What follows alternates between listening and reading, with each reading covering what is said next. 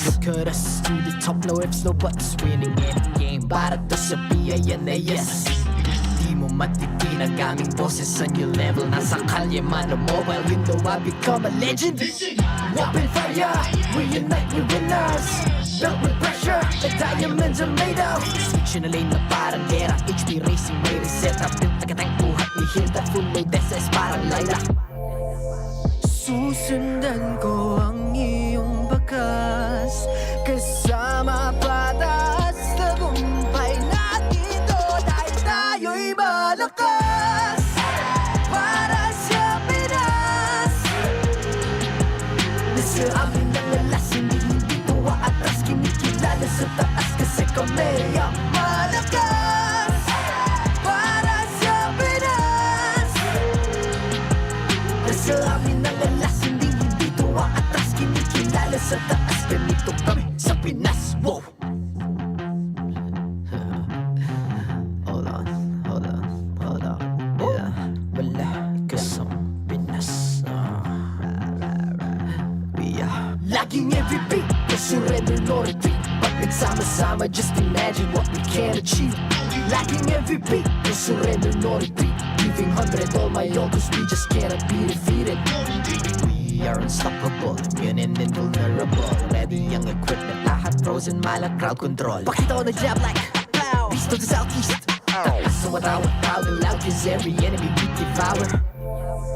Susundan ko ang iyong bakas, kasama patas. Tagumpay natin to dahil tayo'y malakas. Para sa Pinas, nasa amin ang alas, hindi tuwa atras. Kinikilala sa taas kasi kami ang malakas. Para sa Pinas, nasa amin ang alas, hindi tuwa atras. Kinikilala sa taas, ganito kami sa Pinas. Wow!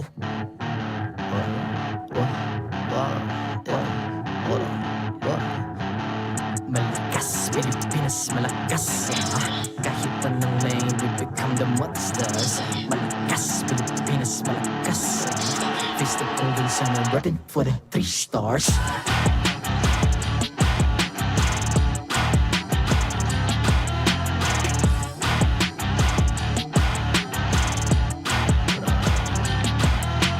Ang lakas ng Pinas, we unite, be the stars. Ang lakas ng Pinas, we unite, be the stars. Ang lakas ng Pinas, we unite, be the stars. Ang lakas ng Pinas, we the stars. Ang lakas ng Pinas, we unite, we the stars. Ang lakas ng Pinas, we unite, we the stars. Ang lakas ng Pinas, we unite, we the stars. Ang lakas ng Pinas, we the stars.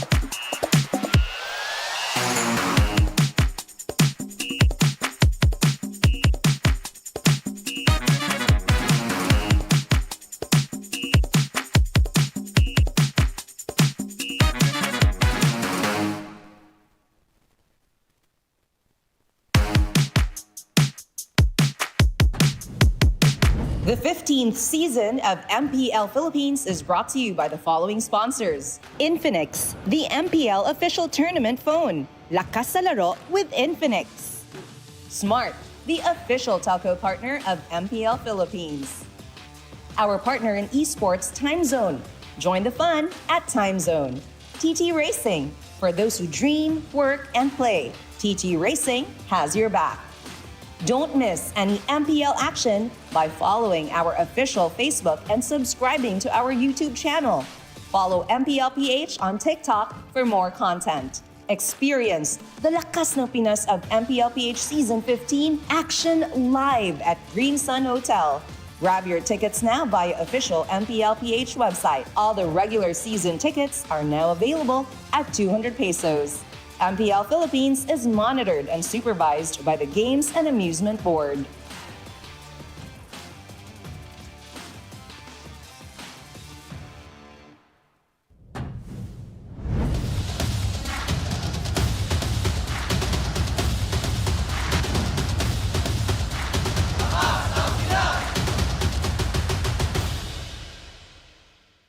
Mamimigay ng cellphone, mamimigay ng cellphone, mamimigay ng cellphone. 1 minute, 1 phone. Mamimigay ng cellphone, mamimigay ng cellphone, mamimigay ng cellphone. 1 minute, 1 phone. Mamimigay ng cellphone, mamimigay ng cellphone, mamimigay ng cellphone. 1 minute, 1 phone. Mamimigay ng cellphone, mamimigay ng cellphone, mamimigay ng cellphone. 1 minute, 1 phone. Mamimigay ng cellphone, mamimigay ng cellphone, mamimigay ng cellphone. 1 minute, 1 phone. Mamimigay ng cellphone, mamimigay ng cellphone, mamimigay ng cellphone. 1 minute, 1 phone. Maglaro ka lang ng 10 PM kada gabi hanggang sa 3 AM tayo mag-MLBB. Golden month na ngayon, huwag kang magpahuli. 1 minute, 1 phone mula sa MLBB. Mamimigay ng cellphone, mamimigay ng cellphone, mamimigay ng cellphone. 1 minute, 1 phone. Mamimigay ng cellphone, mamimigay ng cellphone, mamimigay ng cellphone. 1 minute, 1 phone. And there we finally have it. What an energizing start para sa panibagong simula dito lamang sa MPL Arena. Welcome back, everybody. My name is Hans Galleria at kasama ko dito, welcoming back also, Miss Jamie Fournier. It is so great to be back here at the MPL Arena. Hans, alam mo, sobrang init ng pagtanggap sa akin last week. Kaya nga naman, I'm so happy to be with all of you here once again. At ito ang mainit. Because again, we started off the Golden Week celebration from last week at sisimulan natin uli yan ngayon. So I know you guys have already danced, right? But can we do it one more time? Can we do it one more time? Come on guys, tayo tayo, tayo tayo. I wanna see everybody up on their feet, okay? Kasi ginawa na to kanina ng ating mga maintenance, ginawa na to ng ating casters, all of the staff, all of the production, and now we're gonna do it, okay? So we started off in 5, in 6, in 5, 6, 7, 8. Mamimigay ng cellphone, mamimigay ng cellphone, mamimigay ng cellphone. 1 minute, 1 phone. One more. Mamimigay ng cellphone, mamimigay ng cellphone, mamimigay ng cellphone. 1 minute, 1 phone. One more. Maglaro ka lang ng 10 PM kada gabi hanggang sa 3 AM tayo mag-MLBB. Ay, okay, do it. Let's go, let's go, let's go, let's go. Okay, okay, do it again. Okay. Energy. Mamimigay ng cellphone. 1 minute, 1 phone. Mamimigay ng cellphone, mamimigay ng cellphone, mamimigay ng cellphone. 1 minute, 1 phone. Let's go. That is right, Hans. Sobrang energizing. Okay ka pa ba? Okay pa ako, Kayang-kaya okay pa ba to. ang lahat? Okay pa ang lahat? Alright, you may now take your seat. Good job, Pero kami, everybody. mananatili tayong nandito because again, we're just getting started. Pwede kang makinood, pwede kang makisali, pwede kang makisayaw, at pwede ka palalong manalo ng napakarami nating prizes. You said the magic word, pwede kang manalo. That is right, Hans, because we have the Golden Month celebration ulit today. May mga papremyo na naghihintay ulit sa atin for today, Hans. You know what? I guess that leaves us with one thing, right? It's about to start this all of the thing. Yes, yes, yes. Saksihan ulit natin ang lakas ng Pinas sa MPL Philippines Season 15!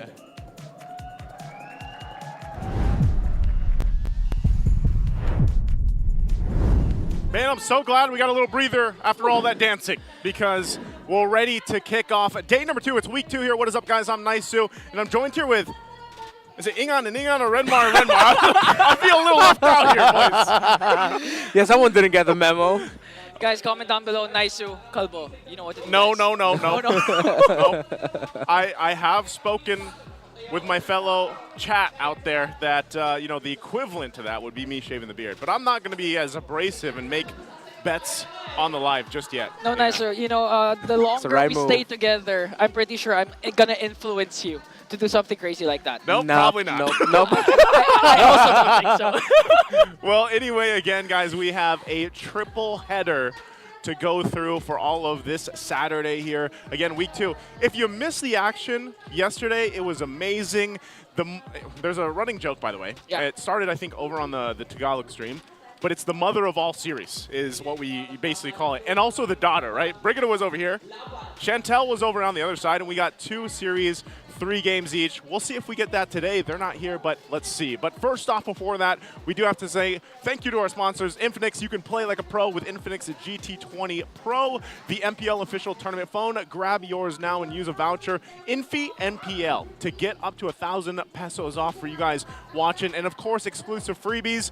Don't forget the hashtag Lacoste Solaro. Whoa. You're welcome. Make it sound so posh. Yeah, The Castellaro. Lacoste Solaro. And you know what's better, Naisu? What's better? You can get more data for maximum gaming with Smart's Powerroll 149 and make it look easy with 16 gigabytes for all apps, plus your choice of only Facebook, Messenger, and Instagram, or only TikTok, plus only calls and texts to all networks, bound to be OP for just 149 pesos for 7 days. So load now. It's a whole lot of words there. Yeah, I know. You know? I was trying to catch up with the Filipino broadcasters. I was hearing them. They were already on TikTok. I was on Instagram. He's also still breathing from all the dancing because I think he had the most energy out of all of us. Renmar definitely was there too. I was dangling. He was dangling. I got some catching up to do. I apologize about that. I have 2 left feet. Okay. But of course, for our first match today, guys, as you can see it, you know, we're 10 minutes away from getting started here. It is going to be Smart Omega and TNC Pro Team. I can't wait to see that kind of unfold because if you caught the games even last week, there were some upsets that happened, of course, throughout the week. And already, I think, just real quick from yesterday, at least I was surprised. Yeah. With AP Bren taking game 1, you know, that we had against Aurora. Yeah. Like, that was pretty impressive. And I think my favorite thing so far about the early portion of a season is when you have these quote-unquote upsets happen maybe, but that's the thing. The beginning of the season, you have so many things that can fall into place with that, and I love to see it happen. I'm hoping for AP Bren they can continue to make things happen for them and improve and then get that win because Aurora still, they remain undefeated. Yeah, I mean, honestly, for me, it was a win-win situation for both of these teams. Because again, Aurora was able to stay on top. At the same time, AP Bren was able to show that they belong in the big leagues. Yeah, and in the big league standings right now is the Aurora TLPH right there at the top. Of course, Falcons Philippines were able to take down Onyx in a revenge match after losing their previous 2 series against Onyx in the previous tournaments. TNC in the middle of the standings, and yes, I am one of those people impressed by TNC Pro Team. After their week 1 performance, I already made an entire video saying about how I already see them as a playoffs team. I will die on that hill. TNC. Yeah, man. TNC, that's how much they impressed me. 3 teams that struggled though, Omega, AP Bren, and Twisted Minds last week. Yep. Omega only had 1 series, Twisted Minds played 2, and they all looked so tough. They went up against Aurora and TLPH. While, of course, if you missed it, we were just touching on it. AP Bren looked impressive yesterday against Aurora. It did, and I think part of this too, again, for TNC, I'm wondering if, at least for me, TNC, I want to believe that they are also going to be a playoff team. That's why I think, like, at least this first match that we have here for today, a lot of the eyes are going to be on TNC to see if they can continue what happened, at least for that first victory, that momentous, I would say, historic event victory they had last week. And again, for today's schedule, this is what we've got in store for you guys. 3 games, TNC versus Omega, Twisted Minds versus Team Falcons, and then TLPH versus AP Bren. What are you looking forward to the most here, Ingan? I mean, I'm looking forward to at least one of the 3 teams that haven't won a series win at least 1 game, and it could happen going up against TNC for Barangay. It's going to be a classic Yawi versus Chakni once again. Well, for me, I'm looking towards TLPH and AP Bren. Something about that tells me that hopefully AP Bren can continue what they showed yesterday and even force a Game 3 against TLPH, who have looked undeniably maybe even sharper than their previous tournaments that we have seen them play in. They have, and you know, it makes me wonder if TLPH is going to be that team, you know, that to beat this season because there's been a lot of questions, honestly, all around online on what's kind of going on with Onyx Philippines, you know, and what kind of adjustments they need to make coming off of everything they did last year and even to open up the year. But you can see here, finally, the rise of the Phoenix Army. I feel like, personally, it might be a little too early, but I do want to go ahead and throw my hope. Like, if I had, you know, my hands up in the air, like the old anime over there, and I was raising up all the hope from around the world, I have that too. You know? I am hoping that this is the rise of the Phoenix Army because they need it. Because look at these numbers here, Renmar. Let's make sense of it. So it's been 301 days since TNC's last MPL PH win. Again, before they won last week, the last time they won was in MPL Philippines Season 13. It's also been 538 days since TNC's last win in Week 1 of MPL PH. The last time they won in the first week was in Season 12. And it's been 706 days since TNC's last win versus the AP Bren franchise, their last one being in Season 11. So we're just putting that up there to put things into context as to just how long the Phoenix Army and even non-Phoenix Army members, just people in general saying, hey, when is the Phoenix finally going to start rising? And hope is high this season already. Yeah, I mean, all throughout the days that you mentioned, it's all different iterations of lineup. I mean, during S12 even, that was a time when King Kong and Innocent was together for TNC. And not only that, but that's the thing. It's like, it seemed to be TNC was that team where some of these like newer players, so to speak, went through some of their rookie seasons, and then they went off to do amazing things, you know, to see where they are now, and even in other countries and other regions. Now, part of that again is TNC. What is making them have this kind of rising potential again? Is it the fact that yes, the clear cut there, that like is Yawi the biggest impact, or like is it just the team synergy here, Renmar? I think it would have to be a combination of both. Undeniable, you can see Yawi's presence. The fact that they're moving and playing, from my eyes, it remind me a lot of the early days of Team Liquid Indonesia and MPL Indonesia Season 14, when we started getting a little bit more familiar with Widdy, Yehezkiel, and Fabian. I'm seeing shades of that in this TNC Pro team, but then at the same time, it's like you're finally seeing the long-held potential of Lord JM Kozen. Feels like they're finally just let loose. Zaida especially finally let loose after being, of course, within the same organization as the young GOAT Carl Teasy. He's like, you're going to be the main 5 guy now. Show us what you got. And in the win last week, he was able to show them what he got. Yeah, and I think a big part of that too, again, is just it's all coming together for a point with, you know, all their stories. And that's why I liked week 1, where we looked at the history of a lot of the players, you know, when we introduced the lineups there. But before we get further into the matchup, we do have to go ahead and throw it over to our host for this All Access segment. Let's take a look at this. Maraming salamat muli sa ating mga casters. Nandito tayo ngayon sa isa sa mga player rooms represented by TNC Pro Team. At kasama natin ay walang iba kundi si Yawi. Yawi, congratulations ulit dahil after a very long while nakuha niyo yung panalo para sa Phoenix Army. What does this say last week? Gaano ba naging ka-importante yun for you guys as a team na nakuha niyo yung panalo? Your very first win against one of your opponents this Season 15. Malaking bagay po sa amin yan kasi pang-start po ng momentum po namin yun eh. So, yun po. Alright, momentum-wise, it's pretty cool. Hindi ko alam kung bakit sila natatawa. Siguro pinafigure out nila ng konti. Uy, Benny, nandiyan ka pala. Kamusta? Alright, now to continue, I feel like you're gonna be going up against one of the contenders. Matagal mo na rin tong hindi nakita sa laban, si Chaknu. Nandiyan siya sa kabila, actually. Pwede ba nating makita? Para lang sigurado. Okay? Lalabas na yan. Malalaman mo. Ayun. Alright, kasama siya ni Jamie Forney. Parang kinilig si Chaknu. Hindi ko alam kung bakit. May mensahe ka ba kay Chaknu bago magsimula yung laban? Good luck sa atin. Pag talo, inom na lang. Magkamukha daw sila Chaknu tsaka si Yawi, sabi ni Boss D. Pero alam mo, ano na naman yung sinabi mo? Pero okay lang. Hans, ano nga yung masasabi niya kay Chaknu? Pakiulit nga. Ano yung message niya kay Chaknu, Hans? Ano daw? Galingan na lang daw nila parehas. Narinig mo yun? Galingan na lang. mo daw. O sige, ikaw na dyan, Jamie. Kamusta kayo dyan? Yes, Chaknu, narinig mo yung sinabi ni Yawi, di ba? Galingan mo daw. Ano naman yung masasabi mo sa kanya? Ano yung message mo para sa kanya? Same lang din, galingan natin pareho. I love that. Galingan nilang pareho. We have yet to see what will happen in this matchup. Now, matagal na kayong naglalaban, no? So, ano yung masasabi mo na kailangan mong gawin para magkapuntos din kayo sa rankings, lalo na for Omega? Siguro yung mga pre-practice namin, kailangan lang namin i-execute ng tama. Okay, so execution ng mga practice nila. Okay, so thank you so much, Chaknu. Ano yung message mo sa mga ka-teammates mo, no? Kanina, we had a message for Yahweh. Dito naman sa grupo natin ngayon, sabi mo kailangan lang yung execution dun sa mga pre-practice nyo. Ano yung kailangan nilang tandaan as we have the matchup today? Tandaan nyo lang, hanggat may buhay. Okay lang yan. I love that. Hanggat may buhay, okay lang yan. Okay, casters, ano yung masasabi nyo doon? Over to you. As long as there's life, as long as there's life, it's good. It's all Everything's okay. good. All good. It's all good. It's all good.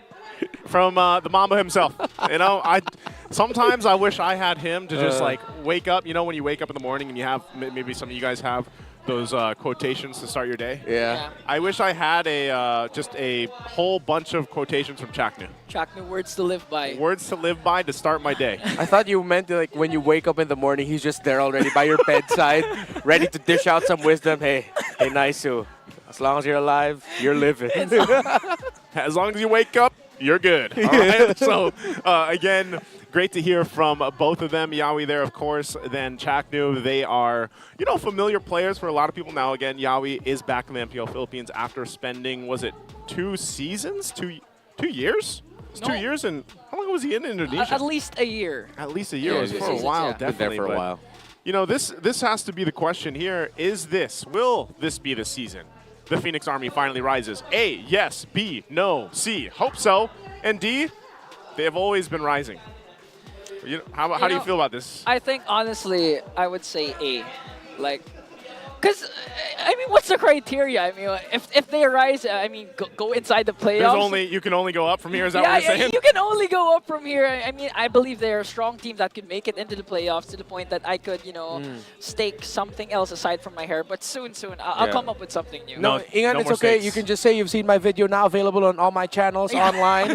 Check it out. I made a video about TNC Pro Team and about why I think they are a playoffs team. So yes, it is A for me. So you're an A. Yeah, I'm Yeah. A. I think it's D. It's always Yeah, been rising. It's always been these for nicer, yes, yeah.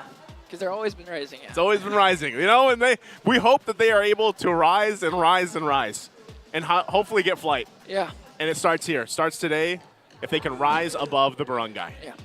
Above the barangay. We'll see what happens because, again, Omega, on the other hand, is looking for their very first win. I mean, if they could do it now, that's gonna be better because you don't want the barangay timers to happen during them catching up to the standings. You know, that's the thing, though, Ingan. And we were casting this last week, and we were wondering, where is that momentum or where is that timing for Omega this season? Because for a lot of teams, it's all over the place, you know? But Yeah. game one, it is going to be TNC picking blue side. Are we statistically still heavy blue side favored, Renmar? Yup. I mean, in terms of the drafting, blue side should really eke it out. I think there were some results yesterday wherein red side won a little bit more, but at the end of the day, teams should always want to choose blue side. It is the preferred side of drafting now because it takes you away from that red side priority of always having to ban Matilda, Juicin, and Fanny. You're stuck with those 3 bans on the red side. On the blue side, you can get creative with your bans, either the 3rd ban or the 2nd ban in the first phase, that you can move the draft a little bit more differently. Red side, you're sort of stuck. Yeah. Simple solution, like we saw yesterday, and I scratched my head a little bit. Just bring out the Lucas Jungle. seems to work in rank games. Bring it out here, you know. But first, we got to bring out the marshals alongside the players and teams. Let's go ahead and throw it over to the stage. To oversee and uphold the tournament's integrity, guiding us through this match are our marshals, Joshua, Chico, David, and JJ.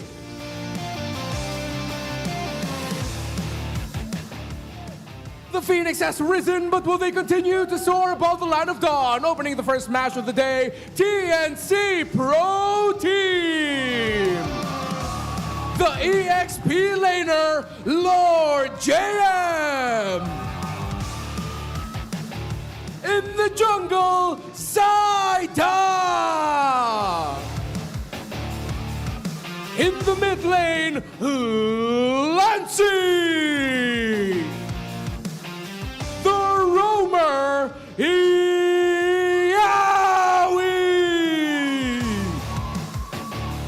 And in the gold lane, Kozen!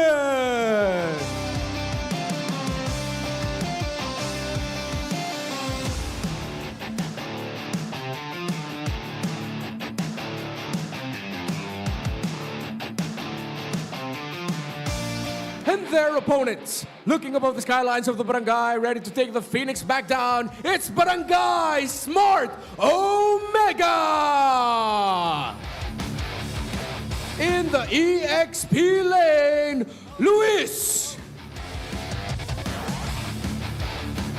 In the jungle, Andoryu! In the mid lane, Ukir! In the roam, the Mamba, Chaknu! And in the gold lane, Big J, Joom!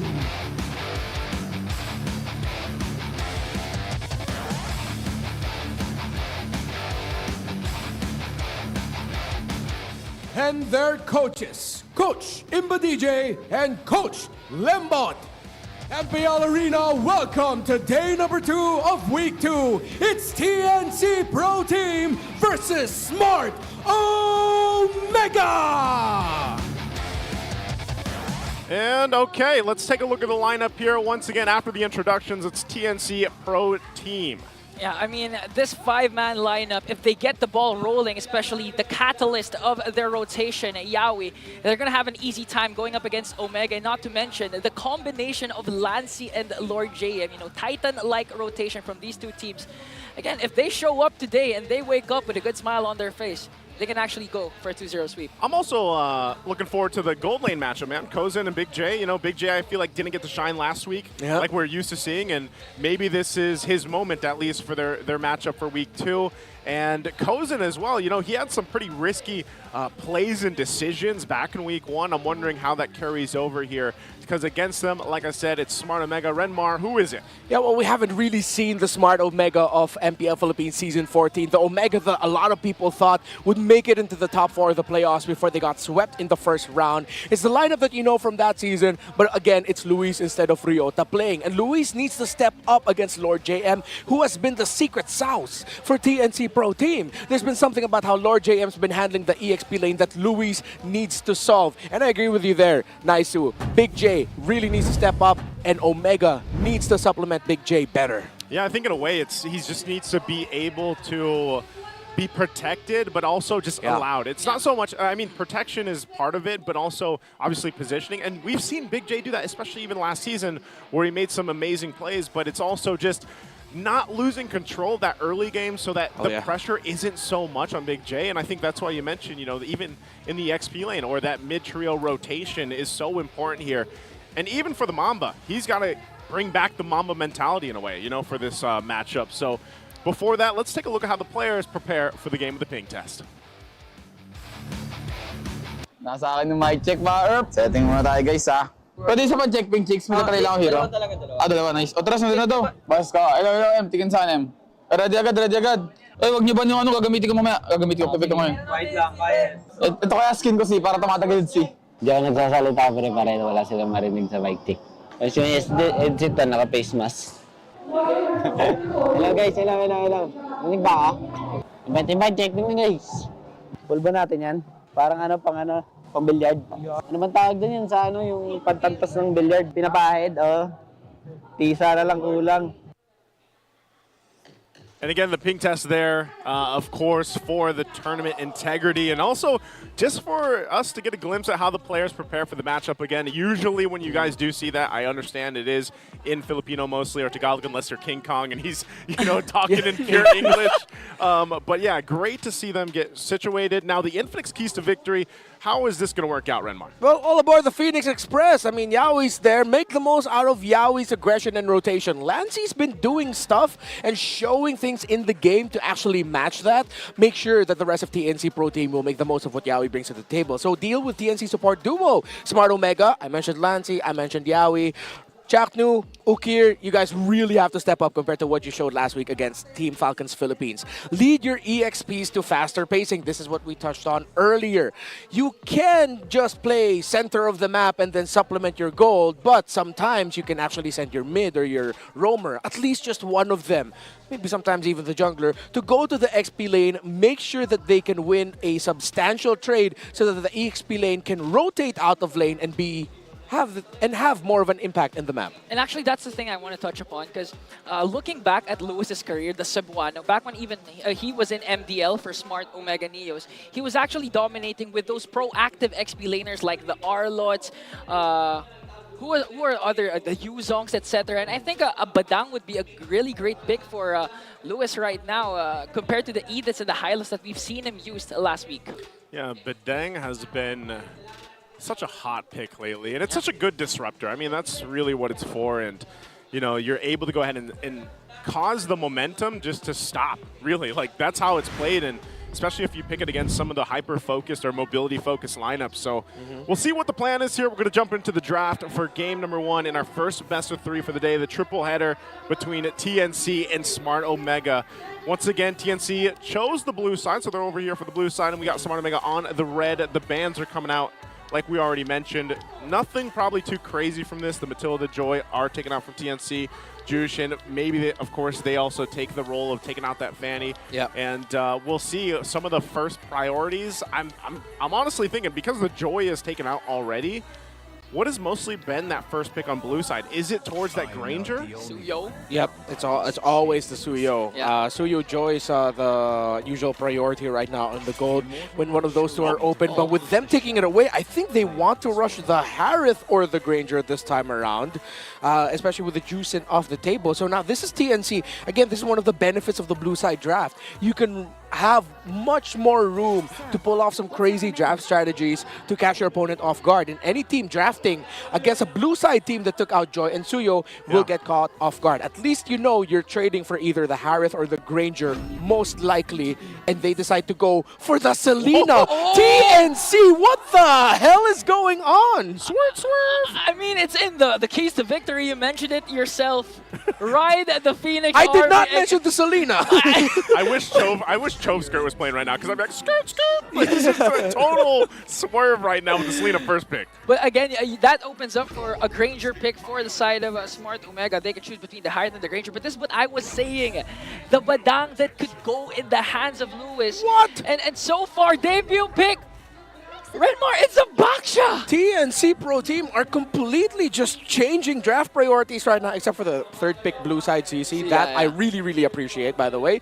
Best EXP laner right now, you can sort of tie that up with Badang, but in terms of dominating the EXP lane, it is CC, but Badang is very high impact. So with the lineup surrounding Selena Baksha, Omega decided to go for a Hayabusa. Now, where TNC will place this Baksha, we don't know, whether in the roam or the jungle. However, a part of me is thinking we might actually be seeing a roam Baksha, something that TNC brought out last season, just it didn't work out well for them. I mean, after the adjustment, it's easier to cast the shield.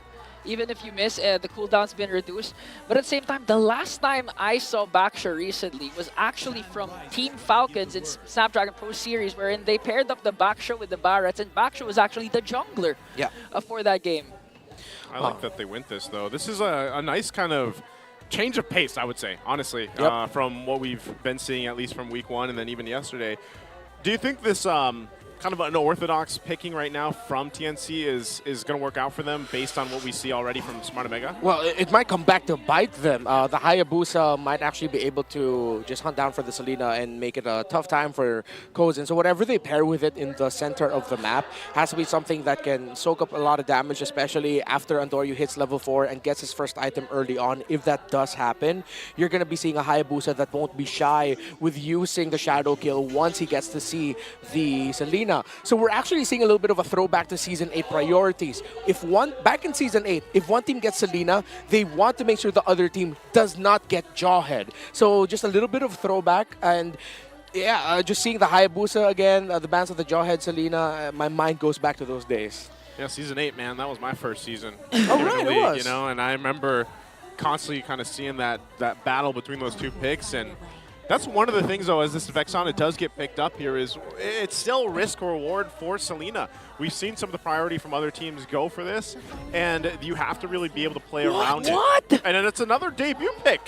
It's a Novaria, but this is also a signature pick for Lancey that we also saw last season, where he was getting some insane numbers statistically. You know what? I'm going to be that guy. I'm going to be that guy for TNC Pro Team this season. What? Selena, Novaria, TNC in 5. I don't mind.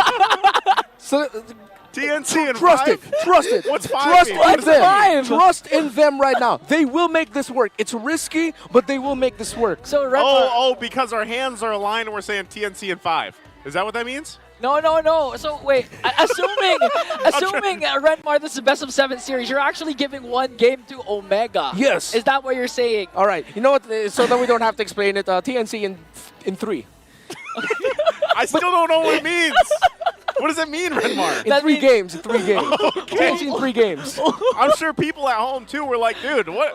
Are we putting our hands in and we're going to be like, all right, TNC in 5. 1, 2, 3, TNC. You know, but anyway. Selena Novaria, that's Poke, that is Vision. This is a throwback to when Popol and Koopa Selena. Again, the idea of MPL Philippines Season 8, except at that time it was Selena paired up with something a little bit tankier. Koopa and Popol were a little bit tankier, but this is so risky for TNC, man. Like, as much as I want to say, hell yeah, this will work, the analyst brain tells me, bro, they got to chill. You got to put the analyst brain aside, look at the index, and just say, you know what, if you want to rise, you got to be a little risky. And that's what TNC is doing for Game 1 with this lineup. You get one last look here at what they're bringing to the table. This is crazy, but it might work for TNC. And now on the other side, can Smart Omega bring a Game 1 victory under their belt? We're jumping into the land of Dawn here. TNC and Smart Omega taking a look at this. I mean, it's been a minute since we've seen a Boxer Jungle. Yeah, and it's Yaoi on the Selena. Wow, how they're going to be faring against a Badang and Vexana partnership in the row mid. High burst, high crowd control might be tough to get Vision traditionally, so you'll have to rely on the traps to get Vision in the center of the map. While in the EXP lane, Lord JM will have to handle an Arlot. Lord JM, I hope he looks to be aggressive, because that is not a favorable lane for an Arlot, and he could definitely be more impactful in the map if he plays this well. You know, I'm actually happy for Lewis because I mentioned this a while ago. I want to see the proactive XP laners coming in from the Cebuano himself. Arlot has now been in the picture, so we can expect a lot of game-changing plays from Lewis himself. And paired up with the rotation of the Badang and the Vexana, we've seen this a lot yesterday, and it works. The Badang Vexana.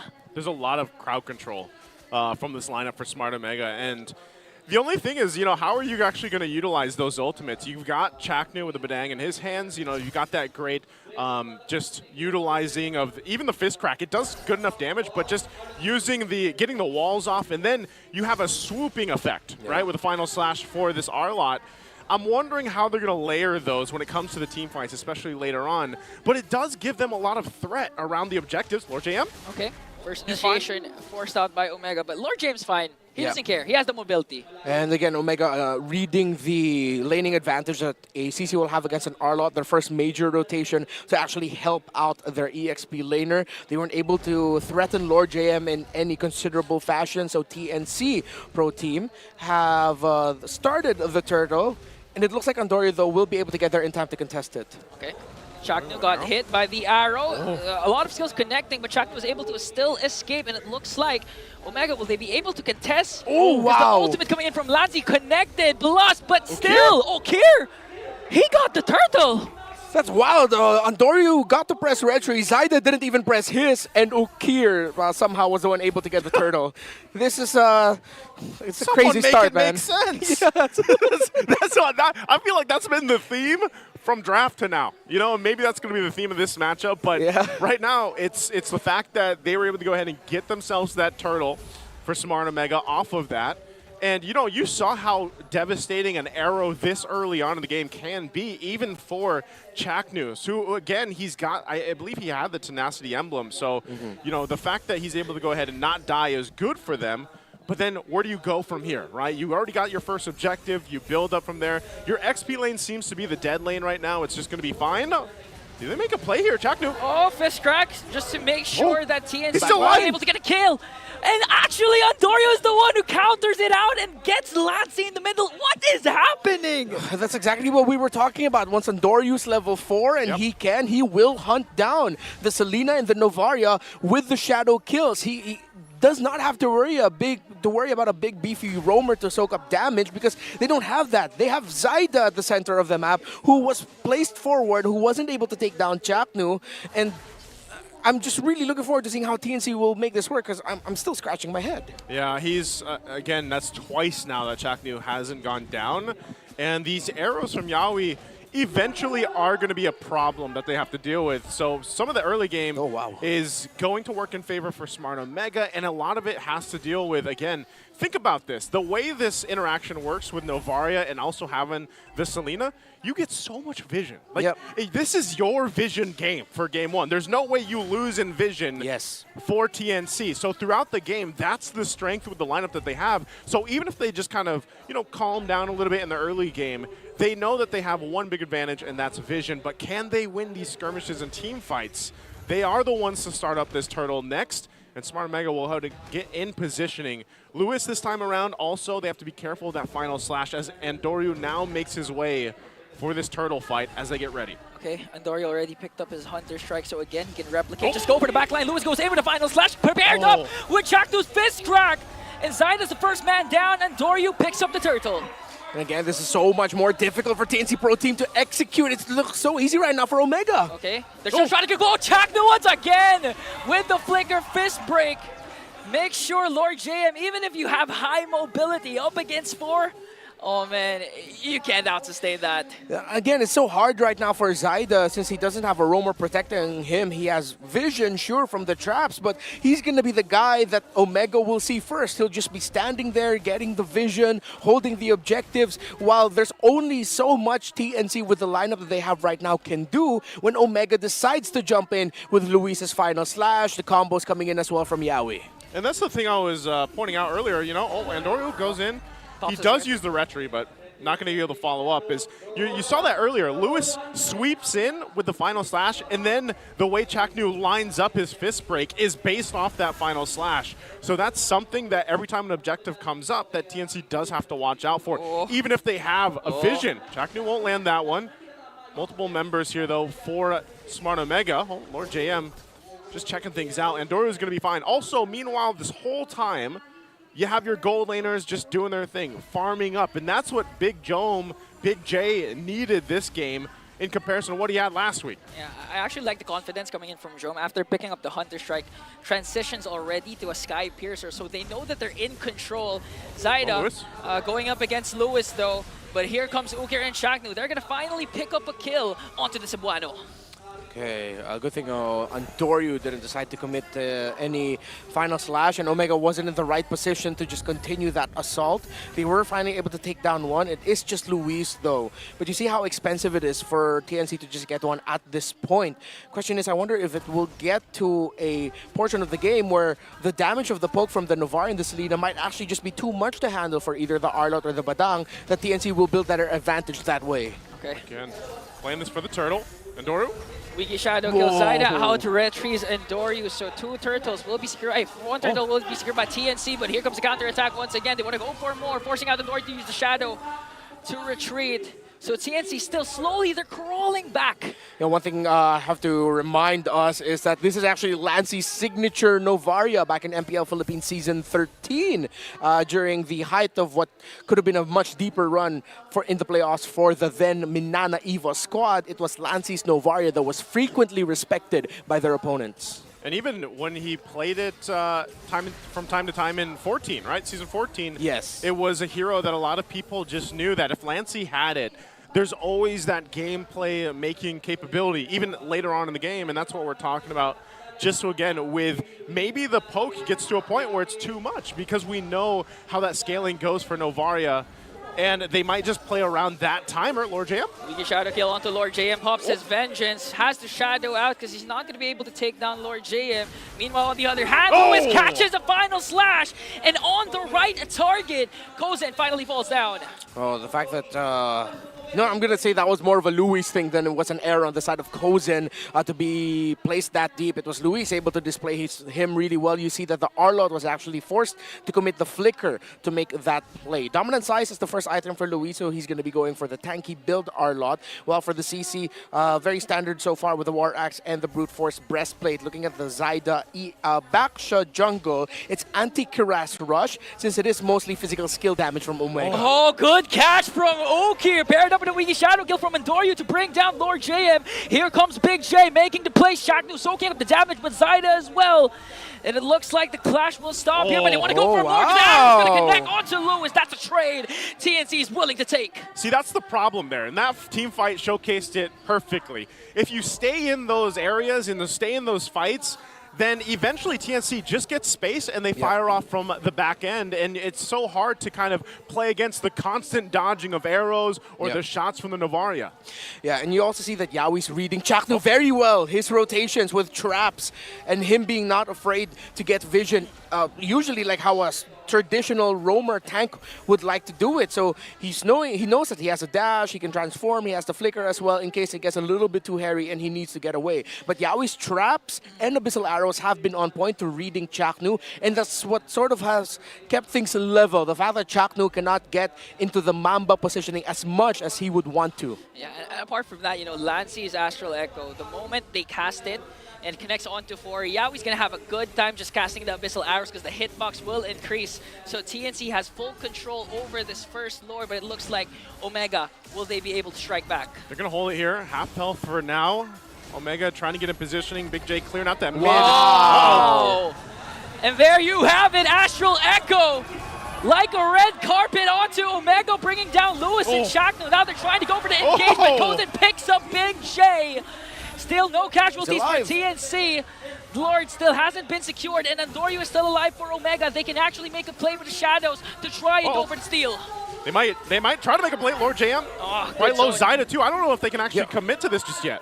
Yeah, Omega cannot get close. And this is what I was talking about. 5 kills per side, TNC in 5. That's what I meant. TNC in and that's when they got the Lord. They're making the lineup work. I told you. I mean, I doubted it, not gonna lie. I was very skeptical.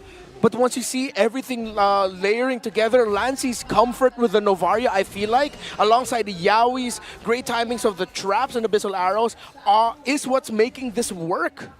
Hashtag TNC in 5. Hashtag TNC. If they win this, then we've got the answer we're looking for. Because right now they have this play with the Lord making its way down the bottom.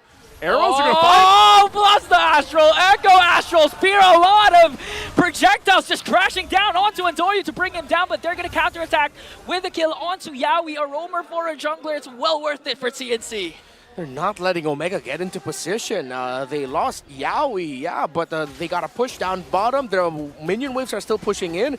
I think Omega's sort of like seeing an alternate version of what it was like to go up against the chip of Team Falcons Philippines, wherein they're just wary about the vision and the turnaround factor that a chip provides, except this time it's the Astral Echo and the ability set of a Novaria plus a Selena. And he's been low-key here, but Zyda has also been a very important part of this lineup because he's the main tank. He's the guy who's just there. It's like, hit me, please. I do this for my team. He's the sandbag, He's the sandbag. And it's funny because some people were wondering when we came into this. I think it's still developing the meta right now for the season, but for sure, is it going to still be a lot of the assassins, or do the utility jungler heroes now have a space in the meta? And this is one of the showcases that, yes, it does. Now, I know some people might have a little PTSD from yesterday, seeing the Barretts, maybe, but hey, this Baksha has ended up working pretty well. Yeah, look at that. Double Enchanted Talisman for the Novaria Selena. No wonder they're just constantly tossing out all their abilities. I mean, even if Joma, he likes having a lot of stacks, but wait a minute, Endoryu goes in there after Yaoi. Good flicker. Oh, good flicker. What just happened? Now TNC still in full control. Now they're trying to contest for the purple buff. Lewis goes in with the final slash, gonna connect. Here comes a vengeance from Lord JM, plus the fist crack coming in from Chaknu, but he's still alive! And Kozin gets a kill. Going up against 4, he's that strong. Pops his Wind of Nature, and TNC finally strikes again. They are deceptively tanky. Lord JM, once he has his vengeance up, and Zyda as well, just standing there, they can actually soak up damage, and they're supplementing Kozin. That's what they needed to do. It's just a very unique way of thinking, how do we supplement our gold laner? It's bombard them with vision and damage. Doryu, again, gonna try with a Wiki Shadow Kill. Luckily, 5 members of the Phoenix Army was there to share out the damage coming in from the Wiki Shadow Kill. Now 3.7k gold lead for TNC. 7 seconds before the Lord spawns. I mean, you have to expect, I mean, you have to ask Lewis a lot. You know, just keep on doing those final slash. But again, if you catch the wrong target like Lord JM, even paired up with the ultimate coming in from Badang, it's gonna be hard. But Zyda, okay. Chaknu gets stunned. Oh, Chaknu gonna get stunned. How will Omega respond? Because so far, Kozin. Oh my God. Look at the Astral Spear damage to Chaknu, forcing out the Mamba to go home.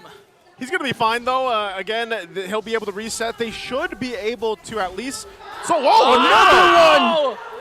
Man, Yawi, at this point, the Astral Echo wasn't even casted, but he's making sure that all the arrows are connecting to the right targets. There's so many things flying. Omega's just like, guys, how do we position ourselves? It's a mini game within a game at this point for Smart Omega. It is going to be a reset on that Lord, and Doryu goes up top.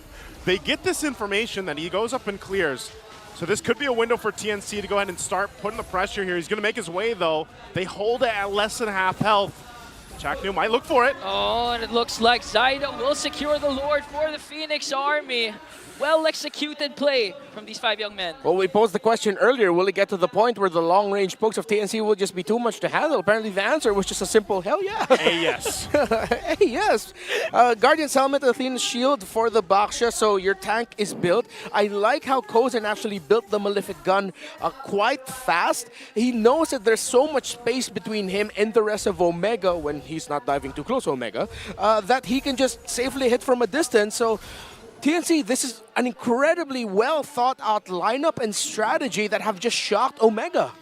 Again, right now, they're getting to go ahead and assault the base of Smart Omega. That charge in from the Lord. They should be able to make work on at least one of these turrets right now. They are holding it together. Lord JM! Vengeance up against 4, just dancing around in the middle, and just like that, Lancy erases the living legend Chaknu with 1 Astral Spear. And why did Luis use the final slash before anything happened? I think he was anticipating the jump from Zyda. That wasn't anticipation, that was overthinking. Overthinking. As a fellow overthinker, I relate. Yep, sometimes you trip over yourself and it doesn't work out, you know? But it's... oh, there it is. Oh, we got one. He didn't overthink that, Nice and this combo. time gonna find Lancy for the combo and gonna survive. Omega still finding ways to come back from this game. They do, however, lose 1 inhibitor turret up top, but still, they're continuing to minimize the lead that TNC is making. Lewis just heard us, and he's like, I'm gonna make up for that one. I'm gonna Bowie that one. And he did. Bowie, guys. Bowie. Bowie. All right, gets the purple buff here for Andoru. So they have been fighting tooth and nail for a lot of just the space around the map. We take a look at this. Divine Glaive's now picked up by Ukir. We haven't talked too much about Ukir. Ukir has actually done really well despite everything that's happening, because you got to remember, they're at a disadvantage when it comes to the range. Yes. Because when Ukir, like literally all he can do is drop down the Eternal Guard from the range for the most part, or at least get a little bit of damage on. But they have to constantly watch out for those arrows, for the astral balls coming through. You know, it's just astral balls. Astral balls. You gotta watch out for those, man. You have 2 astral balls here, nice. I looked at your guys' head. I'm sorry. That's the first thing that came to mind. We get it. We're bald. Okay. But yeah, well, Ukir has been doing a good job of being the counter-engaged for Lord JM and Yawi's entry, even when Zyda needs to get close and hold down the front line. So that's when the Deathly Grasp, the Cursed Blast, and the Eternal Guard of the Vexana comes in big time, and I think that's where TNC is going to start feeling the pain now of how difficult it might be to siege with their lineup. Yes, they can still continue applying the pressure, but you saw with one combo from Luis, if TNC were a little bit more mispositioned, they would have lost just more than Lancy, and it would have been a devastating loss. So Omega needs to hold on to that fact if they want to turn this around, that they can turn this around, because it's only a 2.6, 2.7 difference in gold lead. Lewis is going to be that guy here. He's got Flicker in 2 seconds. He's got the ultimate. They take a couple shots again, but it's up to him. And Chaknu takes an arrow. Wow, again. They commit. Oh! Oh my goodness, Lancy! Blast down Chaknu out of the map, plus the kill onto Lewis. And goodbye indeed, but TNC will still go for the Lord. Yeah, wow, Lancy got Chaknu with that Star Shatter right in the Astral, bro. Right in, he did, man. You can't, I mean, at that point, you can't get out of that one, you know? And part of this, too, as I was saying, is, you know, Lewis and Chaknu had to be those guys. There was no opportunity for them to be those guys because of all the arrows and the traps and everything else thrown at them. Yeah, and the thing is, Lewis and Chaknu are actually just doing their job. I mean, they have to try and zone out. They have to provide information for Omega. They just can't play passively, especially up against the lineup of TNC. And if they get the Lord, Omega's going to have a hard time trying to clear out the minions. So you pretty much can't blame them for how the Astral Spheres, the Abyssal Arrows is connecting. The power of arrows and friendship. I like how TNC Pro Team doubled down on this thought that, you know what, it's week 2, day 2, it's our 3rd match. Let's go wild. Let's see what we can do to stretch out the limits of this meta. We've already been saying how this meta is starting to get super predictable and boring. And here comes TNC. Okay, Luis with a catch, plus paired up with the Eternal Guard coming in from Ukir. This time they're going to pick up again also Lord and JM, but the inhibitor turret down bottom has now been exposed. Lord up top for TNC. They do, however, still have 4 members, but it looks like they will take the discipline route and wait for the minion waves in the middle. This is what Renmar was basically saying, you know, the sieging potential with this lineup is going to be a little difficult. They do conceal. They want this purple buff. They're not going to get it. Does Chaknu want to make a play? Okay. It looked like that they might have actually wanted to try to go ahead and make a play based off that they had the numbers advantage, but ultimately, Smart Omega can do this probably one more time, even if that next Lord goes to TNC, just because, again, if they're able to catch someone, and most likely they will when it comes to the base defense because of the fact that you have a final slash and you can try to scoop someone up from TNC. Oh, Winter Crown! Go! He got away! Yeah, we got away. And now the chase is on for TNC. They're not going to contest for the orange buff anymore, but look at just the fast hands of Yawi. I mean, that was cool. You spent the entire game just making sure the Abyssal Arrows will connect on the dot, and now you have enough time to execute those kinds of outplays up against Adorium. Yawi, where have you been all my life, Yawi? All your life? All your life? Okay. Yeah. Okay. That's not that long. Yeah. You know, you're quite young, so. Still a young man. Still a young man. Still who has young lost man. all his hair. I mean, I said that because, you know, as a roamer myself, I really look up to these kinds of roamers. Yawi. You relate. You relate. I relate. I've never seen you play Selena. I honestly can't relate because I also can't execute a Winter Crown play like that. You can. Just have a little bit more faith in yourself. You just got to prep it. That's it. That's all you got to do. Okay, fine, guys. You just prep the Winner's Crown. You've never done that before? You know, you guys, you make it sound so easy. It is, bro. It is. You've never done a 1 second quick item swap while also keeping track of everything else? While cooking rice? I don't know. Ian. Still a lot to learn. Still a lot to learn, young guy. Fully built are the Selena and Novaria. No wonder why Omega's just getting peppered with nukes from afar. The last time we saw an item check onto Lancy, he has fully built. Oh, this could be big. But Luis, by the way, he's been massive in the past few sequences. His flicker final slashes have been very big for Omega in terms of stopping TNC in what they want to do. But TNC's been watching their positioning. They still have to really watch out for. If Luis is even more patient and he waits for the full commit dive from TNC before he uses the final slash, and then he lets it out at the perfect time, TNC's just going to feel the world of pain. This is the pain right here. The fact that Jome is so low on the damage. Again, Winter Crown? Again. Two consecutive Winter Crown plays from Yawi. Now the Astral Echo is going to connect on to 4. The chase is on. Zaida leading the way for the Phoenix Army. Luis counters out with a final slash, but Lord James just pops his Benjen. On the other hand, Posen going right after the backline, and the Clash will disengage, but a lot of resources have been expended on the side of TNC. Every ultimate. Yeah, that's so much for Lord JM only, but TNC, to be fair, also used a lot of their ultimates. So these two teams are going into this without a lot of their key abilities. It's coming back quickly, though, for Omega and TNC. Ultimate should be back online, except for the Eternal Guard of the Vexana. This is tough. Again, what angle do you go from if you're smart Omega? Because right now they just might have to watch this get taken. Oh, Chakno, will he attempt to go for the steal alongside Andori? Andori goes in with a shadow, but Lancey secures the lore. Now Omega's desperate to try and go for a kill, as Zyder just is tanking up the damage coming in from the Rhapsody of Jome.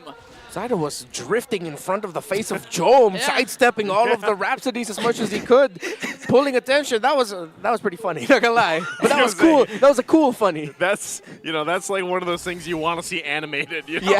Basically at that point. But that's the thing. Like Jome, he has his itemization. Like look at what he has, but he really has not been able to get in the range. To fight on this Granger, and that's one of the disadvantages. And now they're gonna have to clear out this Lord here. Okay. Lord marching in. Another beautiful Astral Echo from Lancey. And TNC, let's see, how are they going to end this? Because so far, Omega's doing a good job trying to clear out the minions. On the other hand, they're going to be able to shut down Ook here.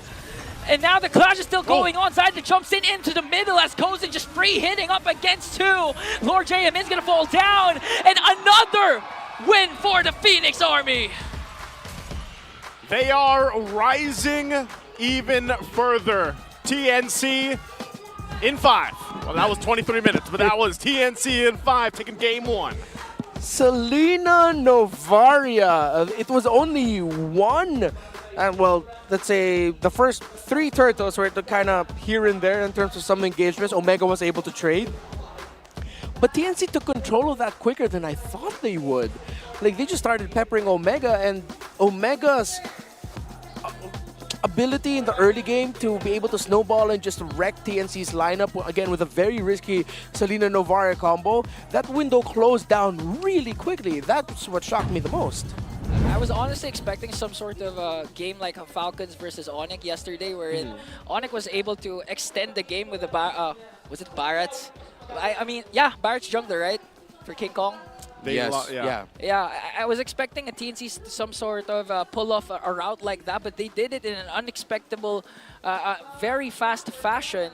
Yeah, that was very unexpected for sure. Yeah, Unexpectedly unexpected. Man, yes. You guys can't blame me. My mind was going crazy. I didn't even see the crystal go down. I was looking for the kills from Kozin.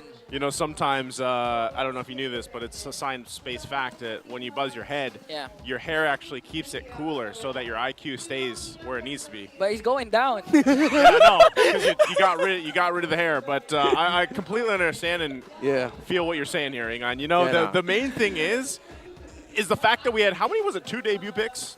Was this 2? This was a three. lot. Baksha, Novaria, Arlot. No, it's 3. It's 3, yeah. I mean, that is a lot if you think about it. It's a good amount in one draft. But TNC had 2 of those. And the fact that they were confident enough to bring that out for this game was, it speaks for itself here. And, of course, Yawi getting the MVP for this game. And look at that. That's a different kind of arrow, though. I don't think she shoots her arrows like that. No. Well, maybe she. No, yeah, she doesn't. I think she just raises her hand out. It comes out of her hand. Yeah, it just flies out of her hand. Oh, it's void. No, that's some crazy body horror. That's pretty cool. I never thought of Selena that way. 3-1-8 for Yawi. And where do you think it comes from? I don't know. I think there's the wrists, like from the man spider. Spider-Man. Like from the spider. ether. Go, go, go. Abyssal arrow. 92%. Go, go, go. That's what he would yell every time. Well, to be fair, if you translate tara to English, the Filipino word for go, it's go, go, go. Yeah, I mean, it was clear the effect that Selena's Yawi brought to the table. And again, we mentioned the point of Yawi and Lancey being able to match Yawi's freak, and he was able to do that. The aggression that Yawi wants to do, the vision provided by Yawi, you cannot detach Lancey's name from Yawi's MVP performance here, because the Novaria and Selena together, they just played that so well. I love the range that they played with for this. I mean, even these moments where, you still have the tier 1s up, and you're able to put pressure under the turrets like this, even for resources. And again, and that time, Chaknu's fist break there didn't work for them in their favor because it cut them off too. So, and the trying to get to this angle into these objectives is so difficult because of the fact that you are just losing range. And that's why I was saying, for Big J, the guy struggled. He had no really opportunity to get in range, and even when he did, it was because Zaida was literally moving in circles around him on the Baksha. So very tough game. I could imagine that if, it was TNC that had the Granger, then that's a total range game that they could actually use in their favor. But taking a look at this, 23-35. Hey, there's still a 5 in there, Renmar. Yeah, see, TNC in 5. How many players do they have? 5. If you count, the one Hans saw a while ago, they're technically 6. You can only play 5 in the game, Ingan. Okay, fine. That's why you can't do the Winter Crown trick, can you? No, but I am excited for when we start talking about Benny Cutie for this one. But Benny Cutie's not here. Kozin definitely was. And then again, I really appreciate the itemization. I believe that's a 3rd item Malefic Gun. He didn't go for the Wind of Nature 3rd. I'll have to double check on that, but he got that relatively quickly, and that just meant that it would be near impossible now to be able to catch the Irithel. You'll have to go through Lord JM, Zaida, the rest of TNC before you got Kozin, as long as Kozin really watched his positioning. The one time he didn't was the only time he died. And then after that, you saw, I was like, oh, okay, Luis isn't messing around. He's gonna use his Flicker Wild Slash when he, Final Slash, excuse me, when he knows he can get someone. So I'm gonna watch out for that. So as much as you saw TNC dominate, you also see them respect the capabilities that Omega can bring to the table, especially with what you mentioned and pointed out earlier, Naisu, wherein Jome, despite being the rich guy here, you barely felt the damage that he could have dished out. Yeah, and again, I like the concept too of Smart Omega's lineup. It could have worked, but I think again they just were constantly trying to figure out, man, how do we even get in range? And this was what was so difficult for Chaknu and Luis, and why they kind of juggled that role a little bit, especially as the game went on. Sometimes it was Chaknu trying to go forward first, sometimes it was Luis, sometimes they were trying to make that work together, but if it failed, then they didn't have any of the follow-through to actually go and have that team fight, because a lot of times, too, even if you get there, who are you going to catch? Yeah, you can't really catch an Irithel, and Kozin was well protected because of just the fact that how much vision was provided from that lineup. So I wouldn't be surprised again if, throughout the regular season here that we see more of this combination between the Selena and that Novaria. Mind you, it is still a risk to pick that up because I feel like only specific teams or players, combinations of players would like to go that way. Yeah. But this time around for TNC, it worked out well. And I'm going to say something that might be a little bit controversial. So tell them. It's specific to who the team that would pick it, but it's also very specific to who you're going to pick it up against. Who? No, exactly. It's like I feel like TNC went into this thinking, oh, hey, is that rhetorical? Going up against Omega, yeah, they can be the type of team that we can use this kind of combination with. What that means for you, up to you how you're going to read that. But in my point of view, it's more of like, Chaknu's always been the type of, he knows how to play around the shrub so well. Yeah. So how do you stop a guy like that?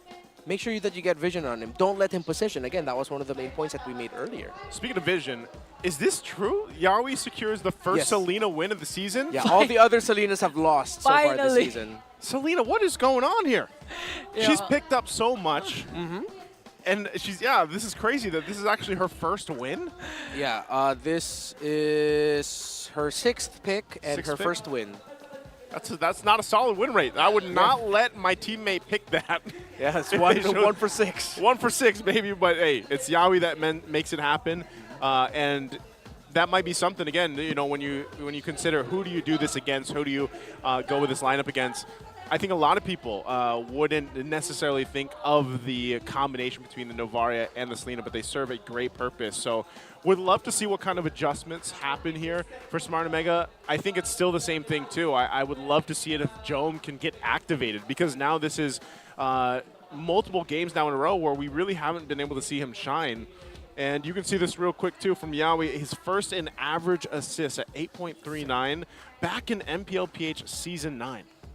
Oh, that was the Super Team Echo era, right? Yes. Yeah, it was. Yeah, Season 9. I mean, if you go back to that season, you're actually seeing it right now, the Express, the rotation of TNC, how they're playing around their picks and the rotation. Glimpses of Echo Season 9, honestly. And I actually want to go back to the Selena point. Were all Selenas used up last week? We're all mid laners? Yeah, all mid. No other position. No roam. So that means Selena is a roamer. Am I right? What? in the right hands, Yeah, maybe. in the right hands, yeah. I wouldn't put a blanket statement out there.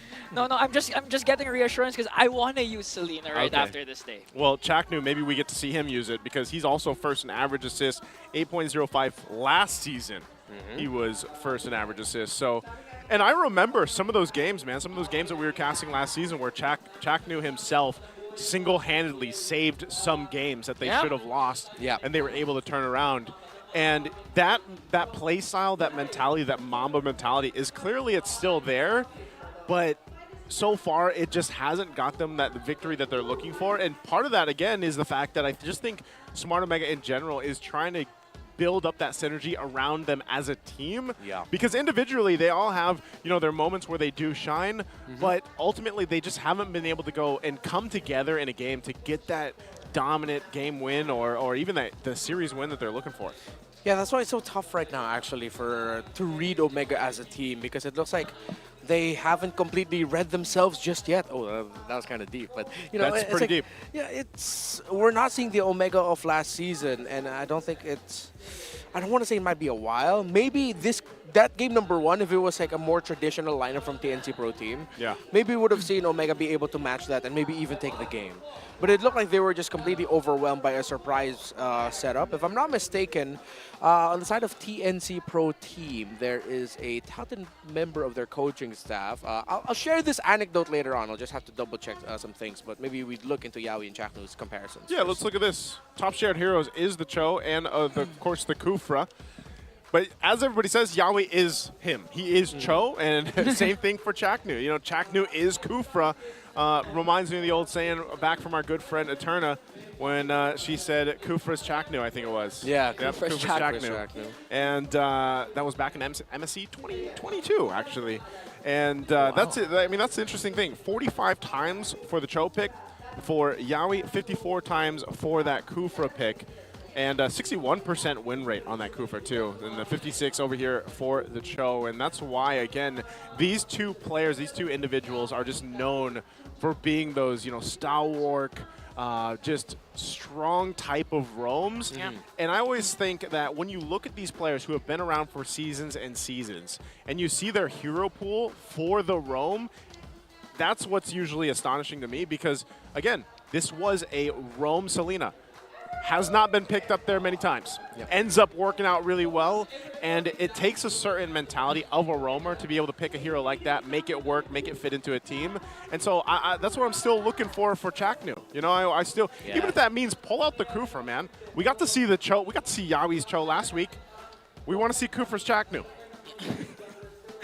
Yeah, see what I did there. I mean, as much as I love a Kufra, I honestly don't find it as viable as an option for today's meta, especially since Kufra is not that tanky compared to the likes of the Tigs, even the Badangs, etc. One thing I'm actually looking forward to seeing is maybe a Mathilda for Chaknu.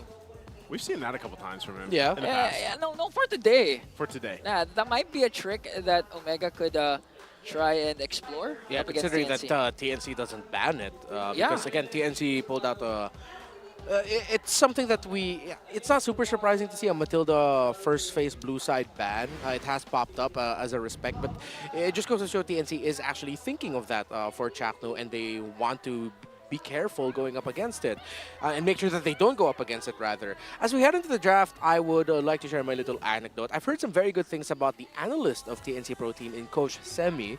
Coach Semi? Semi, Xemy. So there have been some stories going around about him, about how he has a very unique mind for the game. He has some very unique ideas, and I wouldn't be surprised that what if maybe give flowers where they could be possibly due. That was Coach Semi's brainchild to come up with the Selena Novar. Maybe that's something we can look out for. Give him those flowers. Thanks for the roses. All right, jumping into Game 2 draft. We got one more band left. This is interesting, too. Win rate for blue side. DNC 66.67%. Red side for Smart Omega, 0%. But then again, mind you, they only played one game last week. And one series. One series last week. And they're looking to make things happen here. And hopefully they can change that win rate with this game going into Game 2. Also, real quick, just a reminder, guys, you can purchase your tickets on the line for tomorrow's matches. Twisted Minds versus TNC. So TNC will get to go ahead and play again tomorrow. And also Omega. Omega will be playing against TLPH. So that is going to be a daunting task, I feel like, for Omega, because right now TLPH is going a little crazy. But we'll see them later today, too. Now that last ban, did they come out? Are we still waiting for it? We are still waiting for it. Still waiting for a fanny ban. I'm surprised. I think Omega chose to stay red side. Here's the fanny. Yeah, they would have chosen to. Yeah, they would have chosen to stay red because we have blue. Suyo. Okay, here I got this, boys. Via Timebreaker Times, Coach and DJ. Sobrang sarap sa pakiramdam kasi kumbaga yung lahat ng pinag-urapan namin na magkasama ay nakitang namin ng magandang yung resulta. All right, let's translate it, Inga. I thought you were going to translate it. No, Basically, I'm the Tagalog reader. Coach Imba DJ just saying that he feels good because all of their hard work, all of their time together is paying off, and it's looking like it's giving out good results for TNC. And now Omega looking to even out the score by picking out the Suyo and Badang. Okay. I like the Harith priority here for TNC Pro Team. Omega go with a strong combo right away. They can flex this Badang. Hopefully they're thinking about flexing it and they haven't lead on the idea that this is going to go into the hands of the Mamba. Most likely we're going to be seeing another Vexana pick later on for Omega, or just anyone that can burst down to make sure that they make the most out of what the Badang brings to the table. Jawhead might actually also be a possibility for Omega later on, so hopefully they hold on to the Badang flex up until the second phase of the draft and they don't show it yet. For TNC Pro Team, they can get Eve. Oh, okay. Yaoi gets his Cho. All right. Does this mean that Kufra will put out Chaknu?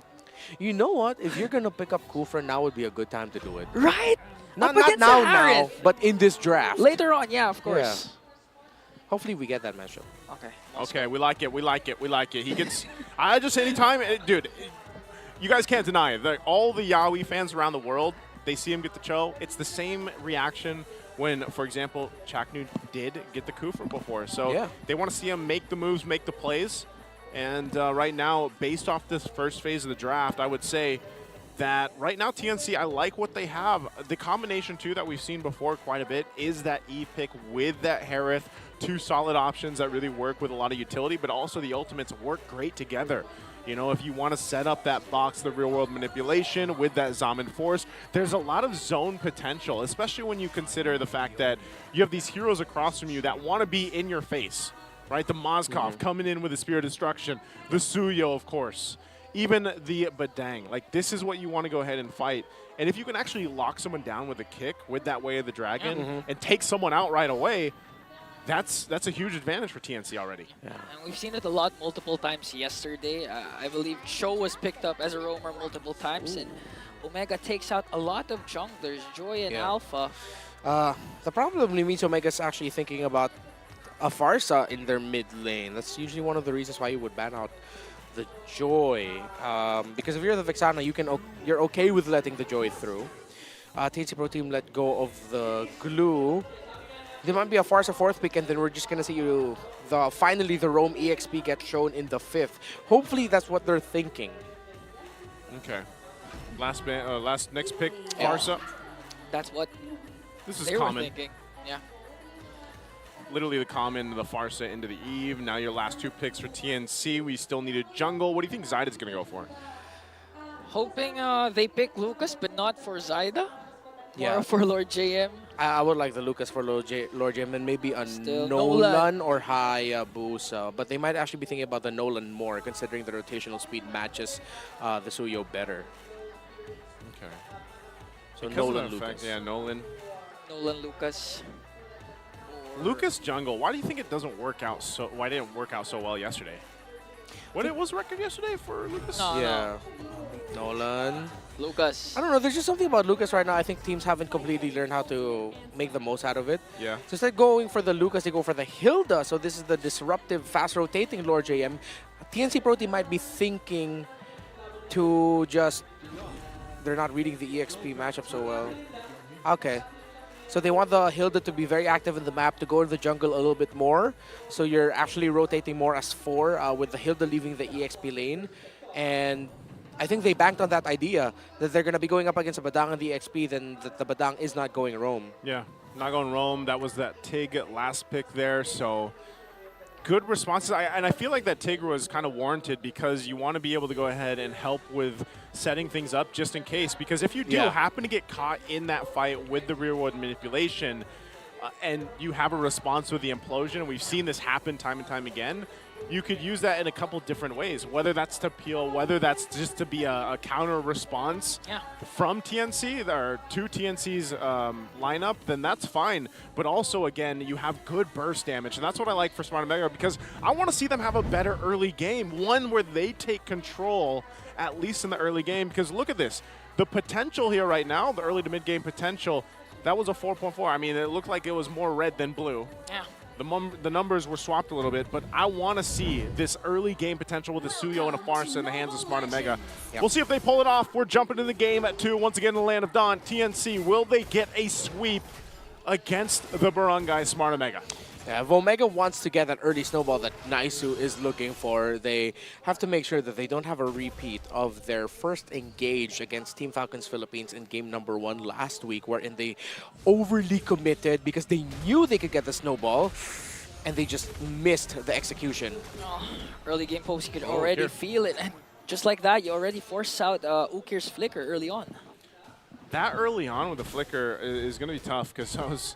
You know, again, he could just wait till he's level 4, and if you're Farsa, you got wings by wings. That's kind of safety in net enough. But ultimately, with how this is going to go, like I said, for Jome, he's got his signature Moskov. I want to say it's signature because that's where we saw some of his best performances last season. And I hope that he can pop off, but this is Kozin on the Harith, and the Harith has been phenomenal already, even back before we started MPL. I mean, even last week we saw quite a good thing for the side of Omega, wherein there was a good outplay coming in from Jome, where he used up the Spear of Destruction up against 2 members of Team Falcons.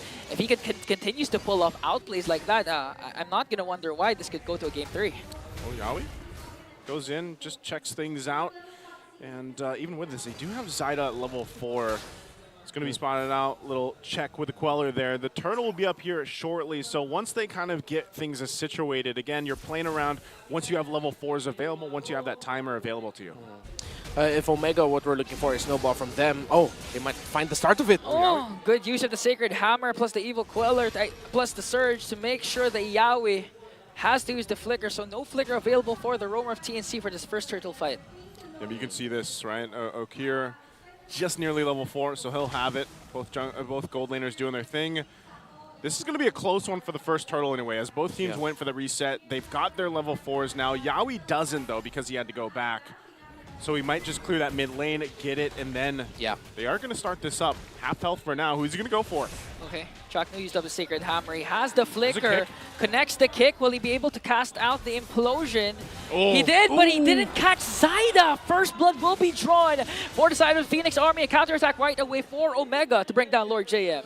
Okay, it's a trade, but slightly not favorable for Omega. Good thing they have a Badang with them that can act as the roamer substitute for now and just hold alongside it. But now TNC Pro Team look to get minion wave priority in the middle. They push that while now threatening the Turtle. Good call. Lancy pops the real world manipulation to zone out Omega.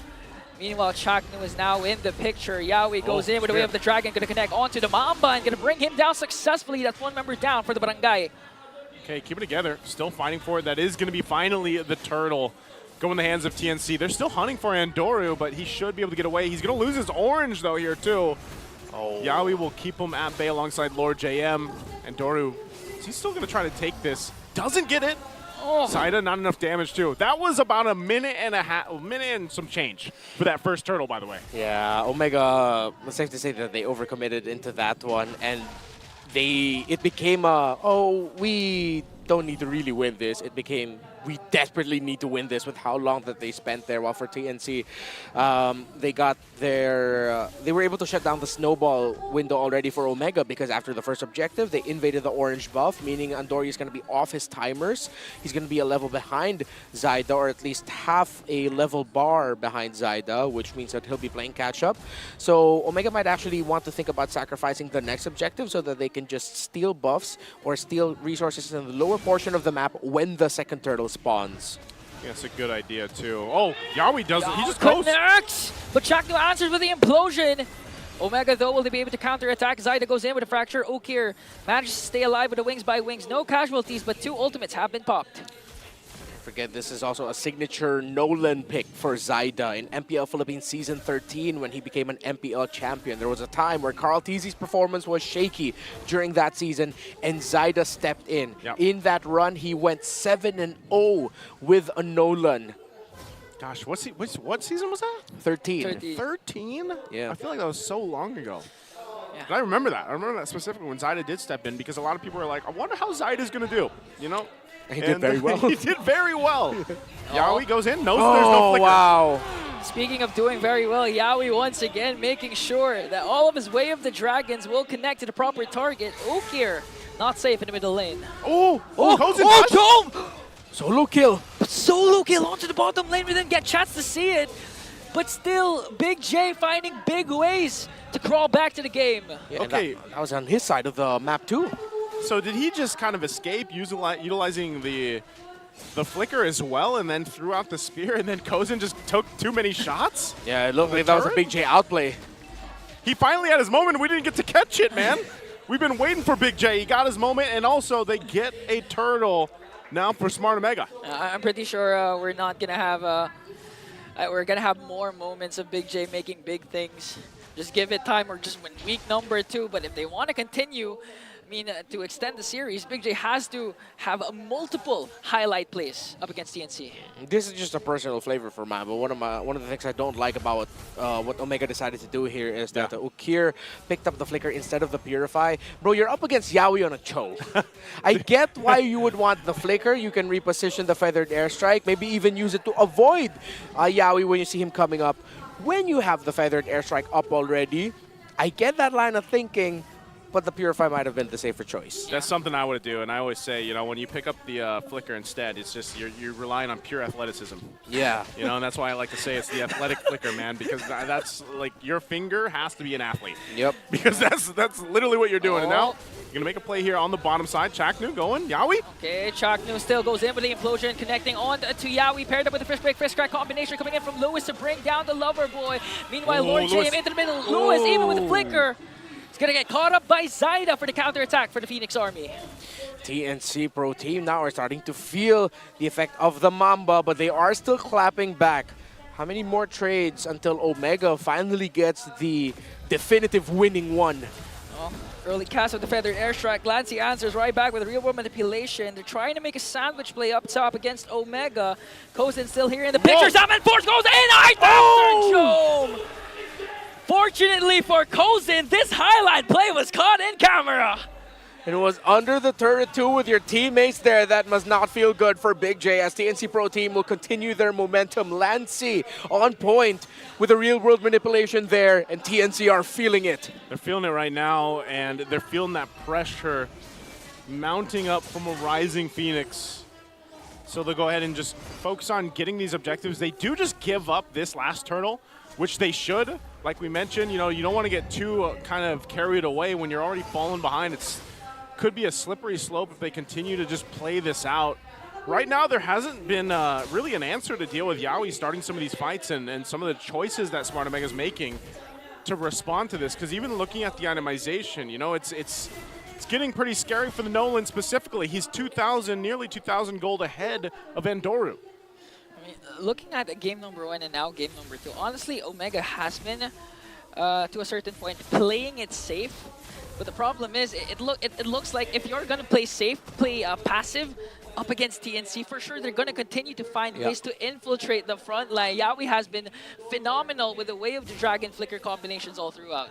Double Dreadnought armor actually for the front line of TNC Pro Team, Yawi and Lord JM. It's helping reduce the physical damage of the Suyo. That's why, even though the Suyo should be hurting a lot, it's been reduced a considerable amount that it might take a while until Ondoria's damage is going to be absolutely frightening for TNC Pro Team. Already on the way to the Sad Sword. I actually forgot the real name for it. Longsword? No, the Blade of Despair. Oh my BOD. goodness. I hear Sad Sword so much now that I forgot the name of the BOD. The Blade of Despair. So yeah, already on the way to the third item, and considerable gold gap. 2,000 is the lead of Zyda against Andoryu. I've never heard Because of Leo, he calls it Sad Sword a lot. Why? Darn it, Leo! Green sword. I'm surprised he doesn't have a sound effect for that one. I think he does. He probably does, but He does for sure. well, at this point, you can see the damage being dealt here. It is pretty scary. Looking at this. Oh, fighting again. Yawi. Dodge! What a dodge from That's athletic. Andoryu. Now the counter play from Omega. Lancy answers right back with the manipulation onto Chaknu. And they're going to bring down Yawi in exchange for Chaknu. But the fight still continues. The side goes in with a fracture. Going to bring down Andoryu once again. Forcing out the flicker of Jome also. But Lord JM goes in. Wants to go in for the kill. Omega survives with 3 members. But TNC, once again, a quick response. Another picture-perfect placement. Zyda sees Ukir. Oh, but Zyda dashed into the wall just a little bit. But TNC Pro Team, Lancy on point with another Starfield drop down where Kozin and Lord JM look so comfortable keeping Jome at bay. So good at just zoning out Jome, really not letting him to really do anything. Whether he's playing the Granger, whether he's on the Moskov, it just seems like he's not really able to be activated other than that 1v1 fight he had earlier on with Kozin. So this is, again, a swing in favor of TNC even further now that they've gotten themselves the Lord. Chaknu, though. They're going to commit the implosion onto Lord JM, but the damage, will it be enough, though, as Yawi goes in, plus Flicker in. Ukir cast his feathered airstrike to zone out the members of TNC. Now it's 1 attempt wasted for the side of Omega. Lord JM was just too tanky, and TNC's quick response, quick counterattack was just too much to handle for the Barangay. I guess you might as well just go for that. You know the shields are still up in the mid lane, so maybe you don't need the implosion. I don't think it's going to be a backup for this, so they just try to hold on to what they can. Lord's going to be cleared out, but look at Yawi. Does put the threat there, even using the conceal. The shields will go down on the top. They're still here on the mid, though, so it's actually held in. They keep it together. Oh. Luckily, TNC then tried to go and force out an initiation because they still have to wait for the implosion. But as I was saying that, Yawi goes in, but Lewis catches him off guard with a first break, first crack combination. But Lancy will be able to take down Chaknu. No more implosion once again for Omega. It's going to be a 4-on-4. Both roamers are down. Jome also able to knock back Yawi in time. I believe it was the knockback from the Moskov that messed up his initial entry there. Yawi could have gotten a really good kick, but that was now fast reactions and fast fingers coming from the side of Omega. Now, one of the things that we have to watch out now for is the next timer of items for Ukir. He already is up to a Blood Wings. However, it might take up until either the Divine Glaive or the Holy Crystal, where TNC is going to start having to be more careful. When the Farsa has built up both, that's when the comeback scenario is online and active for Omega. But he's not going to be going for the Holy Crystal. I believe he wants to build the Genius Wand next, and then we'll see if he'll decide between the Crystal or the Divine Glaive. Either of those 2 items, once it's locked in, it's going to be go time for Omega to just completely turn it around. I mean, aside from the items that Ukir has, again, since he did go for the Athletic Flicker, he's going to have a hard time trying to execute those feathered airstrike, because for sure, Yawi and Lord JM sets their eyes every single time at Ukir whenever initiation is about to happen. I mean, regardless, too, when you really look at it and the fact that you're down 8,000 gold and, even in terms of damage, I mean, look how far away the gap is between your main damage dealers for both teams. You need so much time for Smart Omega to actually get to that point where they're able to go ahead and have those maybe winning fights, because even so, I feel like some of the times with the implosions from Chaknu, a lot of times he's going to catch Lord JM because Lord JM is going to be that front guy on this hill there. You know, he's going to be the one to go ahead and scout things out. So for Chaknu, it's almost like, okay, if I have to take Lord JM, or at least maybe it's Yawi, then I hope we have enough damage to get a kill, because so far they haven't, because they're just lacking in terms of itemization. And that's just the facts when it comes to being down 8,000 gold. Look at Lord JM. He knows they're there, but he's confident enough that he's tanky enough that he can just do that right now. He actually wants Chaknu to cast a big ultimate, but Yawi casts the Wave of the Dragon first. Chaknu forced to use the Flicker as Ukir cast the Feather S-Strike to zone out TNC. Andori just trying to provide vision for Omega. Will they be able to take away the Lord? Jome just working on the top lane, trying to create the split push action for the Barangay. One more fracture here, just used up by Zyda, but look at the zone by Lord JM! Oh, they might be able to burst down Andoryu right away, as Andoryu has to walk away. Here comes Chaknu. He does, however, have the conceal plus the implosion. They can actually make and go for initiation, as Jome just trying to continue the push up top. Okay, that's about as good as it could get for Smart Omega. Yeah. Get that turret down, good push from Jome. Yeah, TNC Pro Team now will be able to march in with the Lord, and Ukir, I believe, does not have his fourth main item yet. He just built up the Genius Wand. They should still be able to defend this, but it's not going to be one of those scenarios wherein, oh, Omega gets a massive turnaround and they're going to push out and potentially even win the game. If they want to get that, that means TNC Pro Team messed up their engagement and positioning and didn't respect the ultimate of Chaknu, that implosion. At this point, and a big implosion paired up with a great timing from Luis and Ukir is what will turn this game around for Omega. And you saw that too, Lord JM just picking up the winner's crown. They want to go ahead and just fully get into the base, at least take all the turrets down if they can here. Yawi will go ahead and put threat up there. They manage the waves for that little push in. Oh, and Doryu's so low. Well, okay, they're going to be fine. They will lose some of these turrets. Early cast of the real manipulation to try and zone out Omega, as TNC working on the mid lane and top lane inhibitor turret. The Lord sieging up. Yawi goes in! Yawi of the Dragon over the Barangay to clear out two. Yawi, however, will fall down, but Kozen says, I'll use the Zapman Force to slide over the Crystal. But Jome answers right back with a Spear of Destruction, but still the Lord is there, and the Phoenix Army will continue to rise. Rising on forward, now in a sweep against Smart Omega. TNC's looking fantastic. OMG, the BGs, APB, TNC in 2. They sweep Omega. TNC in 2. Are we going to change that every week? If I'm casting TNC, yes. Hey. TNC 5 and 5 to TNC in 3. Now TNC completes a sweep over Barangay, over the living legend, Chak Mamba. The Phoenix Army is gonna...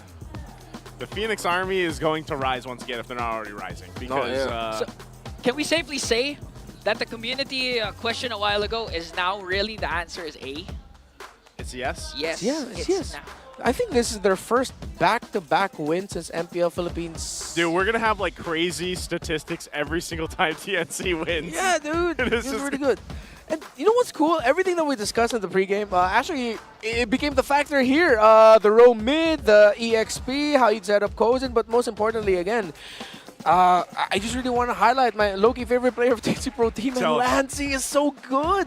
He pairs up and matches up with Yawi, but of course, Yawi, he is Cho. So. Yeah, he is Cho. That's what I said. When he gets the Cho, like, you can expect him to take those plays and make it happen, and that's what he did from the start to the finish. Even though, like, in the early game before that first turtle, he was delayed a little bit. He survived defensively using the flicker, came back to join the fight, and then the whole snowball from there really started, you know? And again, I know you mentioned Lancey being your favorite player. He's been kind of what I feel like under the radar a little bit for people, just usually from season to season. But this is probably the season where you really got to start paying attention to Lancey, especially. Yes. Because again, a lot of people are going to be watching Yawi. Yawi does great things, but watch what Lancey does with Yawi. That's what we want to go ahead and highlight. But we're going to throw it over to the stage as well to have our winners interview. Off to a really hot start. Your winners of the first match, it's TNC Pro Team. Phoenix Army is really happy with this performance. Yawi, I just want to know, because this is the first victory ng Selena this season. Apak tayo boys ng konti dito, okay? Now, I just want to know, kasi ilang games yon na before this win, halos hindi nagkakaroon ng mga panalo yung Selena games, right? You know what, Hans, you're right. Stats say that it's 0-5. So, Yawi, ano nga ba yung reasoning kung bakit pinili mo si Selena for the first game? Yawi. 5, 4, Sabi niyang dalawang coach pick ko daw eh. Okay, tanungin natin yung coach. okay. Tanungin natin yung coach. Coach Imba DJ. Coach, sige, Coach Semi. Coach. Yan. Ayan. Coach Semi, kasi sabi niya, sagot daw, ikaw daw yung nagsabi na Selena yung piliin eh. Ba't ba kailangan piliin si Selena? Mataas kasi win rate namin nun eh. Hindi natatalo. Tatalo? Okay. Ay, huwag mo Okay. sabihin. Okay, that makes sense. Nasabi ko na eh. Oo, nasabi niya na. Sabi, wag daw sabihin. Nasabi niya na eh. Sige, Yawi, ibahin na lang natin.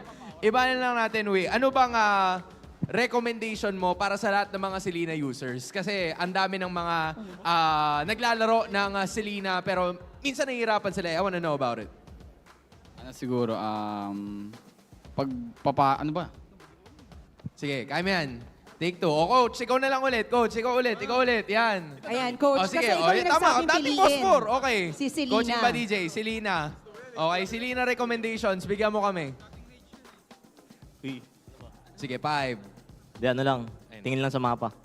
Okay. Salamat. Tingin lang sa mapa. Salamat, Coach. Okay. You know what, Miss Jimmy, bato na natin kay Zaida. Okay? Kasi parang wala tayong patulong. Zaida. You know, again, ang humble talaga ni Zaida kanina, no, while we were doing the interview with Yawi. Sabi niya, chamba lang, pero hindi eh. Great game. So, ano yung masasabi mong strategy ng team this time, Zaida? Ano yung finalo niya as your strategy to win? Ano po, nag-aggressive lang po kami talaga sa game na to kasi alam namin lamang kami. Lamang talaga.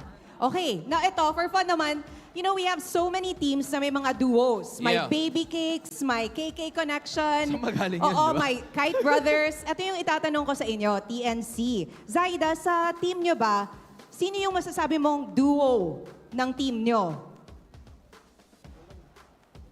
Biglang tingin kay Si Jose Coach. na daw yung isa. Sino magbo-volunteer? Oo. So kung si Zaida yung isa sa mga duo, sino yung ka-partner mo? May sinasabi si Yawi. Silang dalawa ni... Sino, Yawi? Si Zaida tsaka Salvic daw po. Okay. Si Okay. Zaida tsaka si Salvic. Sige, ibalik na lang natin sa'yo. Bakit si Zaida tsaka si Kusen yung isa sa mga nasabi mong duos ng team na to? Every after scrim, nagyayakapan yung dalawa lagi. Oy! Nagyayakapan after Ibang the game. duo pala. Okay. So kung may Baby Cakes, Kite Okay. Brothers, KK Connection, ano naman yung pangalan ng duo sa TNC? Ikaw magpangalan. May baby cakes na, yung dalawa. Zysen. Zysen! That sounds cool. That sounds cool. Okay. I love it. Since nasa iyo na rin naman, Yawi, ang dami ng Phoenix Army na nanood para sa inyo today. Alright? You see them? You see them very alive and well. Pasalamatan mo naman lahat ng sumusuporta sa TNC.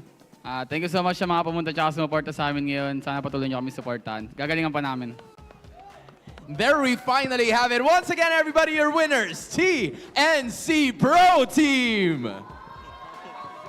Boys, you may now take your walk of victory. Congrats.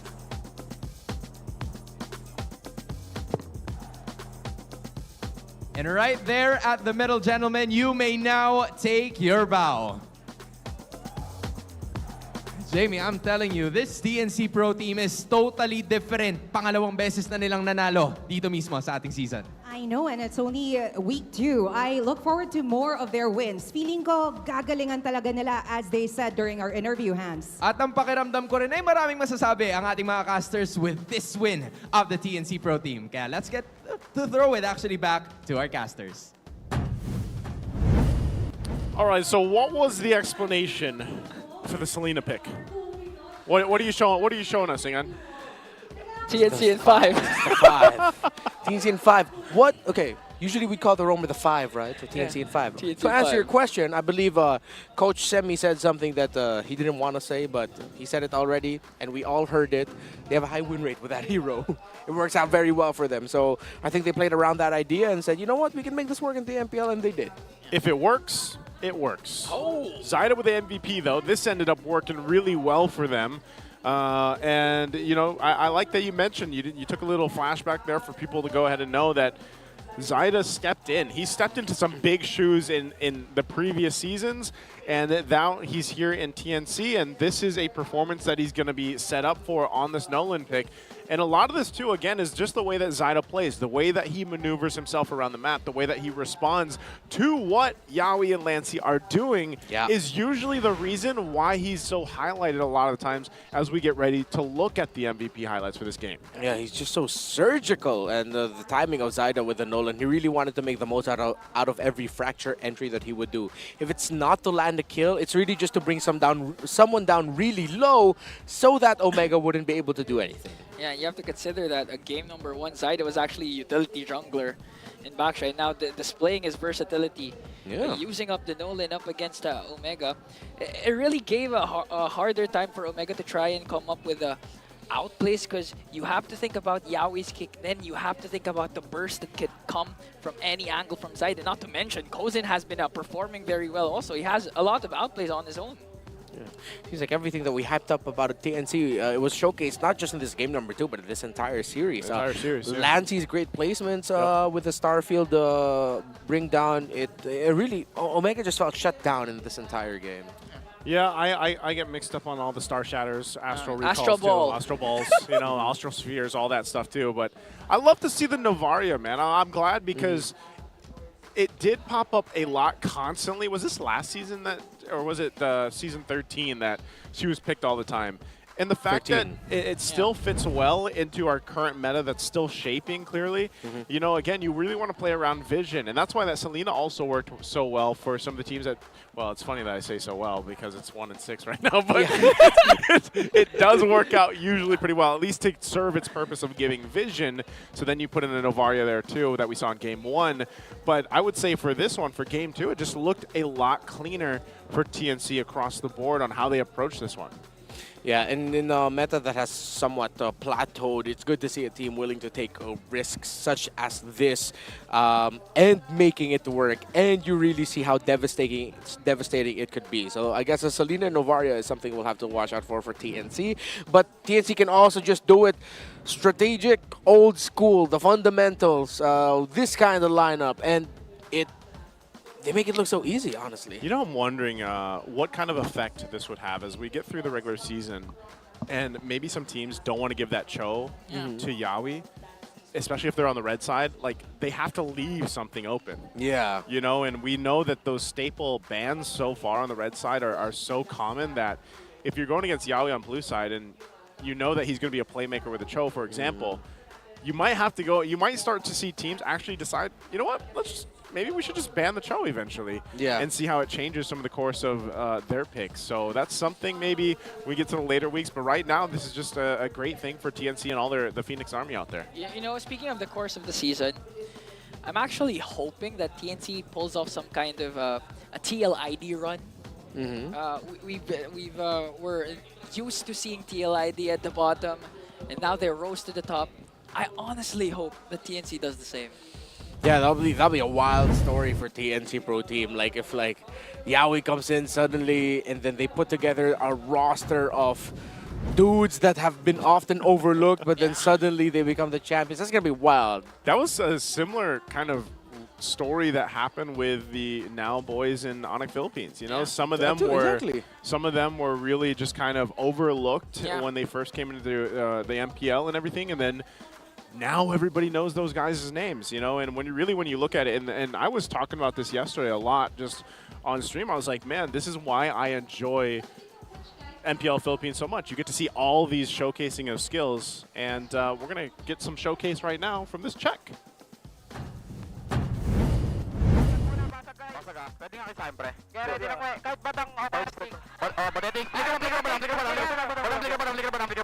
Nice, Vicky. Power na, malinis na laro. Malinis na laro lang. Nice boys, love you all.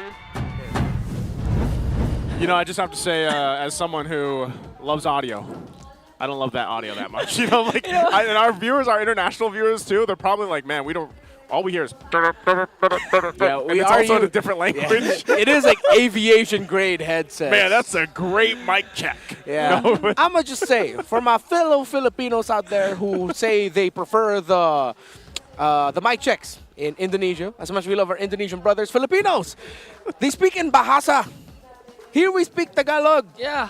How come y'all are saying that you prefer the mic checks and I don't know anymore, man. I don't know. But yeah, it's great. From there, I could get that things get chaotic when you're about to end the game. I mean, even for, I'm sure, you know, if you guys have played with your friends or, you know, even for us, like casters, when we get to play together, usually in that end, we're all yelling. Yeah. You know, I honestly know that at that point in the game, when you're breaking the crystal, you literally don't understand anyone. It's just common sense or pure instinct that that's what you're going to do as a team. And TNC is just doing that successfully up against Omega. Hold up, what is this? Community shout out from Zinner. Masaya ko, manalo TNC kahit di ako fans ng TNC pag patuloy niyo na lang. So he's not a fan. Yeah. I'm going to translate it. He's not a fan of TNC, but he's happy because TNC is winning. So hopefully they can continue on. Thank you for the translation. Certified Filipino, Naisu. You're welcome. You know, I had a special Filipino for 4 years in college. Really? Yep. And they taught me they taught me birthdays and they taught me years and months. Oh. Everything else was totally For 4 years, that's for what 4 all years. For 4 years, they taught you. Get your tuition back, guys. We focus on a quarter a year. A quarter of the year a year. You know, 4 months a year. And I would like to say that I passed with flying colors, and I'm pretty proud of it. Yeah, we're proud of you. Proud of you, Education's bro. important, y'all. Stay in school, kids. You know? School. And hopefully everybody that wants you're welcome. It happened to you too. Right here, buddy. All right. I still can't look you guys in the eyes. Oh, it's okay. Look me in the head. Nice. Just like Brigida yesterday. You know, with the red Yeah, no, Brigida just did me dirty, man. She was pointing and laughing at me. She just needed to say, haha, bald. I think it looks good. Yeah, I know. Like, I know I pull it off. Are you talking to me or him? Both. Okay, good. Thank you. Both of you guys. Maybe I think, you should try it. Nice. Nope, Oh, I don't think so. I don't Fine. think so. I don't think I'm ever going to go there, boys.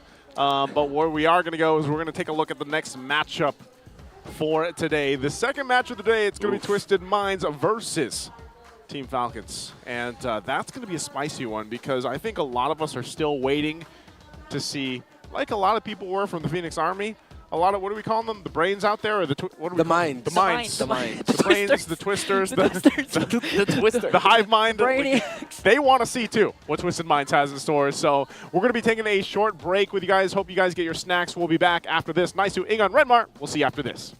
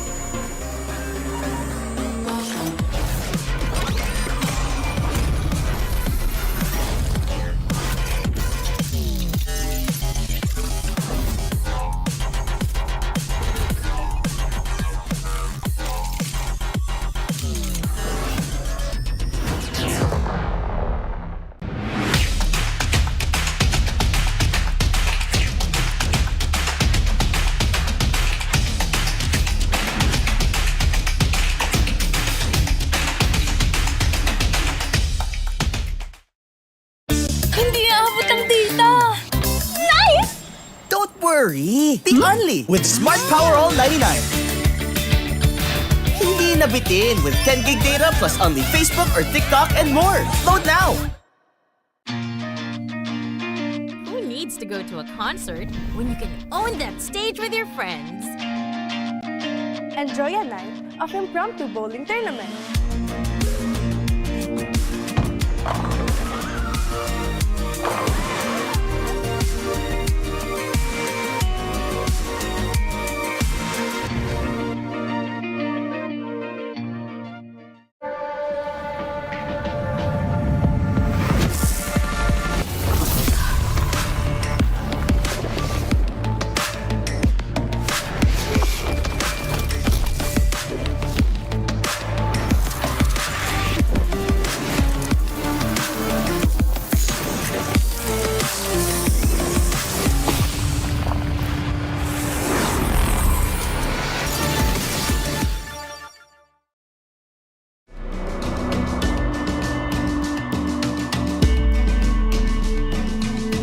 Malakas ka ba?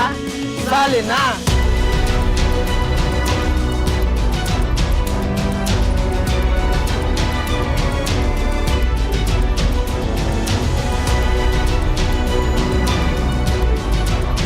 Kita Kids. Kita Kids. Kita Kids. Kita Kids Sa MCC Season 2.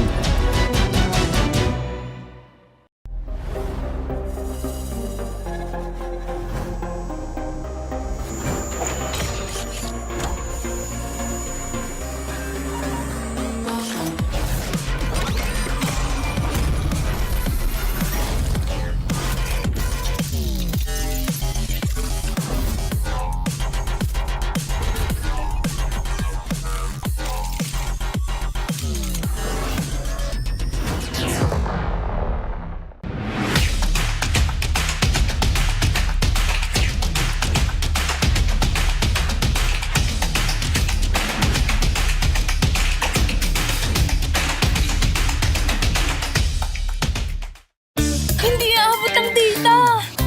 Nice! Don't worry! Be only with Smart Power All 99. Hindi nabitin with 10 gig data plus only Facebook or TikTok and more. Load now! Who needs to go to a concert when you can own that stage with your friends? Enjoy a night of impromptu bowling tournament.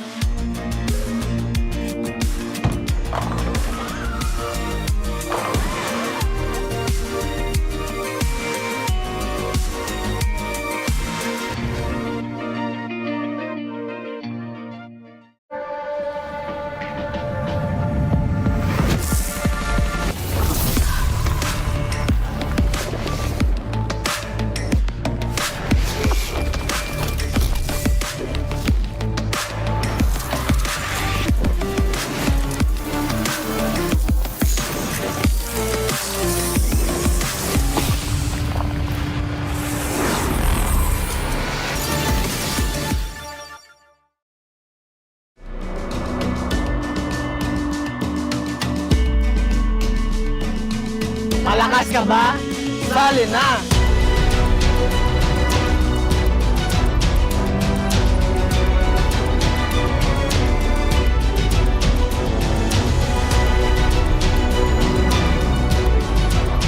Kita Kids. Kita Kids. Kita Kids. Kita Kids Sa MCC Season 2.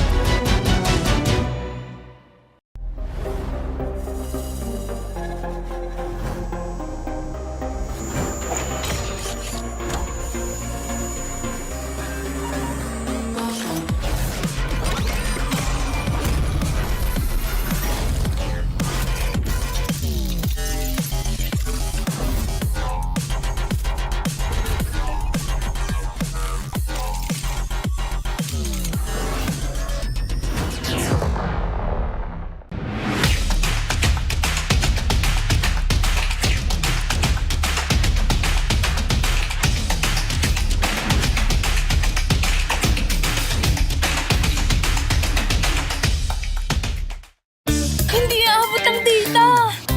Nice! Don't worry! Be only with Smart Power All 99. Hindi nabitin with 10 gig data plus only Facebook or TikTok and more. Load now! Who needs to go to a concert when you can own that stage with your friends? Enjoy a night of impromptu bowling tournament.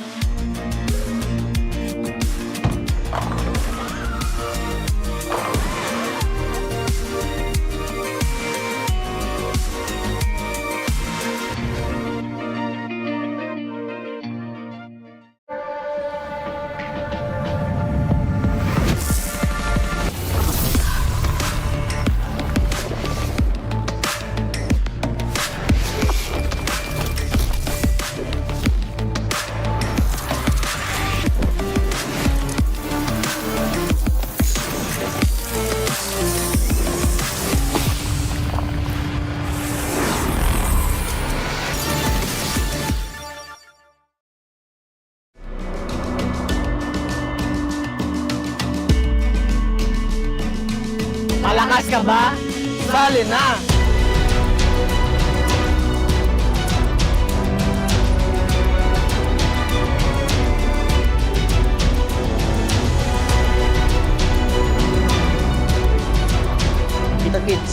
Kita-kits. Kita-kits. Kita-kits. Sa MCC Season 2.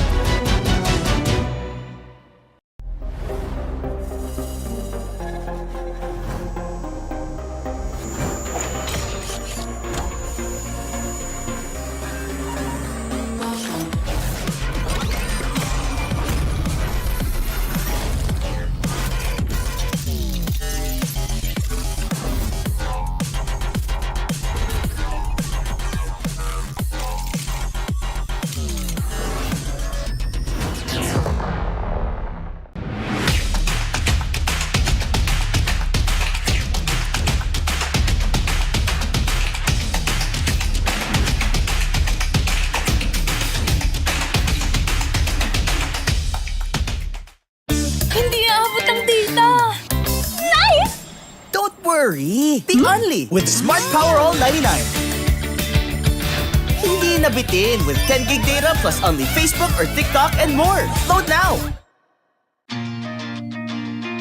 Who needs to go to a concert when you can own that stage with your friends? Enjoy a night of impromptu bowling tournament.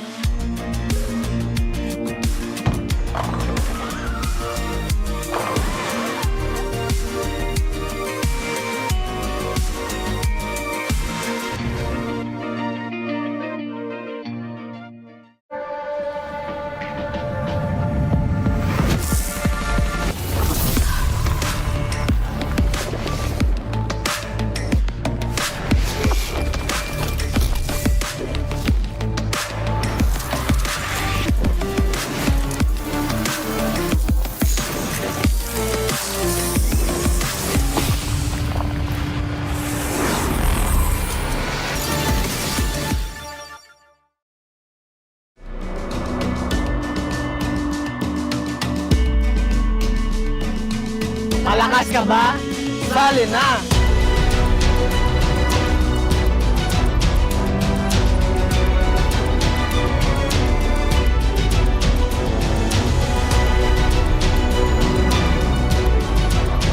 Kita-kits. Kita-kits. Kita-kits. Kita-kits sa MCC Season 2.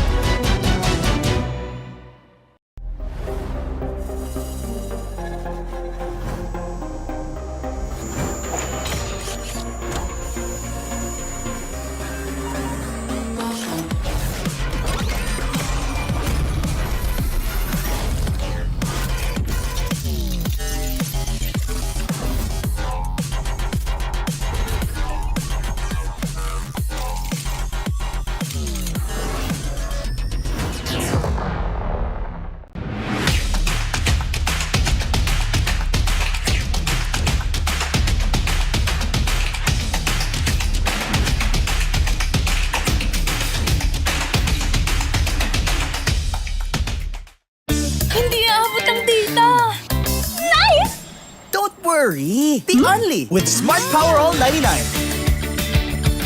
Hindi nabitin with 10 gig data plus only Facebook or TikTok and more. Load now! Who needs to go to a concert when you can own that stage with your friends? Enjoy a night of impromptu bowling tournament.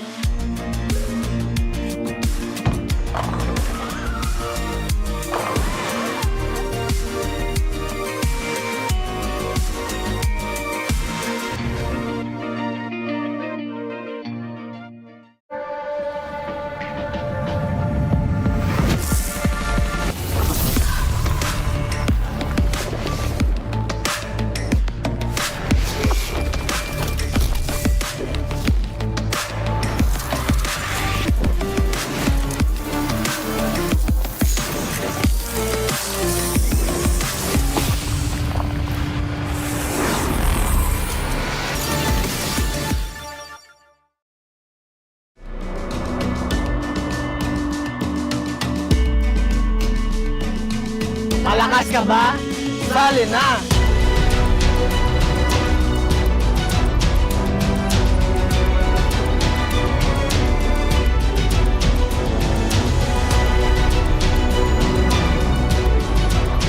Kita-kits. Kita-kits. Kita-kits. Kita-kits sa MCC Season 2.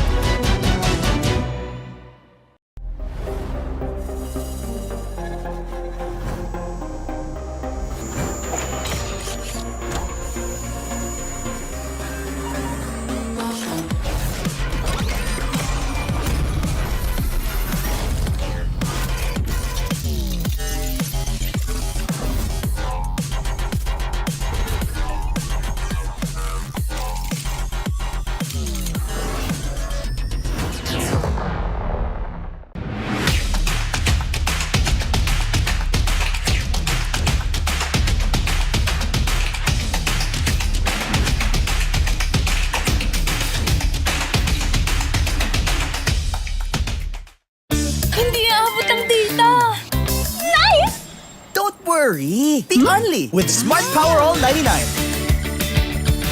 Hindi nabitin with 10 gig data plus only Facebook or TikTok and more. Load now! Who needs to go to a concert when you can own that stage with your friends? Enjoy a night of impromptu bowling tournament.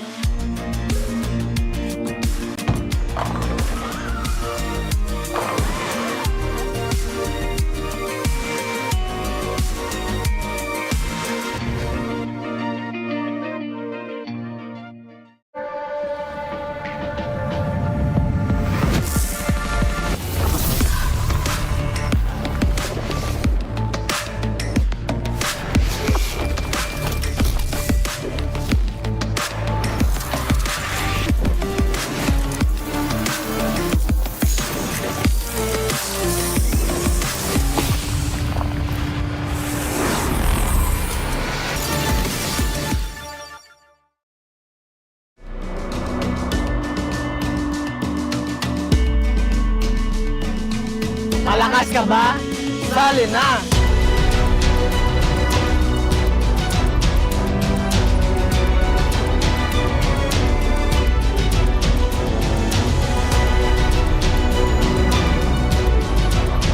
Kita Kids. Kita Kids. Kita Kids. Kita Kids. Sa MCC. Season 2.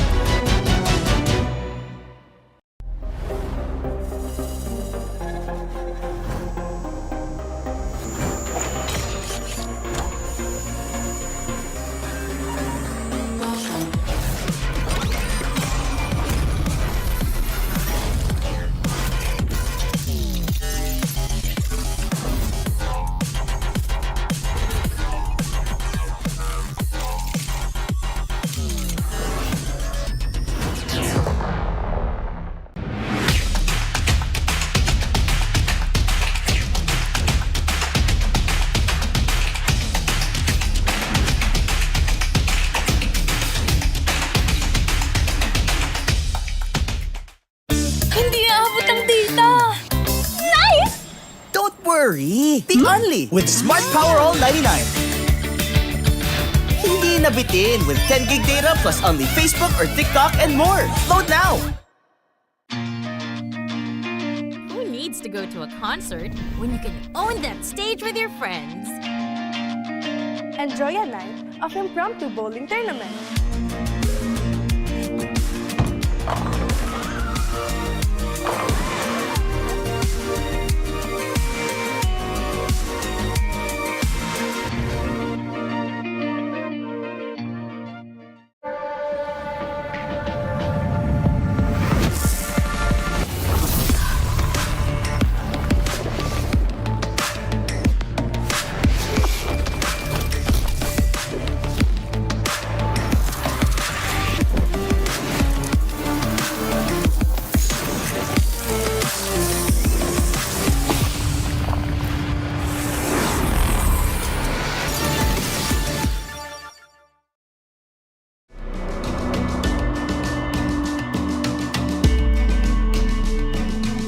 Malakas ka ba? Sali na!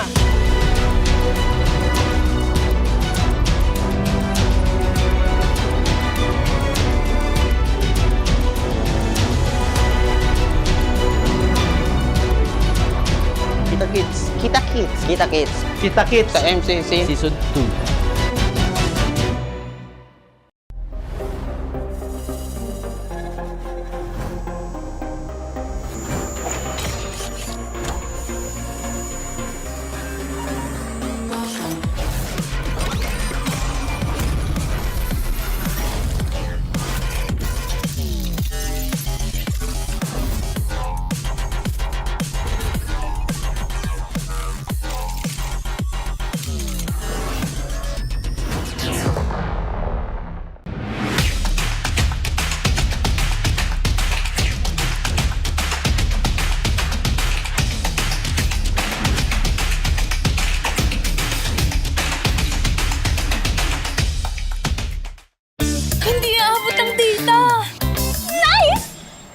worry! Be only with Smart Power All 99.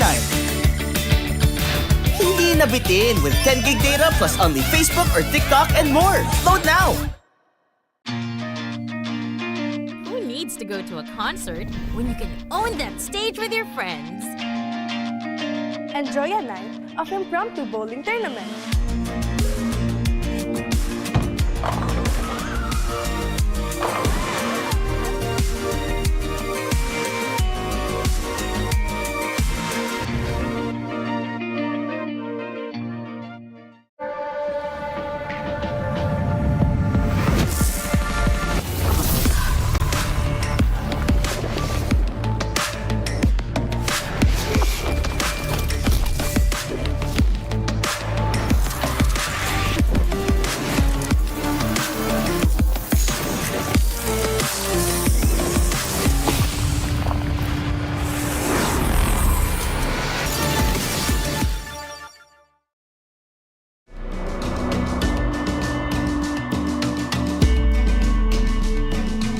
Malakas ka ba? Sali na!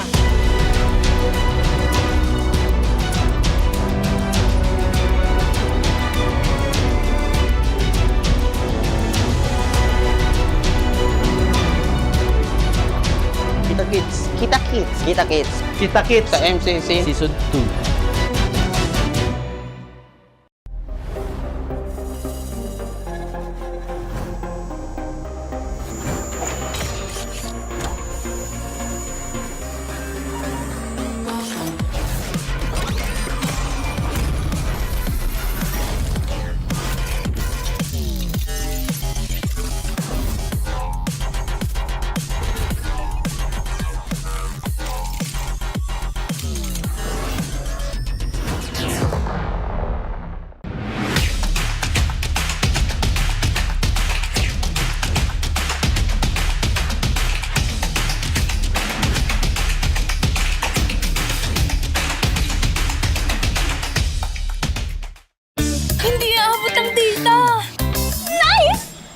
Worry! The only with Smart Power All 99.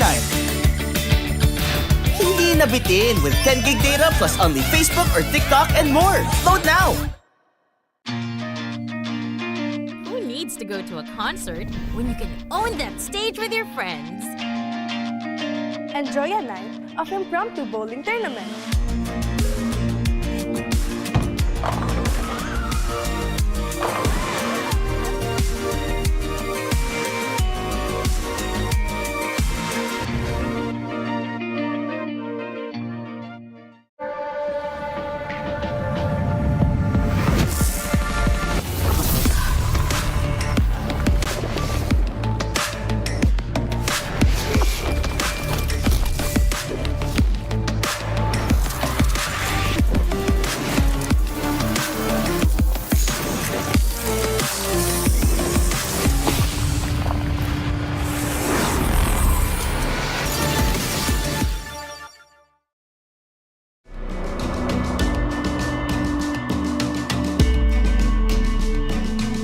Malakas ka ba? Sali na!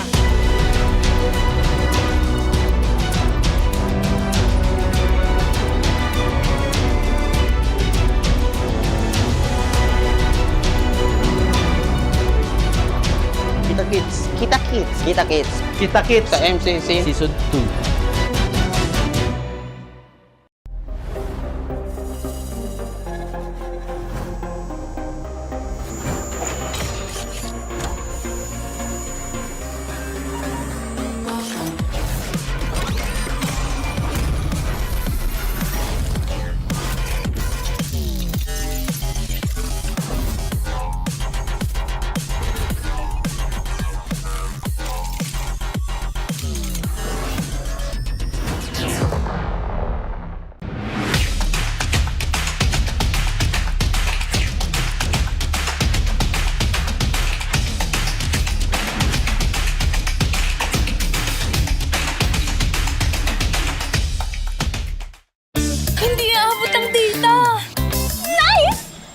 Worry! The only with Smart Power All 99.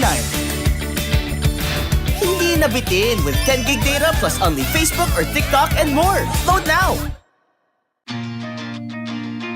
Who needs to go to a concert when you can own that stage with your friends? Enjoy a night of impromptu bowling tournament.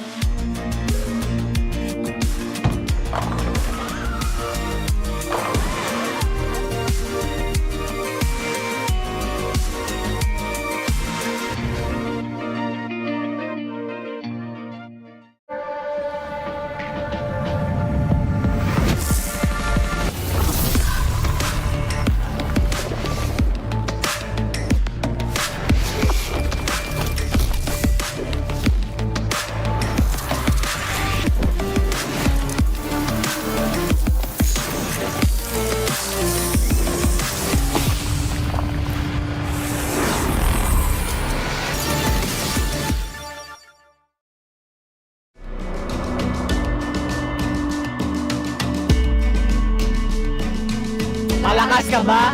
Sali na!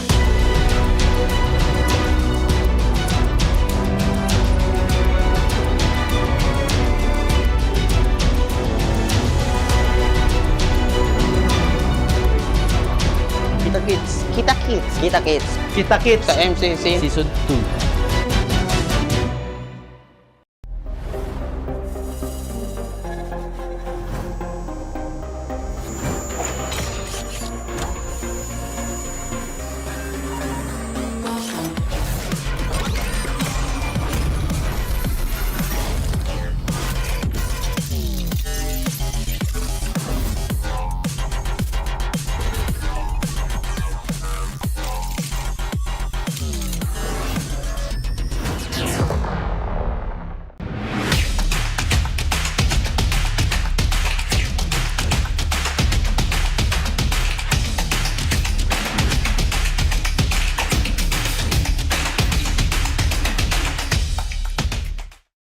Hindi aabot ang data!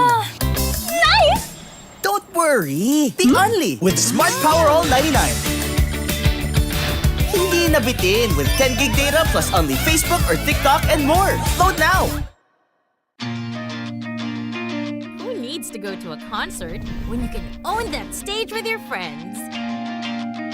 Enjoy a night of impromptu bowling tournament.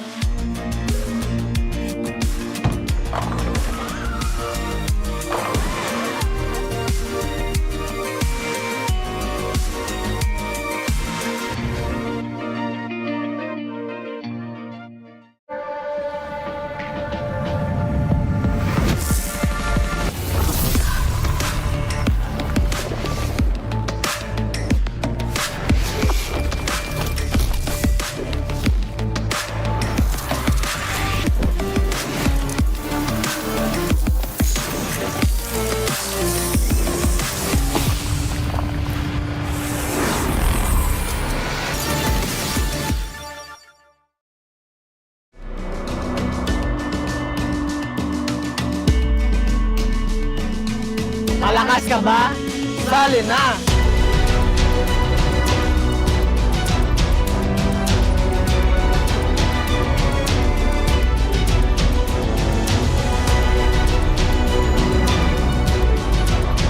Kita Kids. Kita Kids. Kita Kids. Kita Kids Sa MCC Season 2.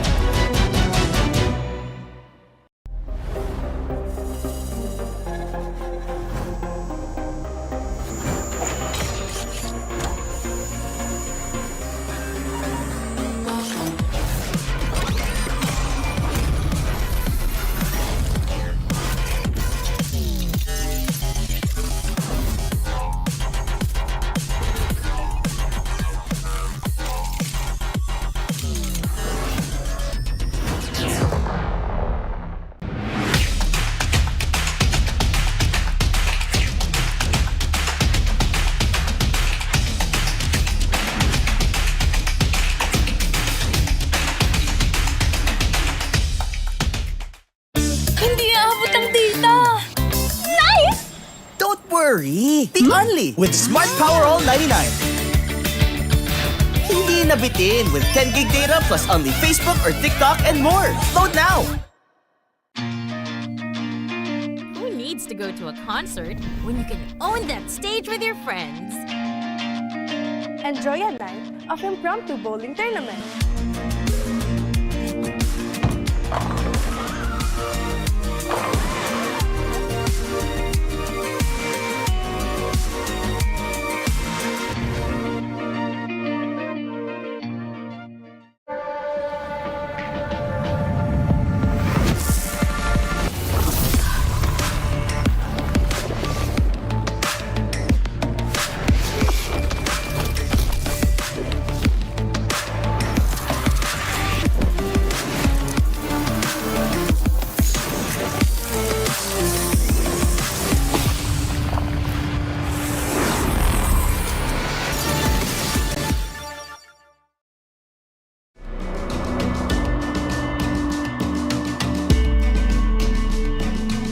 Malakas ka ba?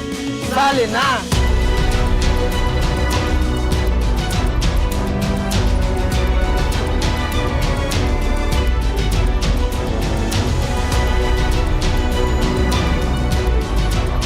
Kita Kids. Kita Kids. Kita Kids. Kita Kids. Sa MCC Season 2.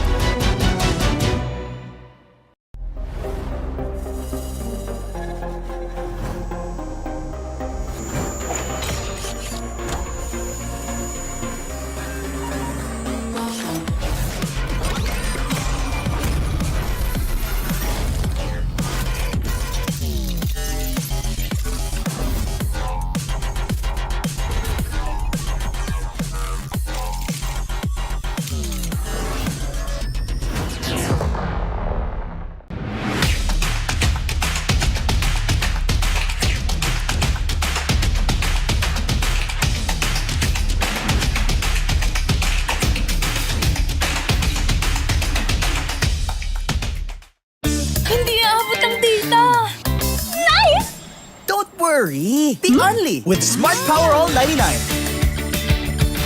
Hindi nabitin with 10 gig data plus only Facebook or TikTok and more. Load now! Who needs to go to a concert when you can own that stage with your friends? Enjoy a night of impromptu bowling tournament.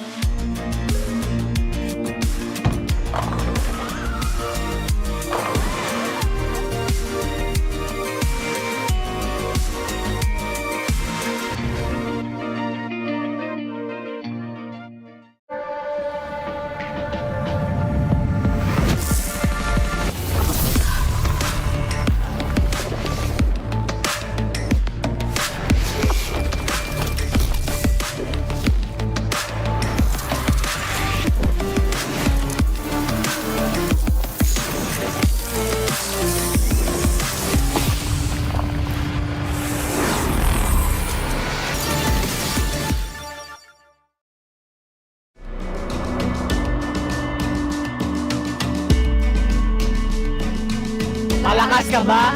Sali na!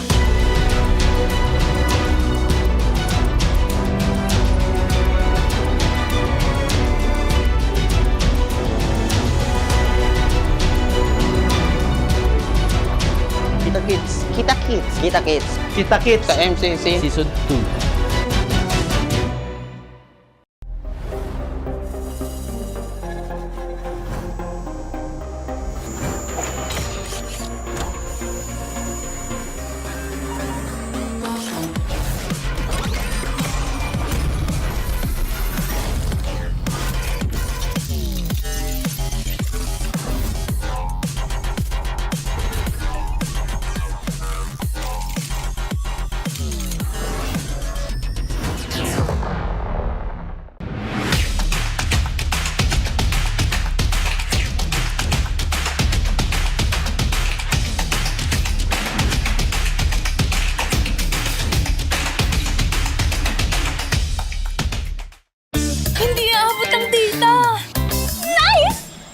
Worry, the only with Smart Power All 99.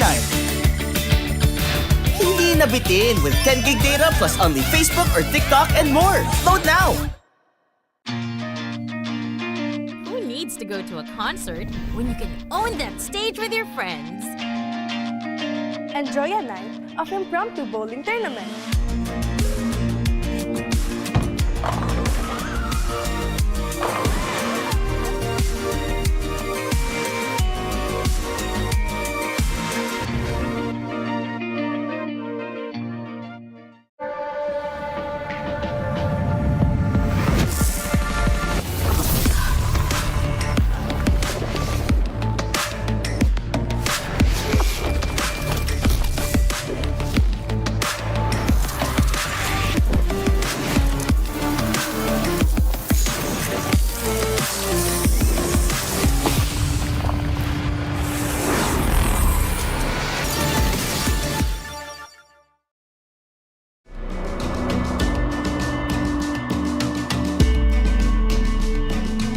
Malakas ka ba? Sali na!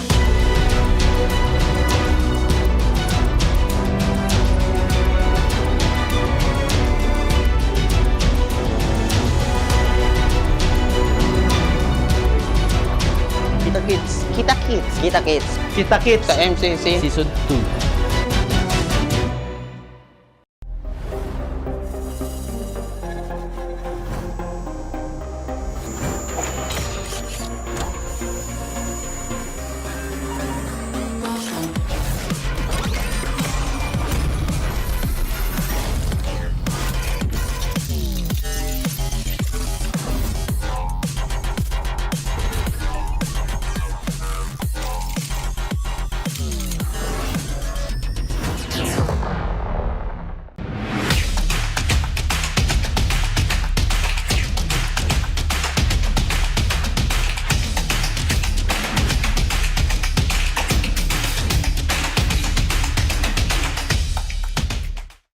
Hindi aabot ang data!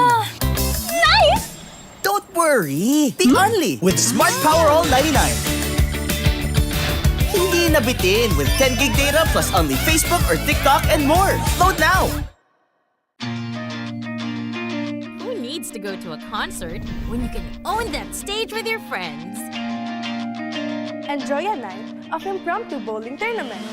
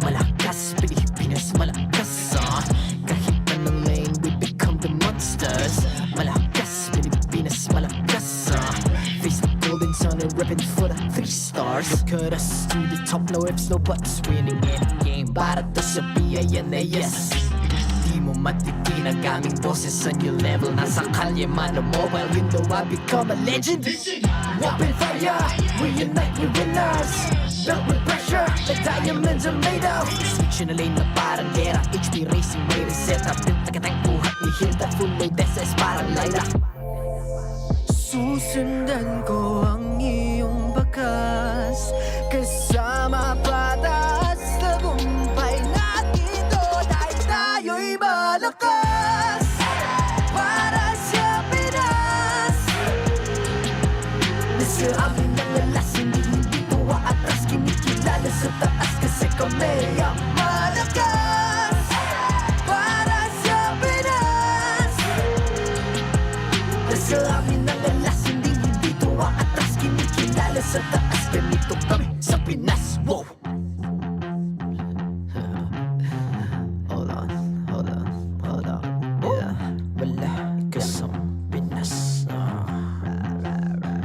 We are laging every beat No surrender, no retreat Pag nagsama-sama, just imagine what we can achieve Lacking MVP, no surrender, no retreat. Giving 100 all my all, cause we just cannot be defeated. We are unstoppable, immune and invulnerable. Ready yung equipment, lahat frozen, malak crowd control. Pakita ko na jab like pow, beast of the southeast. So matawag proud and loud, cause every enemy we devour. Susundan ko ang iyong bakas, kasama pataas, tagumpay natin to dahil tayo'y malakas. Para sa Pinas, nasa amin ang alas, hindi ko aatras, kinikilala sa taas kasi kami ang malakas. Para sa Pinas, nasa amin ang alas, hindi ko aatras, kinikilala sa taas, ganito kami sa Pinas. Wow.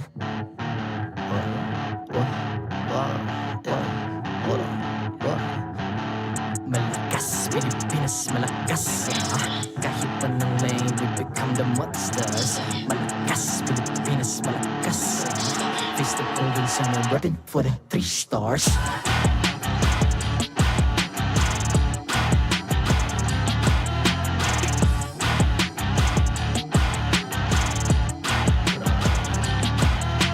Ang lakas ng Pinas, we unite, be the stars. Ang lakas ng Pinas, we unite, be the stars. Ang lakas ng Pinas, we unite, be the stars. Ang lakas ng Pinas, we the stars. Ang lakas ng Pinas, we unite, we the stars. Ang lakas ng Pinas, we unite, we the stars. Ang lakas ng Pinas, we unite, we the stars. Ang lakas ng Pinas, we the stars.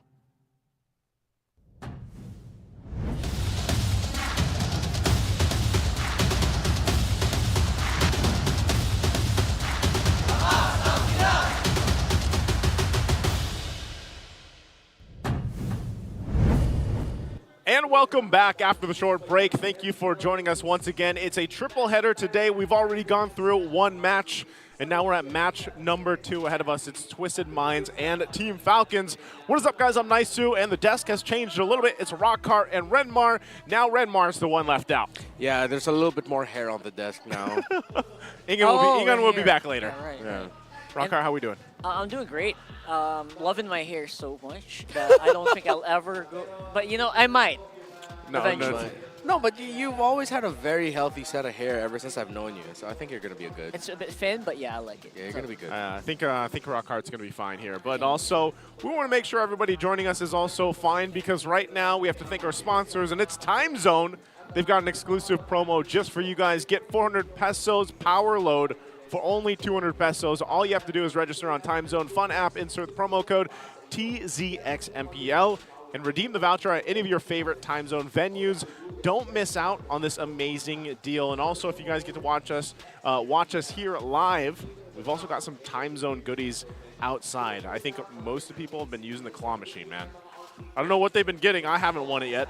Maybe one of these seasons, one of these days in the regular season. Pretty good. Yeah, this is pretty good. You know what else is pretty good? What is? TT Racing.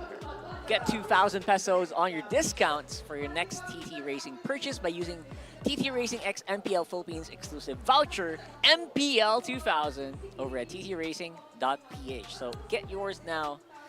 I love this chair. You love the chair? I wish we all had one. Plus, don't miss out on the exciting TT Racing gaming chair giveaways that are happening during the MPL Philippines. Stay tuned for more info. And just remember, for those of you who dream, work, and play TT Racing, it has your back. They are very comfortable. I love them. They're plush. They are plush. They're plush. Actually, the little back support pillow. Whoa. The back support pillow is so good. This guy. Ooh. I like it. Dude, I'm ready. Like, I could have used this yesterday in my restream. Oh. I didn't have one of these. Yeah, like a 5-hour restream yesterday. Oh, yeah. Oh, they were for back support? I thought they were for smaller people like Well, me. Why did you look at me when you said smaller person? No, actually. I was looking if you were using it. It's not just Renmar. Brigida used it. Oh, really? Brigida actually sat on it. So she did? Okay. She did. The little fun fact, she had to sit on it for a booster seat. Real quick, our headline too, Yawi and Zaida, they continue the rise of the Phoenix Army. As we were just saying when we were in that match just a little bit ago before the break, they are always rising, and it's a definite A. Yes, they are rising right now. I think this is a what did you say that this is actually the first time in a long time that they've had back-to-back wins, right? Yeah, this is their first since MPL Philippines season 12, if I'm not mistaken, for their first back-to-back wins. So those day counters that we have, they're starting to all reset, right? Yeah. For TNC, and that's a good thing. Yeah. That's good for them. You know, good for the Phoenix Army because they definitely needed it because you can take a look now. Whoa, what a rise. What a rise that was. That's a rise to third place now. TNC, the Phoenix is now behind TLPH and Aurora. Every time I look at Aurora, by the way, like I have such a hard time seeing their logo on this like white background for some reason. But yeah, Aurora there at top, still 3-0 right now. TLPH 2-0.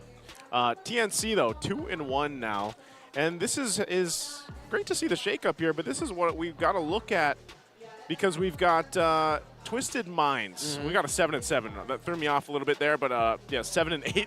Omega and Twisted Minds. Well, they're both tied, I guess. So they're both technically 7-7. Yeah, and now that we've seen all the teams that have at least 2 matches, I think it's really clear that not just in the results, but I think when you really get to watch those games, it gets magnified more to see where they are in the standings, because you can see that the disconnect, the still really having a lot of time discovering what their own meta actually is. So hopefully we get to see Twisted Minds pick up the pace here. Oh, look at this. Breaking news from MPL ID, which also just started yesterday. Albert leads EVOS to sweep Beloyski's Geek. All right. It's been a great weekend for EVOS. They beat TLID yesterday 2-1. So now they go perfect for the first week of MPL Indonesia. And again, these are things that you don't...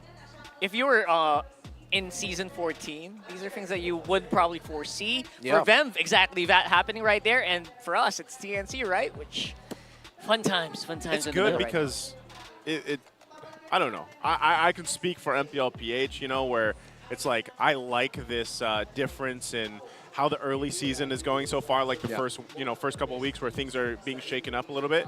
And I hope the same can be said for our other MPL regions out there, because I think all of that would lead to a great international. And, you know, right after this, the next one we have is MSC, right? So I think I'm not sure 100%. I just tuned in for a little bit on MPL ID's first day yesterday, and I'm wondering really who is still, I guess, who's the underdog now, you know, for their current season 14. And I know a lot of our viewers kind of bounce between, and some people have literally shown a lot of their screenshots where they have like both MPLs up, you know, at the same time and watching both and following both. So SpongeBob's eyes watching both. literally that. But yeah, so far so good, and I hope they have a great season as well.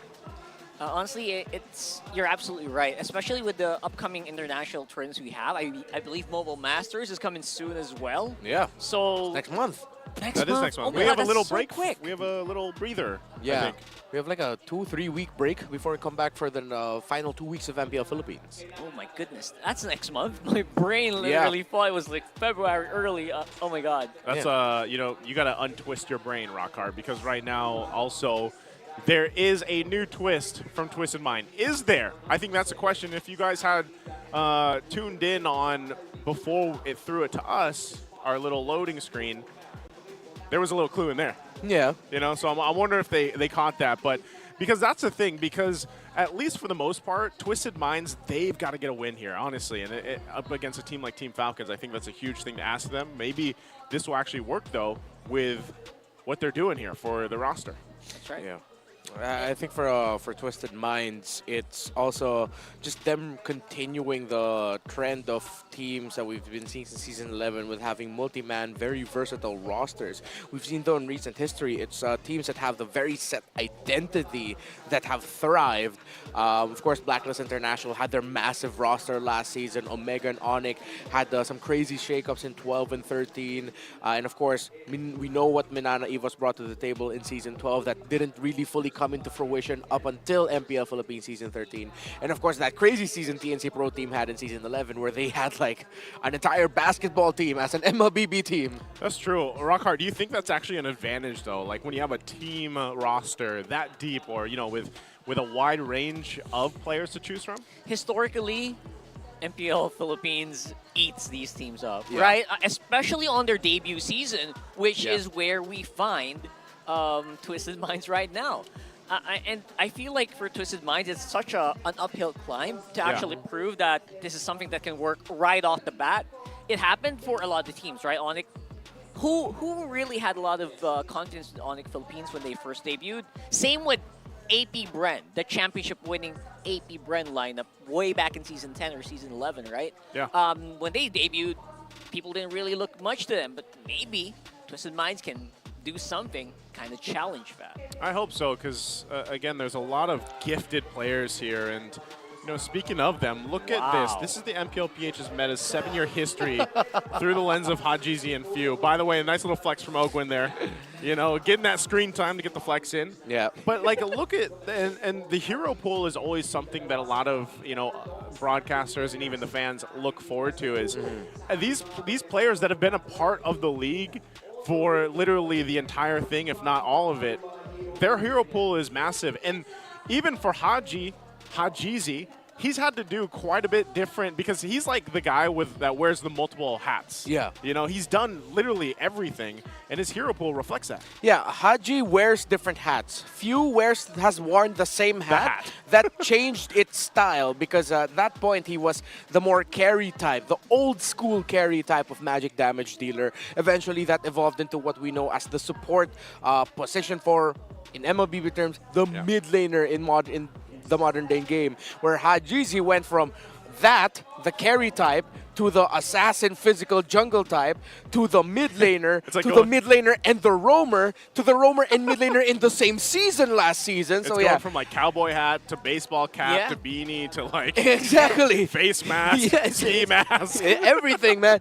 If you're looking for the main guy, the face of the franchise for Twisted Minds, if you want to have a long history in MPL Philippines, make Haji that guy because his mind has literally been twisted for the past 7 years. And on the other side, it's also Few. He also played Fannies way back in Season 1. Yeah, that's true. I think that's a different boot. Yeah. It is. Yeah, it's not just that, it's a boot. Speaking of the boots, though, they're going to have a lot of boots to go ahead and utilize. So we want to ask you guys over here watching with us, how can a team effectively utilize a versatile, multi-man roster? Is it A, rotate players regularly, B, base the lineup on their matchup, C, assign a playstyle for each variation, or D, you can comment down your own suggestion on what it should be? What do you guys think, Rockhart? Why are you giving us homework, right? Come on. This is such a hard homework. Flashbacks. It is, right? I feel like, number one, I think what Blacklist did was really good. They rotated 10-man roster. I think it goes hand-in-hand with ANC, right? You kind of look at what happens on the field week by week and change it. Honestly, it feels like it's a Band-Aid, but I don't know, what do you think? For me, don't unless you really need to. You have your main 5 and then your second 5 as like one of your main sources of information, keeping the iron sharp. It's like a in-house scrim teammate. But of course, you don't tell the second team that. You say, hey, if you perform really well, of course, we're going to bring you up. But that's sort of like the idea, And then you have them scrim with other teams alongside the others. Like you sort of like have 2 teams within the same boot camp competing because you bring out the best in one another. And to go on with what you said, that's actually what Blacklist sort of did last season until eventually they settled into their final form that ended them having a top 4 finish last season. And Echo Proud, Echo Loud. Echo Proud, Echo Loud, exactly. Good, yeah. The way that I see it is almost like having a varsity and a JV, like having varsity and junior varsity. I think a lot of the times, even in traditional sports, it's like, well, even if you're a junior varsity, you have an opportunity. Like, there is a chance that you could bump up into that main roster, but mainly the focus is on that main roster because we all know how important, like, building this synergy for these teams have been. And like Rockhart mentioned, a lot of the teams that have that 5-man synergy that is, as solid as can be, they eat those teams up. That might be regularly, switching up the roster or trying different iterations of it. And we've seen that throughout the seasons here. So we'll see what happens here. But first, let's welcome the teams out to the stage.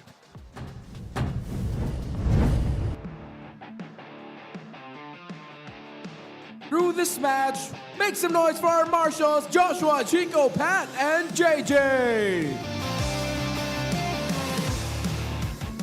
a squad that's still looking for ways that they can twist the game with a new twist to this lineup. It's Twisted Minds! In the EXP lane, it's James! In the jungle, MP the King! In the mid lane, the KDA machine, Hajizi! In the roam, it's Escalera! And in the gold lane, Outplayed!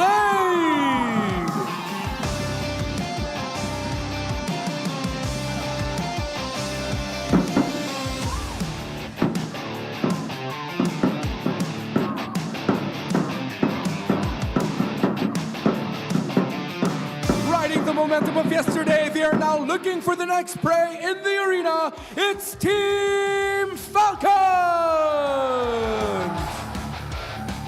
In the EXP lane, the Filipino cannon, FLCN!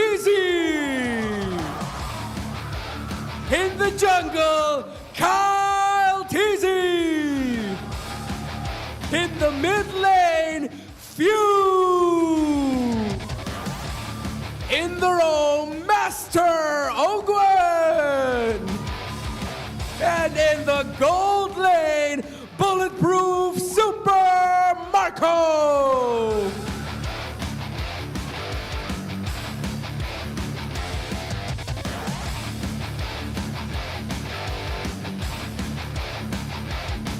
And their coaches, Coach Bonchan and Coach Trevor. From the sands of Riyadh to the sunny shores of Manila, it's Twisted Minds versus Team Falcons!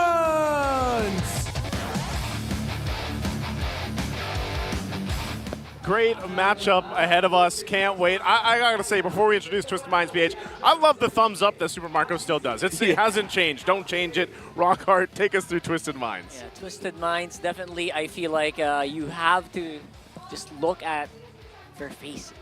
I think just don't look at their brains or minds. Don't look at their faces. minds, man. Look at their faces. I feel like these are the faces of people that are just so hungry for redemption, so hungry to rebuild their image in the minds of the people. And I think this is adding Escalera in honestly feels like a good first step. Yep. I totally agree with you there. The Sensui experiment was rough in the first week. Escalera should bring some stability to Twisted Minds trying to find their identity this season. Team Falcons, I want to highlight Master Ogwen. With Flap, Kyle, Super Marco, Few usually getting a lot of the praise. Ogwen's for some reason, sometimes actually he tends to fall under the radar. He was fantastic last week with the Cho and the Chip. And I'm looking to see if Team Falcons were willing to bring that back because they showed that the Cho is actually flexed for them. FLCN also played the Cho and it worked out very well. The Chip for Ogwen though, that's like the secret sauce pick that Twisted Mind needs to watch out. I like it. I mean, even when we look at this kind of breakdown of the stats here, one thing that really is apparent for a lot of the people that have watched the games from week one and then now for Falcons, even their game yesterday, is the play styles between the two teams. This is a very, chaos versus order type of play style that we're going to see from both of these teams. Now for Team Falcons, and for all the people that have watched these five guys just, at one point dominate the world and everything else and just shocked everybody else, that's one thing that really hasn't changed, is that versatility within those five men themselves as a team, but also the fact that their ability to go ahead and just dominate objectively and stay disciplined is what made them such a strong team, and they still are a strong team, right? Now on the other side, the flip side, Twisted Minds, they're kind of more chaotic. They, I guess they live up to their name a little bit, kind of twist out the minds of themselves, but also the team. And that's something that they have to work on. We'll see if that changes with Escalera, but also let's take a listen to the ping test first. Pag nakuha natin pa yung search pre, tapos walang nangyari, wala na yun pre, akin na yung laro na yun. Sino kaya interview mamaya? Mas kinakabahan pa ako sa mga interview eh. Pwede mo maglaro na agad pa? Paklamig sa... Asan ba yung aircon? Diyan pre, pag nakapokus na naman, di mo nakaramdaman yung lamig. Ready pre. Inform ko muna sa inyo, nasa akin yung mic ah. Hello, mic check, mic check. Dating gumagana na nanimina. I promise that I got you, girl. Si Plaptisi ang nasa my day ko. Saturday to Sunday, Monday. My Sigma King. Sigma, Sigma boy, Sigma boy, Sigma boy. TT Racing. Lagi ko TT Racing eh. Let's go! I like that ping test. I like that ping That test. was good. I wonder if he realized. Ogwin knows, by the way. Yeah. He knows. And he even gave a shout out to the sponsor, so props to him. You know? So very good little ping test there. Again, integrity of the matchup. Let's take a look at the Infinix keys to victory here, Renmar. All right, Escalera, you really have to drive Twisted Minds through victory. They need some stability. It's been a shaky, bumpy ride so far. Escalera, bring the magic that you brought in MPL Philippines Season 13 for majority of the season under Onyx Philippines that eventually became Fnatic Onyx Philippines. Keep it up, Master. Again, Ogwish has been really good. Dude, you don't need to change anything. Just keep up what you've been doing really well. Take it to the basics and the fundamentals and pop off against Twisted Minds. And of course, be the middleman. Escalera, Ogwen, don't forget about your mid laners, Hajizi and Few. Make sure you're supplementing them well. I know it's already tough for a roamer to handle so many things in the map, but when you communicate very well with your mid laner, the map feels smaller for you to handle because your mid laner is also helping you so much. Actually, yes. And you know what they say? The anchor is the mid lane, and I think they just have so much more to do as well with the roam as well. Because they are the ones who actually keep a lot of these bushes in check, make sure that people don't really bleed out, make sure the boat isn't sinking. Yeah, with that, again, you know, we're taking a look here. Blue side win rate for Twisted Minds, 0%. Again, really just kind of looking for any chance that they can go ahead and get some of their first wins here under their belt. And I think that's for a lot of people is really wondering, for Escalera, is this going to change a lot of the course? And the draft will tell us as we jump into game number 1. A little flashback for those that might have missed last week's games. Like Renmar mentioned earlier, since Sui was in that roam role, and it just seemed like there was an overall disconnect between the games that we saw from Twisted Minds. So maybe this change by bringing Escalera in is what's going to help them get closer to a victory. But that's the thing, too. This is against a team as strong and dominant as Team Falcons and just that synergy. So this is a great test to see if this change-up helps them. Interesting, too, you have the bans there coming through in that first phase, the Fanny, the Bedang, the Matilda, Joy, Harith, Drew Shin over on the other side, first picked. What we expect when it's open is the Suyo. And I think teams are starting to show that they're willing to give up the Joy Suyo trade, and with the rise of Nolan, other assassins showing that you can make it work, even other fighter utilities working in the jungle again, we might be starting to see a slight shift. I'd call it a little adjustment in the meta. So, a little bit of a bump. Yeah, a little bit of a bump that we needed. Twisted Minds, interesting first phase bans. They actually ban out the Fanny to force out a different ban from Falcons. They ban out the Badang, unique pick, but the Badang has been rising as a first 2 picks on the red side, and Flapteasy plays that well. And of course, respecting the Matilda that they could have brought out. Honestly, in that regard, I feel like you also have to just really, just not too focus too much on the Suyo Joy balance, like what we're seeing here.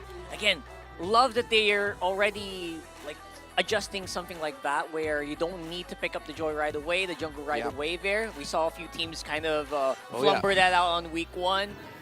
That might have been Twisted Minds actually. Yeah. Yeah, so we see teams not making that mistake anymore. Yeah. Love the adjustment here. And by the way, speaking of adjustment, to add more to that, the Hilda first 2 picks on the red side, not that frequent, but it's actually a block pick onto James, who he's actually been one of my top players in Twisted Minds, despite all the difficulties that they've shown. And his Hilda play is actually quite fantastic. Yeah, it is, and they're going to pick up right now the Hylos to go ahead, and they might flex that, or there's the Moscow. Okay, so they got the gold lane under toe.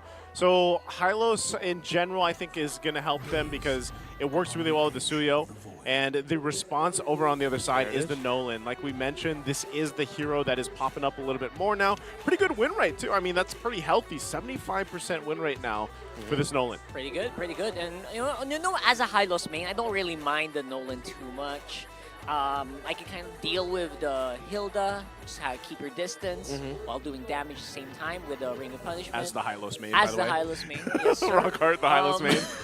But overall, I feel like there is still a lot of threats to be addressed here, especially if they kind of just start focusing on or trying to pick up these crowd control mids. Because I think with this lineup, Yeah. you don't have a choice. You need the crowd control. It will come from mid, right? Speaking of crowd control, Falcon takes away the Cho potential Escalera pickup. I think Twisted Minds have leaned into the idea that they pick up the high loss, so if ever they have a soft counter to the Eve, and they have something that pairs well with their own Eve if they decide to pick it up. And with what Twisted Minds have shown is that it's sort of like saying, are you sure you want to pick up the Eve Falcons? Because that would be a great combo with the Granger. They have the Moskov and high loss potentially to deal with it. Now the kicker is, with Falcons picking up the Nolan, even though they have 2 picks to counter the Eve, you have 1 pick that can mess up the backline if they're not careful, trying to go break the formation where the Eve is in. So it's sort of like a pick your poison type of scenario around the Eve now. Could both of these also be flex, the Hylos and the Hilda? Is that what the play is for both teams right now? Like seeing, do they want to park them in the XP lane, or do they want to go with Roam for both those picks? I think more the high loss is flexible than the Hilda. Although high loss EXP is also quite abysmal in terms of the win rate. Yeah. So yeah. And Ogwen definitely can play these heroes. With the Jawhead lockdown, that is going to secure the Hilda on the XP. Okay, Hilda does go for the XP. There's the Jawhead pick. Jawhead Nolan. This is good, though, because of the fact, too, that it was left open. And I don't know if statistically they would have done that, considering what you just mentioned about the Hylos. But that is a usual combination, Jawhead, Suyo, that some teams have really liked to lean towards. So now these last 2 picks for Twisted Minds, what are they going to put in the mid lane?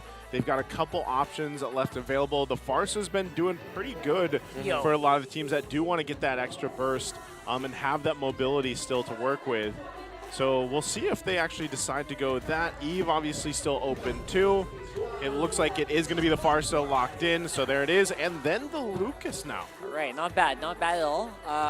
Obviously the Farsa, as long as you position well, you're fine. But it is a Nolan. It is a Jawhead. Eventually, this Farsa is going to be in trouble so many times in this game.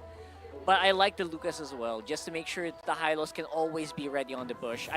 If you throw it on the XP, it's going to be able to bush check less. Yeah. So I like this. And Falcons have really blocked off from a Valentina pickup, I think. I wonder if they're willing to lean into Faramis that might be a bit too aggro. They have the reach from the Granger. They can play it safe and go Vexana. Vexana is pretty good. Yeah, I'm looking Faramis or Less Vexana. on the Eve. Yeah. Eve is still available, but I don't. I would not want them to Eve. It's gonna be bad. Oh, Lo Yi. Lo Yi, oh my goodness. All right, of course. All yeah. right. Again, we're so used to seeing her banned out that Banned I'm surprised that she's picked up again. She wasn't banned out last series at all, right? Like this is, I mean, it's a 91% contention rate that she has right now. Yeah, so you're right. Yeah, she was left open. Only she was banned out for 1 game only. For 1 game? Okay. Yeah. Amazing. So, interestingly enough, and leave it up to Team Falcons, man. They are the team that wants to usually utilize some of that macro option, whether that's the chip, like you were mentioning earlier with Ogwin, or you get your hands on Lo Yi. You can do the same thing. You can put pressure where you see fit alongside the game, and that's really what they want to do and how they want to approach this game, because of the fact that, again, yes, you have to kind of deal with the pace that Twisted Minds lineup could give them from early to late game. We take a look here at the index. You're seeing it broken down. There's a lot of higher numbers here for Team Falcons right now throughout this game. We'll see if it actually plays a part. You get one last look here at the lineup. And interesting. I think this is interesting for Twisted Minds, but really want to see if this Escalera change, instead of Sensui playing for this one, is going to change things up. We jump into the Land of Dawn. It's game 1 in our second series of the day, day 2 of week 2. Will it be Twisted Minds, or will it be Team Falcons drawing the first blood? Again, the Granger falls into the hands of Super Marco, who yesterday he was able to get the first Savage of the season so far. And now Escalera getting the information. 2 different lineups. On Falcon, you have pick and pressure. Pick off and pressure is the identity for them, while for Twisted Minds, it's more steady, stable team fighting concepts. And if you keep the team fights up, I feel like Twisted Minds does have a pretty good handle on the early, or to mid rather. But in the early game, I feel like this Jawhead is something that you really have to keep your eyes on. And he is keeping his eyes on you as well. So your MPTK might not have an easy time in the jungle here. I want to see how they kind of respond to that early pressure that can be set up. Now, Team Falcons, their play style for the most part is going to be waiting even for Ogwin to have that level 4 available. Yeah. Right now, he's just literally got in the ejector. So that's pretty much all he can do. Now, you have to also respect the early game damage on both sides, because that's the thing about the Luo Yi too. For Few, he knows that he can actually, when they clump up and they want to, for Twisted Minds, they got to watch out for the Luo Yi. Now, Flap is going to go check out the bush. Nice bit of a check here. Flap TZ, of course, with the power of wilderness, going to be able to keep himself alive. He's fine, but the rest of the team, good positioning, going to go for it themselves. Oh, I'm not sure. I don't know if you expect that. Escalera put on half here, and of course, the diversion not available for Few, but the damage is pretty good from the rest of the team here. Kyletzy chased Flap TZ as well. 2 TZ brothers giving it pretty good damage. MP the King's out. Yeah, quick scaling here for Falcons, and they will have damage right away. And instantly you see Flap TZ applying pressure into the purple buff. See if they're going to invade it. Diversion play by Few to send Kyle. Interesting. And that's so deep down, getting ready to intercept on the orange. He expects it. He sees MP the King. Don't think he's going to do anything yet, though. Good attempt there, but still actually going to go ahead and take one of the camps. So MP the King, part of the plan is really to slow him down or at least give that gap. And so far, Kyletzy keeps up with the pressure. So Very MP the King will aggressive fight as for it. well. Yeah, very aggressive. Yeah, MP the King, though, keeping up with the pressure as well. He's not, we don't see a significant XP deficit yet for the Suyo. Twisted Minds, let's see how they find a way to slow down the pace of Falcons, who are just controlling the tempo. Could be problematic here. Flap TZ knows how to dip, he knows how to dive. Oh, He finds one. Hajizi goes down. Ogwin beautifully positioned on the jawhead. Very patient. It is a trap. Very patient. Good pickoff, too. And that's what you expect to see from the master, Ogwin, with the jawhead. So a lot of that, once again, he's just kind of scouting things out, and he makes a play. Yeah, very good read. It really looked like Falcons PH were baiting them into that, knowing that Ogwin was in the right spot. I think they were just waiting to get the information where Hajizi was. Simple toss-up, follow-up. And I think we're starting to see also just how devastating the Jawhead Low-E combo could be. Because once Ogwin gets a toss, that's going to be an easy trigger with a duality pull for Few. I mean, I say easy, but he has to make sure that the shadow light is right. The balance. The balance. Yeah. You know what it is with the Low-E. But so far, they've been making it work. And when Twisted Minds try to respond, they find themselves getting bursted and pulled in by the Low-E. And that's something that's very deceptive, because you don't know. You can't always check yourself, like, oh, what do I have over my head? It's not something that's easy to find, and it can really catch you off guard. Yes. Kyletzy's damage is catching them a little off guard, too, because even this Escalera, Ogwin again, toss up. Ogwin again with a beautiful position here. James actually will be able to survive here. Haji's forced to use the Defender Airstrike very early on, though. And because of that, Falcons might see an opportunity here. James is low, and from the back, it's outplayed. It's going to be a 5v5. It looks like there's going to be MP the King taking it out with that turtle. Escalera going to be the sacrificial horse here for the meantime. Team Falcons PH, good patience with that, and diversion. Whoa! To quickly rotate. Very aggressive, Kyletzy. Wasting no time to get into the purple buff here, knowing he can take it very easily from MP. And even without the retro, he's like, yeah, send me. Send me forward and I'll go get something, because we lost that turtle. So they go get that. Super Marco gets some extra gold too, knocking on the plates here, of course. Even taking a look at it, look at the lead that Super Marco has right now against Outplayed. They've just been 1v1ing for the most part. Yeah, they've just been in the lane. Super Marco has been on God mode since yesterday, and he breaks the tower on his own. Not much rotations downside that would really disrupt the laning phase between the two. That's just pure dominance in lane by Super Marco. Again, on a Granger that he got the first Savage of the season with yesterday. So thumbs up, man. I don't know. Like he's such a silent killer, and he's so good in the lane 1v1, and that's just him taking care of it. Look at this, because he's going to stay there, continue to farm up, and Outplayed's got to go get gold elsewhere. So, and rely on the team too. So that is a problem for right now the gold lane for Outplayed. Yeah, get those 750 stacks. Saw that yesterday. It was like pretty 750? crazy. Yeah, we reached that number, right? I can't believe I saw that, actually. You're going to have unlimited Rhapsodies here. And now the 5-man once more from Twisted. Good staying use. Together.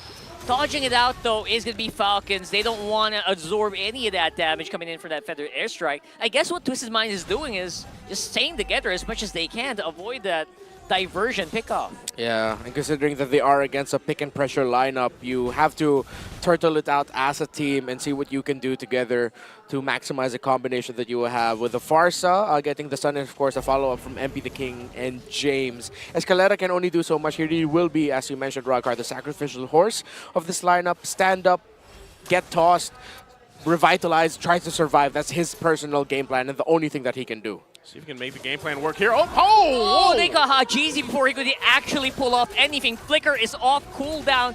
Nothing at all. Huge surprise factor from Falcons. Man, Ogwin is a menace on the Jawhead right now. Yeah, he's reading the positioning of Hajizi very well. The two deaths Hajizi suffered were because of the hands of Ogwin. And look at James even having a hard time trying to deal with Flap TZ alone. On. James says, leave me alone, bro. Such a big boy. Can't really do anything about it, and Flap TZ knows it. 5-man Twisted once more, staying together around the mid. Kyletzy already has the Malefic Roar as well. He went, he went Hunter Strike, Fury Hammer, not gonna fully build that yet. Then goes into the Malefic Roar just to double down on the idea of, oh, we're gonna really burst it down. Because the two Dreadnought armors on the side of Twisted Minds with the Lucas on the high loss, the Malefic Roar rush by Kyletzy cancels it out. Yeah, not only that, I mean, we already saw how much damage he was doing without the Malefic Roar against Escalera. Yeah. And now, he might even be able to go ahead and get a combination of a burst down on Escalera. And if you take out their front line for the most part, that's devastating. They've already done it when you get tossed up by Ogwin, and it looks like they want to keep going for that, you know? This is just putting pressure on the resources alone. Twisted Minds might not really have a move here right now. That's right. I feel like the devastation is literally starving out MP the King. Can't really level out, can't get any gold so far in this game, man. That's devastating for a Suyo. Yeah, and it really just looks like Twisted Minds because of what the Jawhead and the Lowy can do together in the map. The simple things of their combination together meant that Twisted Minds could not find any control at all. Outplay just built up the Golden Staff. Oh. Trying to make some moves here once more. Finally, Few is going to be the first target here for Twisted Minds in the next few minutes. Flap TZ's on the run. Kyletzy coming in for backup. Can't really do much. Only forces back the Twisted Mind members. It's a start. That's a start that they need because they see that when they lose Few and they lose some of that magic damage available to them, they really kind of hesitate. So, but knowing that Falcons doesn't want to overcommit because the Lord is up now. Yep. And if they just lose one, that's fine. They still have a pretty big lead against Twisted Minds, and they'd rather focus on this objective. Yeah, Twisted Minds have shown that they can get a pick and punish, though. Again, the Hilda and the Jawhead will be the most susceptible to that, but at this point, it looks like Twisted Minds need to spend so much to just try and pick off two that Falcon will still have the comeback capability, especially around Kyletzy's Nolan, who is level 14, getting closer to 15. I think it's safe to say that's a 3-level gap between him and MP the King Suyo. Damn. Jeez, look at the damage dealt by even MP the King, man. It's just nearly non-existent. Like, just near him is Ogwin in terms of damage. I mean, That's rough. as strong as Suyo is, he can't get near his opponents. And look at that, because of the Ogwin as well, outplayed, getting forced back when Kyletzy takes that turret. I feel like it's because of Ogwin, right? The Suyo can't get near the targets. He can't do damage because of the fear of being ejected into the back line. Yeah. You're going to have a tough time either way, really, when you get this far behind throughout this game, even Escalera. Look at Super Marco up front. He just knows. He's like, dude, I've been farming up for 10 minutes. I want my time to shine, and they'll get the Lord easily off of that. You know when you're playing with that kind of confidence and you're that up front, and you're relying on the fact that you just have a flicker, basically, defensively, that you're locked in, basically. Yeah, Falcons PH. Yeah, they can just continue this. Twisted Minds have a strong counter capability, especially on the anti-siege. They have the Farsa and the Moskov together. And of course, the Lucas would always be a little bit of a thorn on your side. Right now, it's more of a splinter than a thorn. Don't really have to worry so much about the Lucas. But as long as Falcons doesn't get too over-eager to end this, they focus on the heroes first, should be okay. Oh, you. Twisted Minds right now trying to go for the chase, trying to find anything. Because right now, if they don't do anything, it just feels like they're just going to get suffocated. Yeah. They're trying to find any any gold source at all. Yeah. I'm not sure if they're going to be able to find much. The shields are all popped except this mid one. Good usage of the Jawhead ejector to throw the minions into the shields to have them pop earlier on. Oh, Easy, playing around with James. Damage not quite Kyle? there yet, especially Oh, forcing wow. out the Winter Crown from Kyletzy. That might be an opening here. And James and Escalera says, you know what, maybe we can go for a chase. Maybe we can chase these remaining members, make something happen. They're trying it as much as they can. Go into the glorious pathway. They find Mew. There's just no stopping these two people. Oh, well, that's exactly what we were talking about with how good the Farsa is in the defense. But him, Hajizi, and James linking up together to get the first pick off onto Kyletzy. And good call by Twisted Minds. Even I was surprised that they decided to go after the chase and still was able to walk away with a kill onto Few. I'm actually surprised because that was clearly a mistake from Falcons. The way that they approached that, I feel like a little overconfidence in, you know, hey, we have this lead, we want to go ahead and fight out. But then they end up getting caught before the Lord even approached. So they kind of fumbled that. And it gives now Twisted Minds an opportunity to go ahead and slowly get back into the game. They've already started that. They are getting some of the items that they need. That damage is respectable. But again, when it comes down to it, we have to look forward in the next less than a minute, about 45 seconds. The Lord, are they prepared for a Lord fight against Team Falcons? Oh, Or do they give it up? Nah, they can lightly contest, but as long as they build up an advantage, that's when they can go for the heavy contention. I don't think they should really just go all in right away. Try to get crafty, see if you can bait out Ogwin's entry first and get info where FlapTZ is, see if you can find Kyle. There's a long checklist that you have to do, so Twisted Minds, just take it slowly first, don't go all in just yet. Weirdly enough, I do like that. I feel like Twisted Minds, they have a bit of an advantage if they go 5-man dive, because single target Rhapsody, single target Ejector, you can do it. They're gonna lose if they play slow. If they play fast, that might not be able to keep up. The Rhapsody will not be enough to slow them down. Feathered Airstrike used up here, securing and that buff. Both Retributions still held on to, but the Lord is up now. Super Marco also picking up the Wind of Nature, has got that available now. And they're gonna go ahead and start this up. Twisted Minds, though, like we said, do we see them lean into this? They could Glorious Pathway in. A good Divine Glaive comes up, and that's a reset on the Lord. And Hajizi will have the Feathered Airstrike now that the time this fight breaks out. They do have to clear some of the waves. That's being managed down bottom by Outplayed. So we'll see if they actually go ahead and commit to this one while Team Falcons kind of approaches the fight, trying to get the favor. So they're going to stop to let them get their times to get the buffs they need. Okay, that's one info. They see where Flap is. They also have to be careful where Few is at, because if they decide to commit the all-in and go fast, Few is the biggest counter to that. So as long as they can tick the box of where Few is, get that information, I'm sure they can readjust if they decide to go for a full dive. Bottom lane minion is getting managed somewhat right now. It got balanced. What was a slow push has stopped dead center in the lane, so Falcons doesn't need to worry about that, nor does Twisted Minds. Oh, the Twisted Minds are getting pushed out. Yeah, they're getting pushed out really hard here. FlapTZ is trying his very best. Oh, they just rush it. And they're bum rushing straight to the Lord here. Oh, wow. I don't know if they want to take that Spear of Destruction. Oh, they might just want to go out for it, but Outplayed says, you know what, let's go, let's play. And they take out one because of that. It's going to be two going down as well. Escalera following suit. 3v5 right now here for Falcons. And it is a very, very bad bloodbath here for Twisted Minds. They're rushing out for the map. That won't save you. And there goes the Maniac once more. And a wipeout for Team Falcons. He does it again. It's a Maniac for Marco on the Granger and a missed call by Twisted Minds to decide and fight. Escalera and Outplayed might be kicking themselves.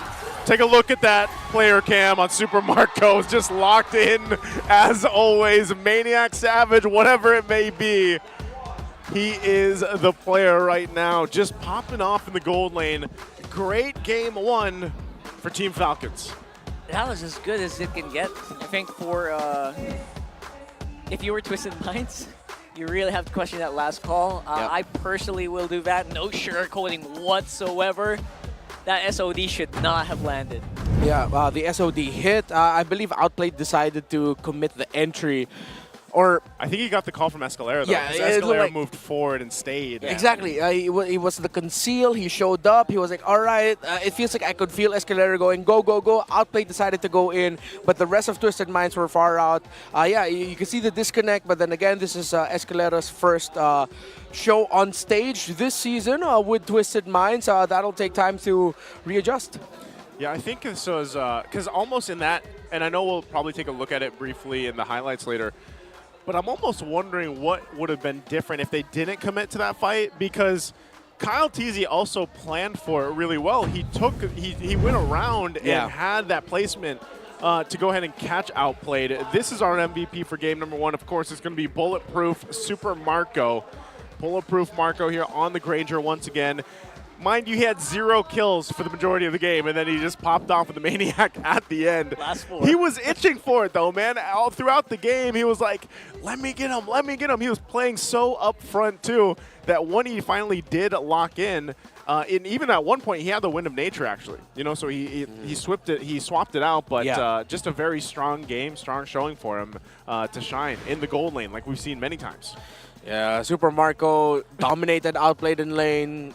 Pretty sure he even dished out a 2 thumbs up somehow in the middle of the game, say, hey, I beat you in lane, bro. Not much you can do against me.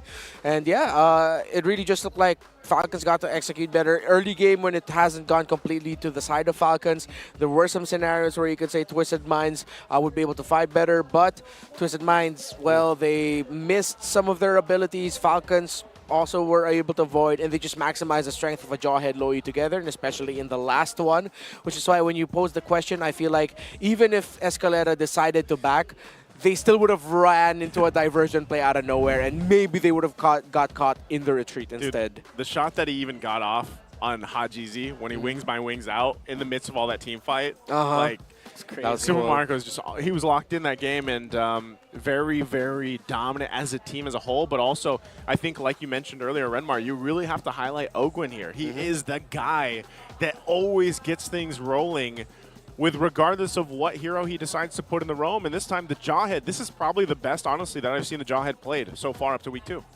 Actually, completely agree. As much as I also really would have wished maybe a Purify on the Farsa, make it the life a little bit easier. I also understand that there's not much to Purify in this game anyway, except for that ejector. So either way, I feel like they were kind of trapped to try to hold on until the super late game where Outplayed could kind of 1v2 people maybe, and MP the King could kind of pick people off. James has a great front line. They have actually a great front line, right? Yeah. They have tremendous front line with the Hylos and the Lucas. But the damage didn't really ramp up the way they wanted to. But I actually really agree in that last one as well, Renmar, where either way they were going to probably lose it out. So might as well go ahead and try something, right? At least he decided to pull the trigger and see if they could get some trades here and there, make sure that the Lord is amounted to nothing. But all of the top stats goes in favor of Falcons. First guy in carry for Marco. Of course, this time Flapteezy was the one getting a lot of the info and the damage taken onto him. He was the one holding the front line, as Ogwin was more of the pick-off type. Just see who he can toss to pair up with Few, who has the most assists. And Few's effect here was in the early game. Twisted Minds' counter engages that they wanted to do against Team Falcons were countered by the duality combo of the Low Yi. It was similar to what we saw yesterday in Aurora versus AP Bren, where it looked like AP Bren would get a pick off with the Jawhead. In comes the Gato Kacha flying into counter. This time around, when the Jawhead gets a pick off, the Low Yi blocks any response that Twisted Minds wants to do while dealing damage on whoever Ogwin picked off. And what I really liked also about the lineup there from Team Falcons was just the fact that the game plan or the idea really was, let's put so much pressure on MP the King and even Escalera to help, because Escalera had to, you know, help and respond. It's like, we put so much pressure here that our gold lane just free farms and does his thing. And we rely on Super Marco to just go ahead and win that lane. So and that's exactly what they did. So after yesterday's Savage Super Marco, he gets the Maniac today. He's unleashed. I remember at one point, especially when Bulletproof Marco, the moniker started, his KDA was insane. What season was that? That was like Zero Death season in 11. Season 11? It was in 12? season 10 when we started 10. noticing the trend of him barely dying as a carry. Yeah. And then that continued on to, it stopped a bit in 11. 12 is when it came back with a vengeance. And you know, he might be on his way now too, but definitely can't wait for game 2. We're gonna have to take a look first at the all access segment. Let's go ahead and throw it over to the host. Maraming salamat muli sa ating mga casters. Hans and Jamie still here. Dito lamang sa loob ng ating MPL Arena, but technically outside. Kasi nandito tayo ngayon sa Infinix booth, right? There's a lot of prizes here. I know, and we're going to tell you about how you can win these prizes if you're here at the MPL Arena. Oh, yeah. So we have the mechanics here, Hans. Why Okay. don't we go through it? You know what? To further explain this in a better term, may we talk to Siron? So Siron's one of the representatives coming in from Infinix. Siron, it's so nice to have you here. Hi, Siron. Maybe you Dito ka can sa gitna. talk to us a bit sa kung paano ba ginagawa yung mga mechanics natin sa Infinix, men. Bali, para po manalo po kayo ng prizes natin, hindi nyo lang pong gawin yung task 2 and 3 na. Task 2, 1, 2, and 3. 1, 2, and 3. So yung una-unang task natin dito, Hans, is they have to follow the in-game zone on TikTok. Okay. Invite at least 2 friends to join. Okay. And the Infinix community page. Oh. Tsaka sobrang easy to follow, no? Kasi may mga QR codes tayo dito. It's guided. Yes. It's guided. And then, right after that, pwede kayong pumunta sa task 2. You can either choose one, right? Diba? Hindi nyo na kailangan gawin lahat. Pili lang kayo ng isa. It's either you take a selfie with a legend. By legend, we're talking about our players, right? Of course. If you want to do a snap and invite at the Infinix booth, dito kayo mismo. Yan. Just like what Jamie is doing. Yum. And then last but not the least, you also have the Infinix X Clutch Moments Challenge. So, yung mga best yung MLBB highlights, yung mga nasa drafts nyo, yan. Pwede yun nang i-post, pwede yun nang gamitin, and rekta na kayo to be able to do task 2. At uulitin namin, you just have to choose 1 out of the 3 tasks. But of course, if they want to do all 3, why not? Diba? Why not? More chances of winning. And then we have task 3. Okay. So upload content on Facebook and TikTok, diba? For task 2. Ang gagawin nyo ay make sure to use the hashtags. At may 3 hashtags tayo. Ano yun? hashtags? Bali, Infinix Lakas sa Chamba. Infinix Lakas sa Chamba? Philippines Season 15. MPL PH S15. Okay, so actually dalawa na lang daw pala. Dalawang hashtag. Yan. Again, Infinix Lakas sa Chamba and hashtag MPL PH S15. Okay? Alright. So there you have it. And then after that, okay na. Nakuha ko na. Sobrang easy. Sobrang easy. Pero ano mangyayari after nun? Boss Iron, let's say natapos na lahat. Anong gagawin namin? Bali, pwede na po sila mag-spin dito sa ruleta. Spin! Dito. Okay, Come. Rekta tayo doon. After you do that, pwede na mag-spin. Siron, sasali na ako officially, okay? Wala na nandito na Let's assume, ginawa ko na yung lahat. Yeah? Ano yung mapapanalunan ko? Okay. Spin the ruleta. And you get Akala ko bokya. Buti naman pin. Okay, do I have my pin? Yeah, actually you do. Easy as that, Wait lang, kukuha daw siya. Ako din, I wanna try my luck. Bokya. No, just kidding. Pero okay lang. Alright, let's see.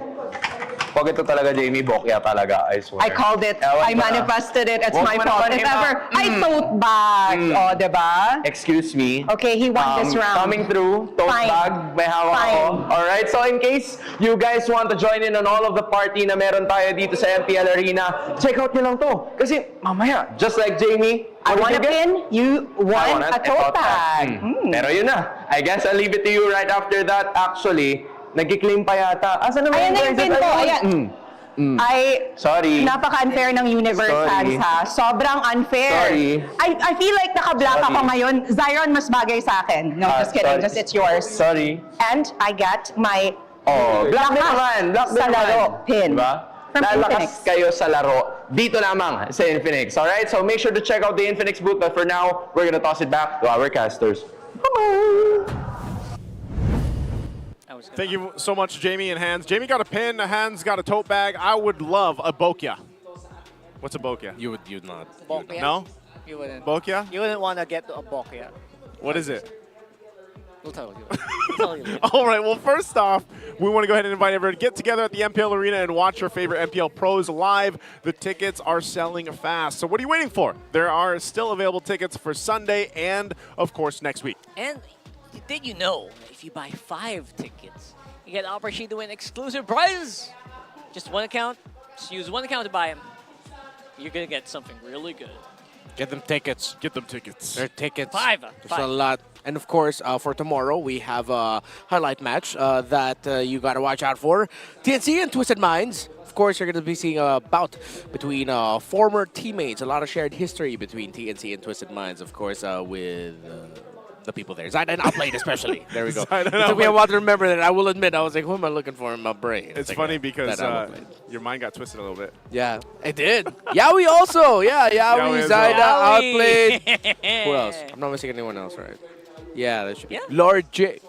A lot of James? It's a family thing, right? It's a huge family. Dude, honestly. Yeah, there's we'll talk about it tomorrow. There's a lot of shared family history. thing. Oh my goodness. Trying to keep up with the MPL family tree is kind of difficult. Like when we started like exporting and I was gonna say importing, but really it's mostly like exporting.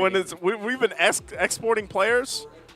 It's kind of difficult, man, because teams have jumbled around, and you have coaches over here, coaches over there, players as well. You got blue side pick over here for side selection for Team Falcons, and they're on a 50% win rate. Okay, they got a 50% win rate over there. But that's the thing, man. I think for specifically for Twisted Minds, let's talk about what they can do in Game 2. Because what were the pros? What were the good things, Renmar, that you specifically saw from Twisted Minds in Game 1? Because, like, did they have an opportunity? Because it was mostly the comeback they were starting to get towards the middle game. I think it would be the vision that Haji has.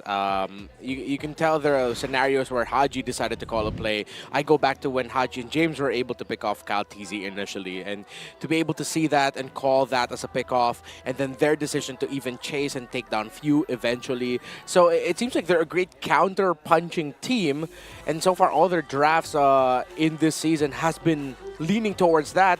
I want to see them trying to go for a play style where they're the ones leading the control, they're the ones leading the pack. I guess that can happen if they kind of just draft a bit for the early. Because earlier, I feel like they really banked on a super late game. And that whole lineup, it could not really activate before 8 minutes, before 10 minutes. Unless MP the King had a really good game, which he did not. And you know what? They made sure he didn't have a good game. That's a kicker there. Yeah. And they're going to go with the Moskov in response. The Joy obviously being picked up here is what we expected. That is also going to be a Badang picked up. So this is kind of typical for that red side first phase. What do you think the jungle response is going to be because of Joy's here? They will still have the Nolan available if they want to go for the wild speed. I don't think they're going to be thinking about picking something that isn't an assassin for MP the King, so I'm leaning towards a Nolan. For Falcons, they would want Reach. I'd want to see them consider the CC and the Eve now as their next 2 pick. Considering that they have the Joy with them, they don't have to worry about the Joy being on the other side anymore to surmise some mess up an Eve. So CC and Joy for me. CC and Joy. Sorry, CC and Eve. CC and Eve. Yeah. There you go. Never mind. But I will retire now. Chol is really good. Which is still the flex, technically, for Falcons, right? Yeah. Team Falcons, that's a flex Cho. Could go in the roam, could go in the XP lane here. I have to highlight what, speaking of like flexing a Cho to the XP, I really have to really commend what Flap did earlier. I was going to say that earlier. Yeah. His play, his Hilda play. His Hilda play actually was exquisite in the earlier game. It was. Which surprisingly was really good. So with this Hanzo, that opens up a lot, doesn't it? Yeah, and this it won't completely turn off Falcons from picking up a artillery mage like a Farsa or an Eve, but now Twisted Minds will have to really think twice about it. I think that's also one of the reasons why maybe Falcons didn't pick up the Eve already. Alongside getting Cho for them, which blocks a pick away from Escalera, which means that Twisted Minds' hero pool in terms of being able to set an aggressive early tempo now just boils down to a Jawhead. That's a good call by Falcons to eventually pick up the Cho as one of the first 3 picks, and then they go for Iritho for safety. What I'm thinking here is, what's the chances if Badang goes roam here? Higher chance on XP or roam for this one? Ooh, well, the best Badang so far this season have been in the EXP lane, right? but I won't completely turn off the idea of a roam Badang. It is up against a Cho though, and the Cho can just easily dash out. Might get less kills, possibility of kills here if that does happen. So yeah. Okay. So these last ban, last ban for Twisted is going to be the Hilda.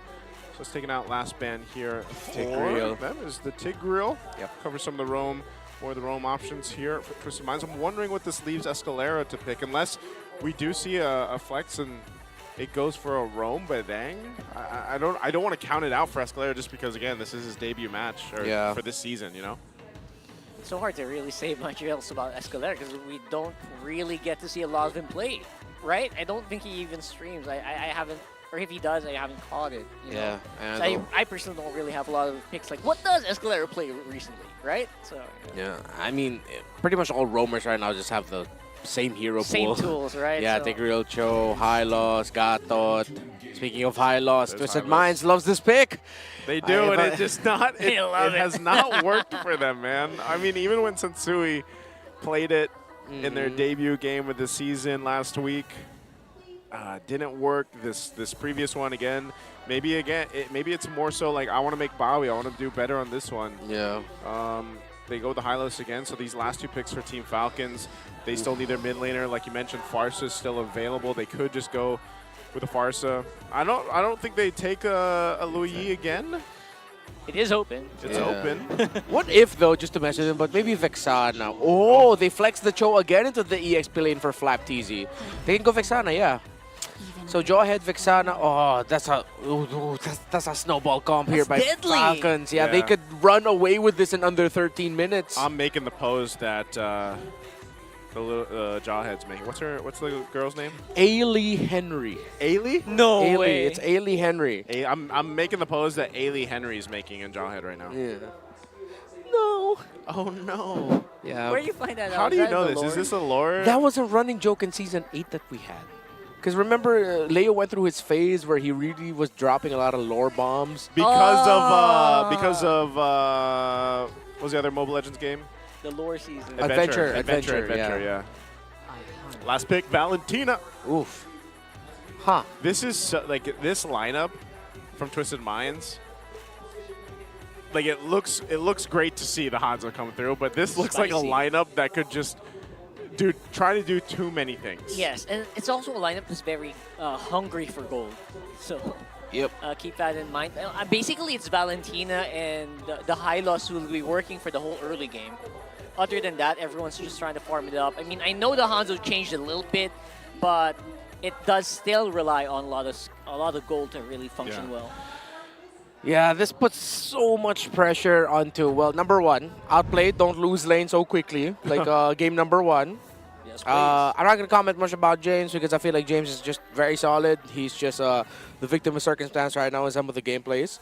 But Escalera, Haji, and MP the King, yeah, they somehow have to work together so well with a interesting, unique, and interesting combination of heroes in the center of the map to stop a Oheb, Vexana, and Joy from snowballing.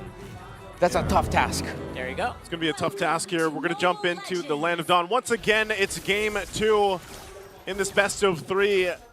On to a sweep. Will it be for Team Falcons, or can we get a game 3 with this interesting lineup from Twisted Minds? And I think that's definitely the case. You know, even in the sense of Hajizi, what ultimates will he be focused on taking? I mean, this is going to be the same thing if they don't control Ogwin on the Jawhead. I'm kind of worried about Twisted Minds and even the space for MP the King again. You know what? Since we mentioned it, I think Falcon also are very aware of their win condition here. They're starting to try to group up together, just in case someone gets a little bit more feisty. Try to capitalize on their early game, which is very scary right now. Of course, level 2 on Ogwin means Ejector is available, but they're still not sure where the Hanzo is. Okay, nothing too crazy. For the emblem setups, a lot of cooldown reduction on the Badang as usual. Warcry for this Hanzo. So similar to the last time we saw it. James able to get the EXP scroll on the Crab there in the bottom lane against Flap. Maybe part of the difference factor for Twisted Minds this time around too is, and there's some added reason for it. You know, they've got 2 Purifies. At least between Outplayed and Hajizi to help not only now with Ogwin's Jawhead, but also the Cho here for Flap, which is definitely something they're going to want to deal with. As long as they can kind of avoid from being picked off, whether that's from the choke, whether that's from the jawhead, I think they should have a fighting chance when it comes to some of the team fights early on, especially with usually when we have seen Hanzos, not just here, because we've only seen them once, but oh, hold on. Look how fast they take the turtle. Look at that 4-man stack right on the turtle spawn here. Trying to see if they can get someone on the way out, but Twisted Minds fine now. Yeah, that was few being able to stop what could have been a post-objective team fight engaged by Twisted Minds, using the Terrifying Eternal Guard right on the Pinnacle Ninja of MP the King. And one thing that Twisted Minds also has to consider is that maybe a dive onto Super Marco isn't going to be so rewarding right away with a kick. What? Whoa, very early on, FlapTZ commits on the flicker, forces Purify on Hajizi. Yep. I feel like that was let me just go ahead and try to get this. If I can, I'll just make my way back down. It's like one of those, it's like a side quest for him going down to the main quest in his lane. So he's like, it doesn't happen, it's fine. So resetting at that point, it's still Twisted Minds. Oh, hold on. And another one. Ejector committed once more. James is a bit better here with the fist crack, but he's going to go down either way. Kyletzy already used Electrifying Beats, and SOD, no commit for the top. Yeah, tough there for Twisted Minds to actually fight into that. So there needs to be a lot more communication right now between Escalera, Hajizi, and James, who looks like he's spending a lot more time leaving lane and going into the center of the map to get information and to supplement that area. But if you know some areas might be risky, James has to acknowledge and just not continue that side quest into the center.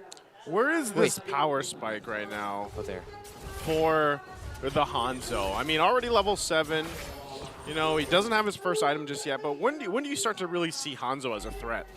It takes a really long while. The last time we saw MP the King on this Hanzo, though, he was able to pull off a crazy pick-off where literally 4v1, he was like, I'm going to get your mid laner. I'm out of here and safe. So still, I think we have to explore Hanzo more in the pro scene to really feel his power spike. Yeah, it's going to be crazy here is that they don't really have any way out for Hajizi there. Already used up to Purify, and that's going to be him. But Few might be the one who's in trouble here, getting chased on by Outplayed as well. It's 1-for-1 for Falcons and Twisted, and the turtle is on. Yep, mid for mid. Two Corrosion Sides already built by Twisted Minds, but no Pinnacle Ninja for MP the King. No Pinnacle Ninja. There's no way for the Retribution as well. Kick as well committed by FlapTZ. That might be a kill on James and Escalera. If they don't make it out here, they will be next targets here for Falcons. That's 2 turtles, or 2 kills rather, and possibly a turtle. Man, even with a Revitalize, they were able to go ahead and get them down. They had to wait for Super Marco to make his way, but he did, and then again, they end up winning that fight plus the objective here. So that's a whole lot of wins for Team Falcons. Very stonks. Yeah, it also made me question as to why Twisted Minds still decided to posture for that turtle despite MP the King already showing that he used the Pinnacle Ninja. I know the cooldown of that is super fast, but he won't be able to get it that fast. Not that fast. Yeah, without the Pinnacle Ninja, there's not much a Hanzo can do around the objective. See, he's standing there trying to be within the range of Retribution on that turtle, but it puts him in risk of just literally like, guys, I will only just try to retry. There's not much I can do. And Twisted Minds, there's not a lot that they can do as well in that scenario, trying to protect him. They're just going to take damage for no reason. He was literally just like walking back and forth. Oh, no. But now, because of that, MP the King getting hunted down in his own jungle by Kyletzy. He's not going to get a chance to breathe anymore at that point. At all. No, sir. Again, similar to last week, the rotations of Twisted Minds, they're twisted. Oh my goodness, that way of the dragon was not stonks at all here for Hajizi. Stop it, Ogwin. They're already dead. They're already dead. They're already taken care of. And again, that's why you see, I think a lot of this might require for James to get active here for some of these responses, because right now you do have to protect MP the King to an extent, because Kyletzy is just kind of having free reign, able to go around. He's already got the Starlium Scythe. You can see he's about 1,000 and some change above MP the King, so I wouldn't be surprised if they just get a clean sweep at least on the turtles, the 3-for-3. They are getting in position though, so it does look like Twisted Minds wants to contest it, see if they can catch someone out. Ogwin's just around the corner, is going to get spotted here. James? Ejector being threatened here by Ogwin. Just trying to bait out some skills from James maybe. Obviously not taking the bait here for now. And multiple members starting to converge around mid. Okay, they'll start this up. Flap will make his way here too, unless they just decide to just go for a play. MP the King still going to make his way. He wants to get this purple buff too, so Flap's in positioning. Super Marco gets a Berserker's Fury already. There's Flap. Wants to fly it out. There's a wall from the Fizz Crack, but not going to be able to utilize it at all. Escalera is going to be the one once more to be sacrificed here, but James is the one that Falcons decided to go for. Said, you know what, maybe we can take him out on the way out, and that's exactly what they do. Chasing out Escalera back to his base. And look at this. He does go and grab his buff, but that's another turtle, another objective now for Team Falcons. They're drowning, man. They're drowning out in gold. Just absolutely nothing going right now for Twisted Minds. Gonna chase here by Kyle. There's no way out for Outplayed. It goes down. A little bit more recalls here just for emotional damage. It's the rotations, the timings. Falcons, they look so familiar with it, Twisted Minds. And again, just looks like they haven't found their own timing, their own pace just yet, the right rotations for this metagame right now, early in the season. It's so tough for them. Look at them right now. Ogwin once more has a way out with the Ejector Unstoppable Force, even has a flicker. MP the King trying to go for the kill here. Will be able to pick him up finally, even though they are under the tower. They're playing around with fire here, and Super Marco still not going to be able to get stunned here by Outplayed. Okay, good thing. I mean, Twisted Minds will go ahead and get out a kill. This is what we kind of talked about earlier, Renmar, where you know, Hanzo does have that potential to do just that. Yeah, it's also unexpected too. I think that's why it's so awkward to think about. I wonder what is the power spike of Hanzo, because like, even with just 2 items, he can do something like that. Yeah. But then you see how susceptible Twisted Minds lineup is without the ultimate of the Hanzo. There's not much else that he can do. It's a pain to have to wait for that ultimate. No way. Keep going out here. Solo man. kill. Kyletzy against a very not so tanky Hylos. That was the opposite of Riz. What's the opposite What's of the opposite Riz? of Riz? I don't know. Whatever it is. Whatever that was. Yeah, that was. I feel so bad for Escalera, man. That was Riz for Kyle. Kyle was just like, yeah, nah, I can do this. For Escalera, it's like, there's not much I can do. I'm a slow horseman. Yeah, once that Glorious Pathway is done and Revitalize isn't going to heal you through that because he's already got the Holy Crystal too. I mean, look at the lead he has still on MP the King. It's even further ahead now, sitting at almost 8,000 gold. And, you know, when you're taking out the front line with that, a Starlium Scythe and a Holy Crystal, and you're still working on your 3rd item, that's kind of scary because Escalera is supposed to be the guy to go in front and lead the way, but when he's nearly as squishy as the rest of the team, it feels weird. Here's those Ogwin.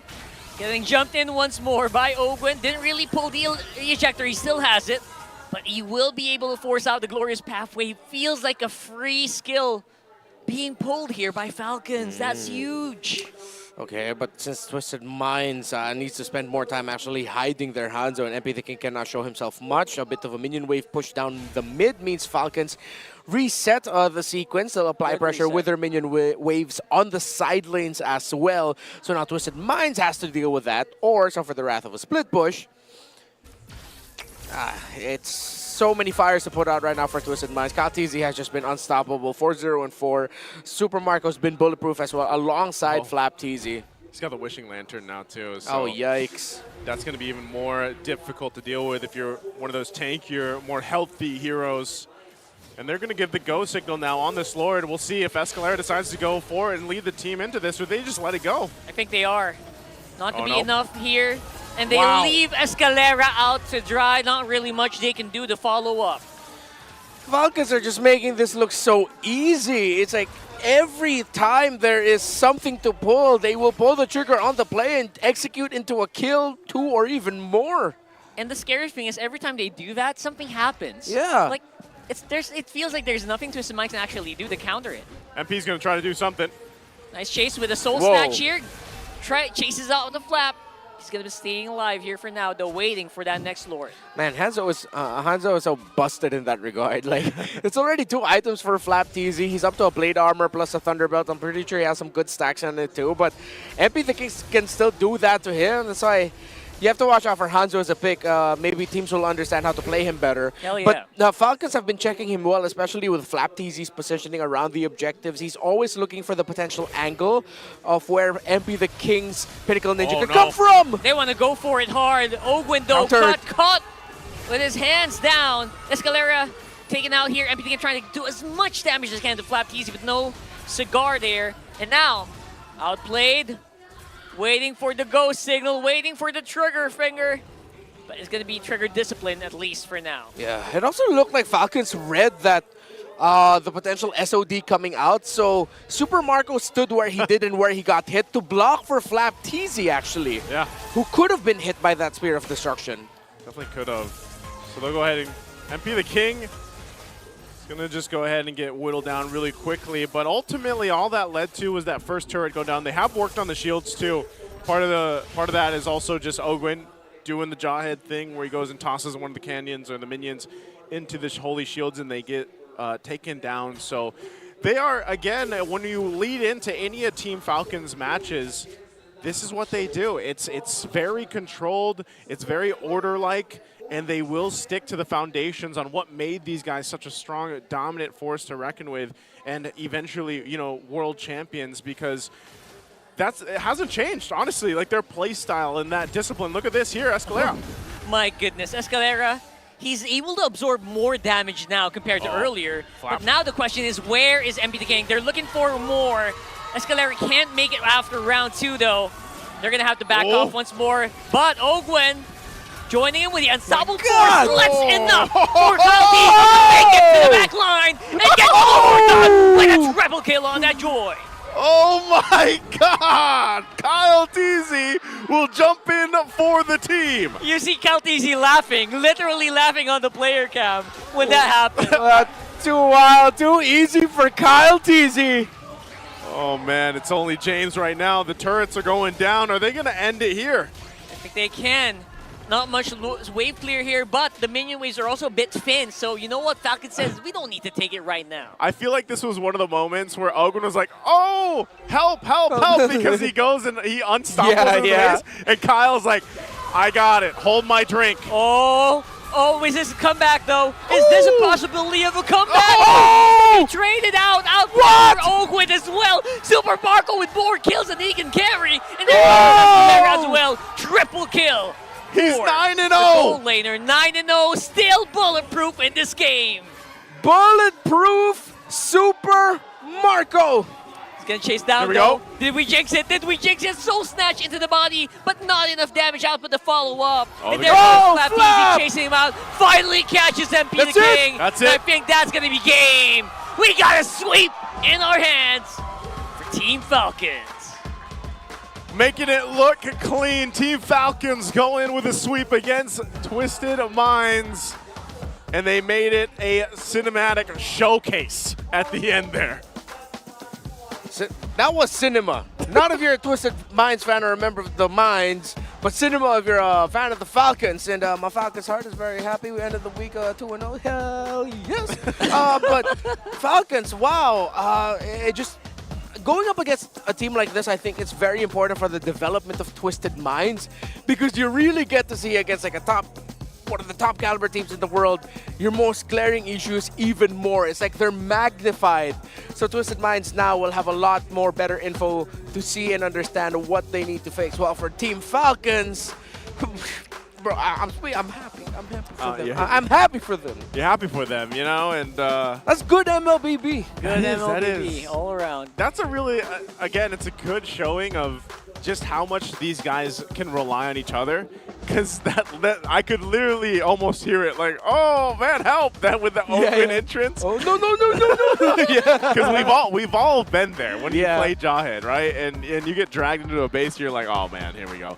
And that's the thing. It's nice to see for Team Falcons make the adjustment that they did, and also for a part of it is just, I think Twisted Minds. I don't know. I don't want to like count out Escalera here. They had similar. I feel like a similar experience almost from when they had Sensui in the Roam. It just didn't really seem like that they found that synergy or that connection between the team on an individual level. So maybe they can fix that up. We're going to go ahead and throw it on stage for our winning interview. Your winners for the second match of today, it's Team Falcons! I love to see it. Falcons Nest, ibang klase ang kanilang performance this week. You hear all of them once again, buhay na buhay. Super Marco, gusto ko lang malaman, Savage kahapon, mania ka naman ngayon. Ano bang kinakain mo regularly? Ano bang meron?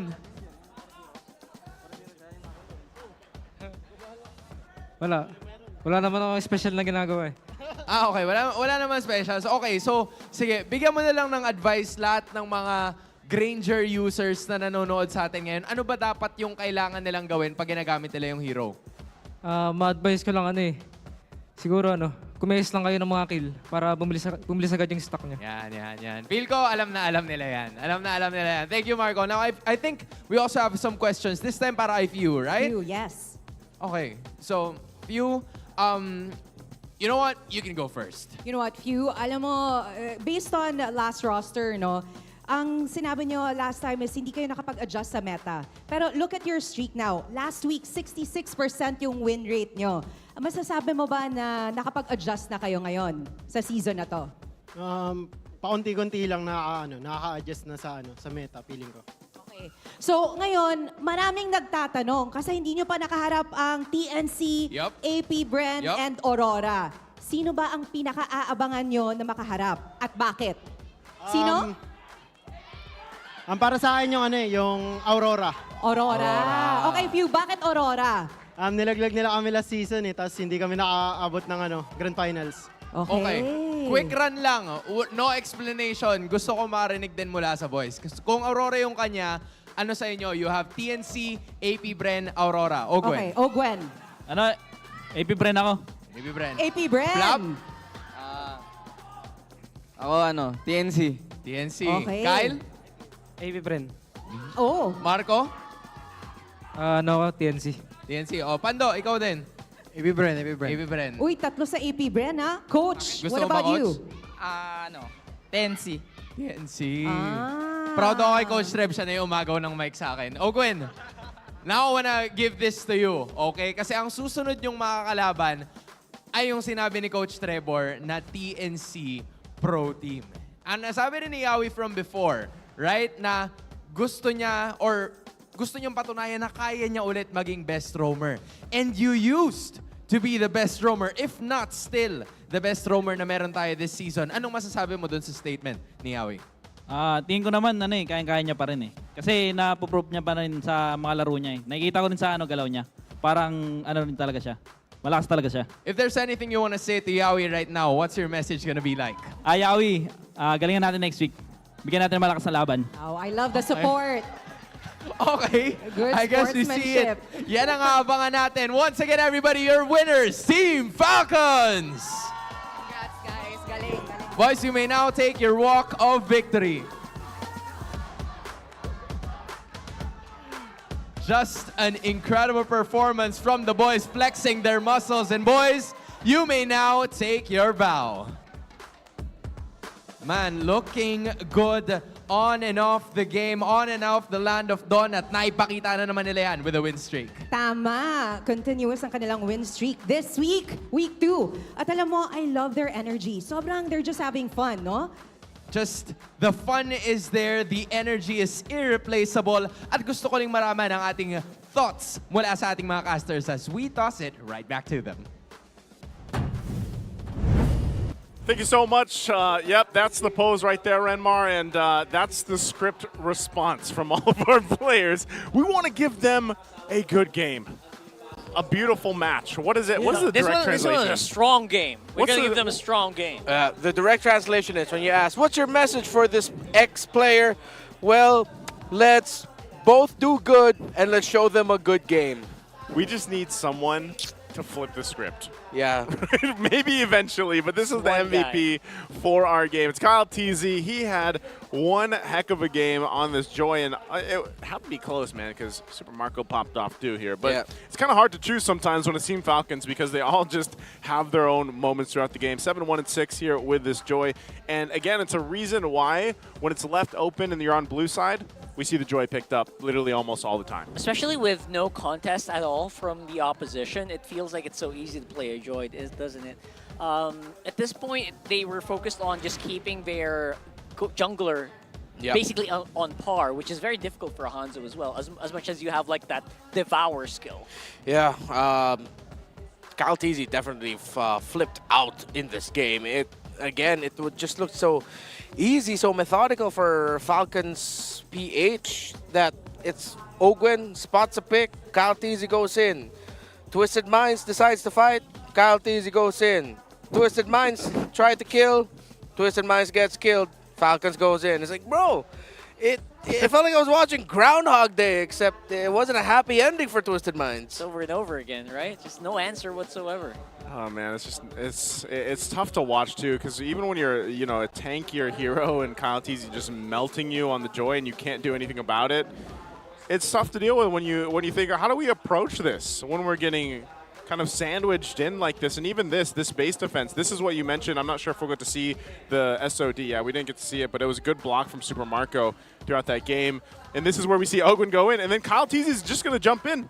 He's got his teammates, and that's what makes them such a devastating team. We also see this from teams of the likes of even Onyx PH, who, mind you, are kind of struggling right now for these opening weeks of Season 14.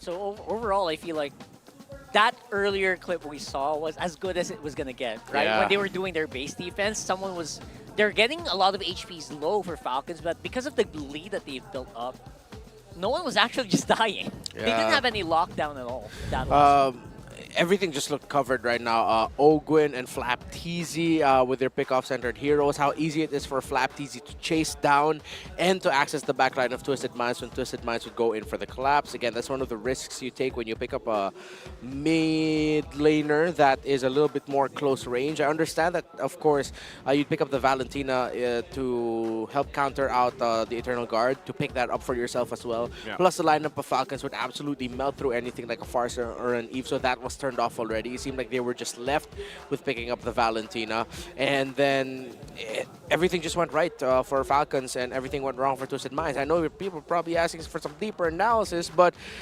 pretty much at this point we've said everything. You really see the rotational issues for Twisted Minds around the center of the map, where it looked like Falcons were getting to the right spots first. The times James would go to the middle to get information, no one was giving him the info, or maybe he didn't even think for himself that someone would be there to catch him, and it would be a Jawhead. In this scenario, you get a little bit more, you should be a little bit more careful with those rotations, because Jawhead plus the Vexana together is pretty much a one and done combination. It's too much crowd control to deal with. Yeah. And, when we mentioned this when we jumped into the game, just having the fact that, again, you have Jawhead in the hands of Ogwen, and you know that your jungle setup, at least for Twisted Minds, you're going to have to get that kind of confidence in the jungle to get momentum going on your favor. Well, Ogwen's not going to let that happen. And he does that so often whenever he gets his hands on this hero. And then you pair in the fact that Kyletzy is able to just go ahead and roam around the map as fast as he wants for the most part, and he's melting your front line. Yeah. It makes it really difficult for Twisted Minds to think of a game plan throughout that game.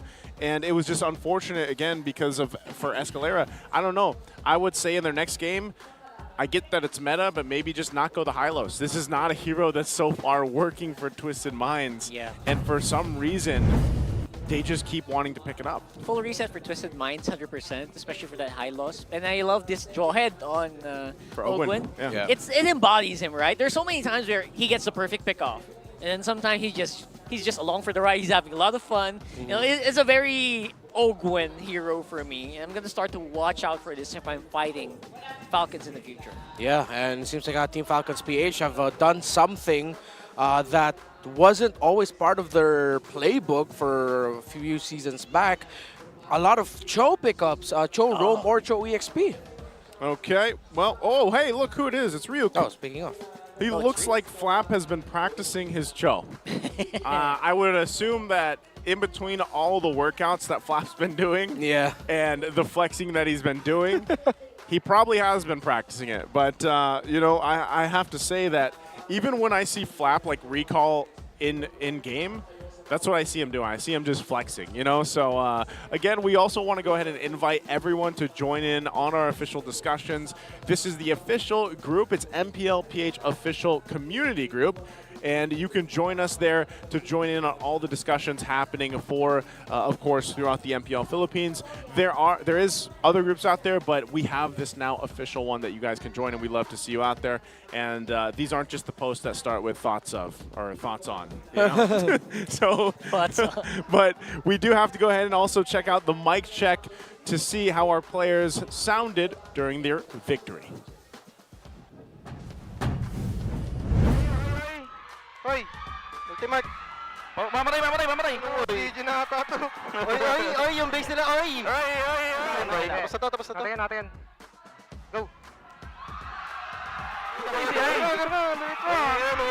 Laptizi yan! that Flaptizi at the end there. That had to be some of the most calms that we've heard, at least, you know, through these mic checks for the ending there. Yeah. I think at this point that's just familiarity again with how many things they've achieved. Yeah, they're just linked together. At the end, the final call was, oh, that's Flaptizi. Flaptizi, huh? That is, and that is the end of our second match. So we have one more match today, and that's going to be TLPH versus AP Bren. Also, real quick, we want to invite you guys to buy your tickets for tomorrow if you want to watch. It's Twisted Minds versus TNC tomorrow, and then our Smart Omega versus TLPH. So that is going to wrap it up for the second match. We are going to have a short break again coming up between the matches because, you know, this was a sweep, so you guys have time to get your refreshments and get ready. Again, it's me and Naisu. This is Rockhart and Renmar. They'll be back for the next matchup. That's it for me, so we'll see you guys in the next match. Thanks again to our casters, and you know what? 2 matches have already passed by. Kaya naman ngayon, since it's a Saturday, it's time for another MLBB Golden Month, right? Yes, you're right, Hans. At may kasama tayo for the Golden Month celebration today, Fuego. Join us on stage. Hey. Everybody give a warm round of applause for Fuego. Hello. Hello, guys. Fuego, take the center. Grabe. Fuego. Ang dami mong fans. Fuego, isang araw na naman for surprises today. Maraming salamat at you are here to join us. Thank you din po at sobrang saya ko din na maging part ng MPL PH ngayon. Yeah, man, we have a lot of surprises in store para sa lahat ng nandito, specifically sa MPL Arena. Because actually, we're gonna be choosing 10 of you guys na pupunta dito sa stage. And you guys will be competing for a surprise. Tama, Fuego? Exactly. Tama. Papremyo ito, Okay. guys. Sige. So if you're in for a surprise, if you want to join in on the fun, alam niyo yung gagawin nyo. Okay, Raise where are your they? hand, join us here in front. Okay, we see some hands. Ayan, We okay. need 10 participants. Sige, itapat for na. Madaming our papremyo. event.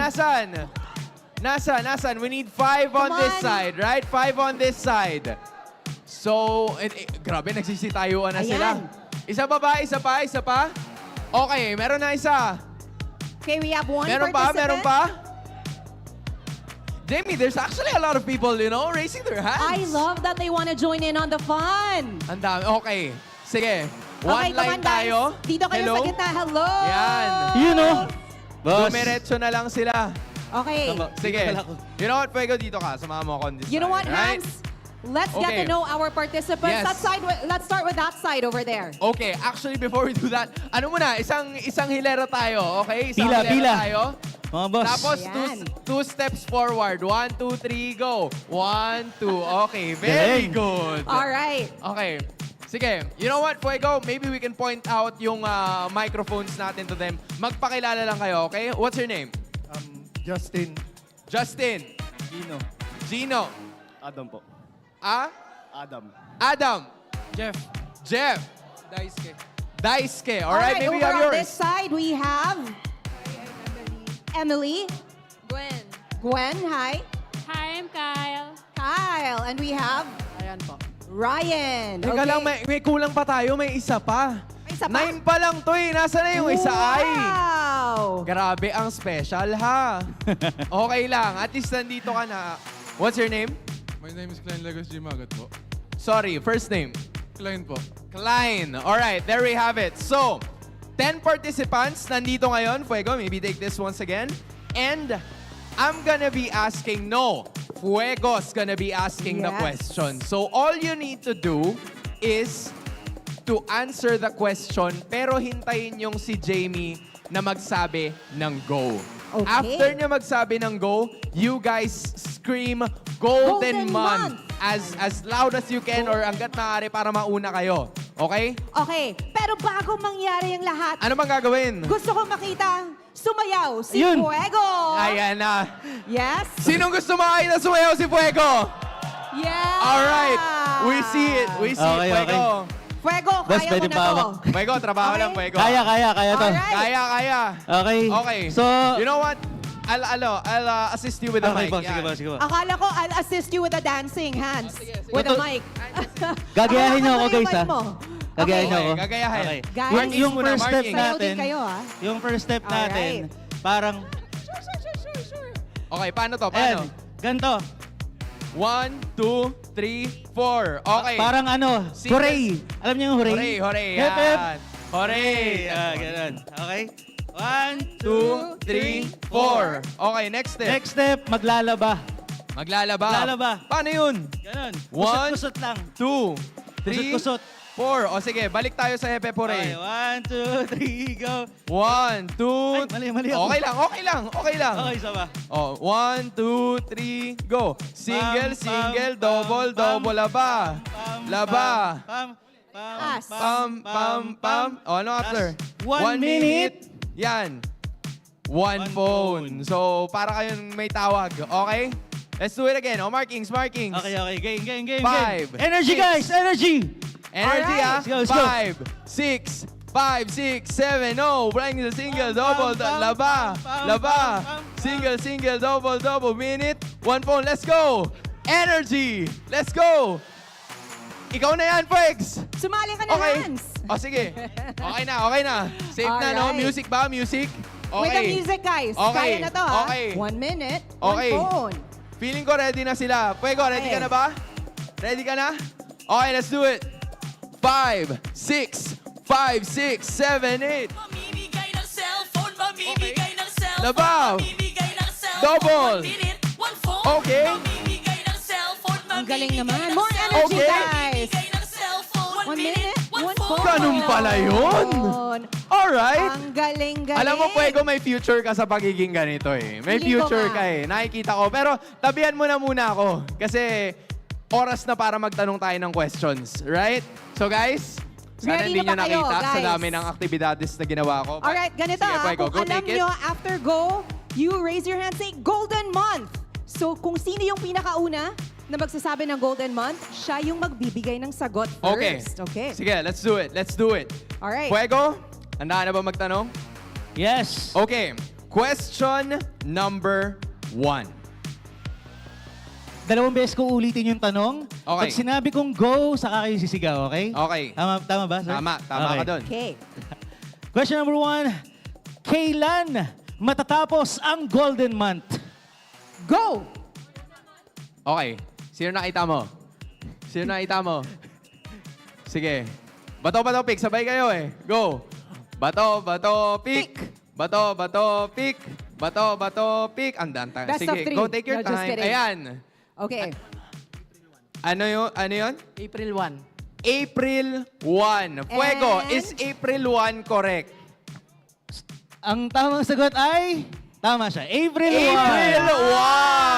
So, yes. congratulations.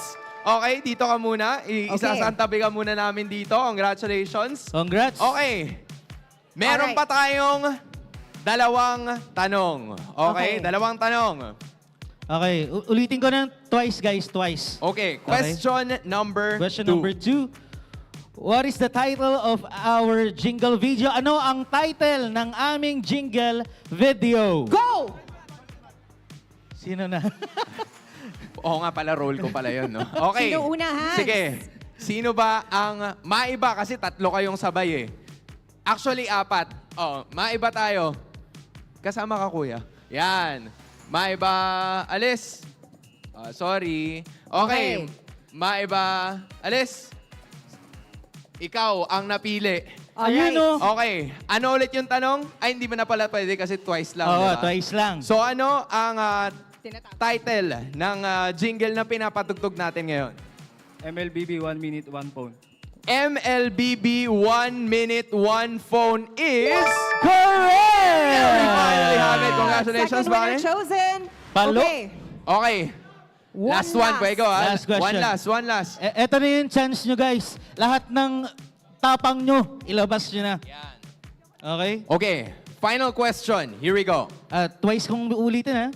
What is the main color of Ruby's new skin outfit? Anong kulay ang pangunahing kulay ng outfit ng bagong skin ni Ruby? Go! Okay. Gitna. Hindi ko na naintindihan yung iba sa... Sure ako, gitna. Okay. Ano ang kulay? Green. Green ang kanyang sinabi. Is it correct? Ang tamang sagot ay... Oh!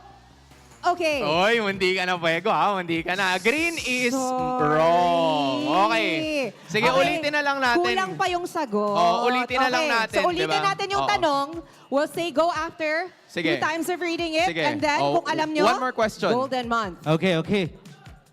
What is the main color of Ruby's new skin outfit? Anong kulay ang pangunahing kulay ng outfit ng bagong skin ni Ruby? Go! Ay, sabi niya parang siya eh. Sabi niya, parang siya. Parang ako. siya. Okay. Sige. Parang siya eh.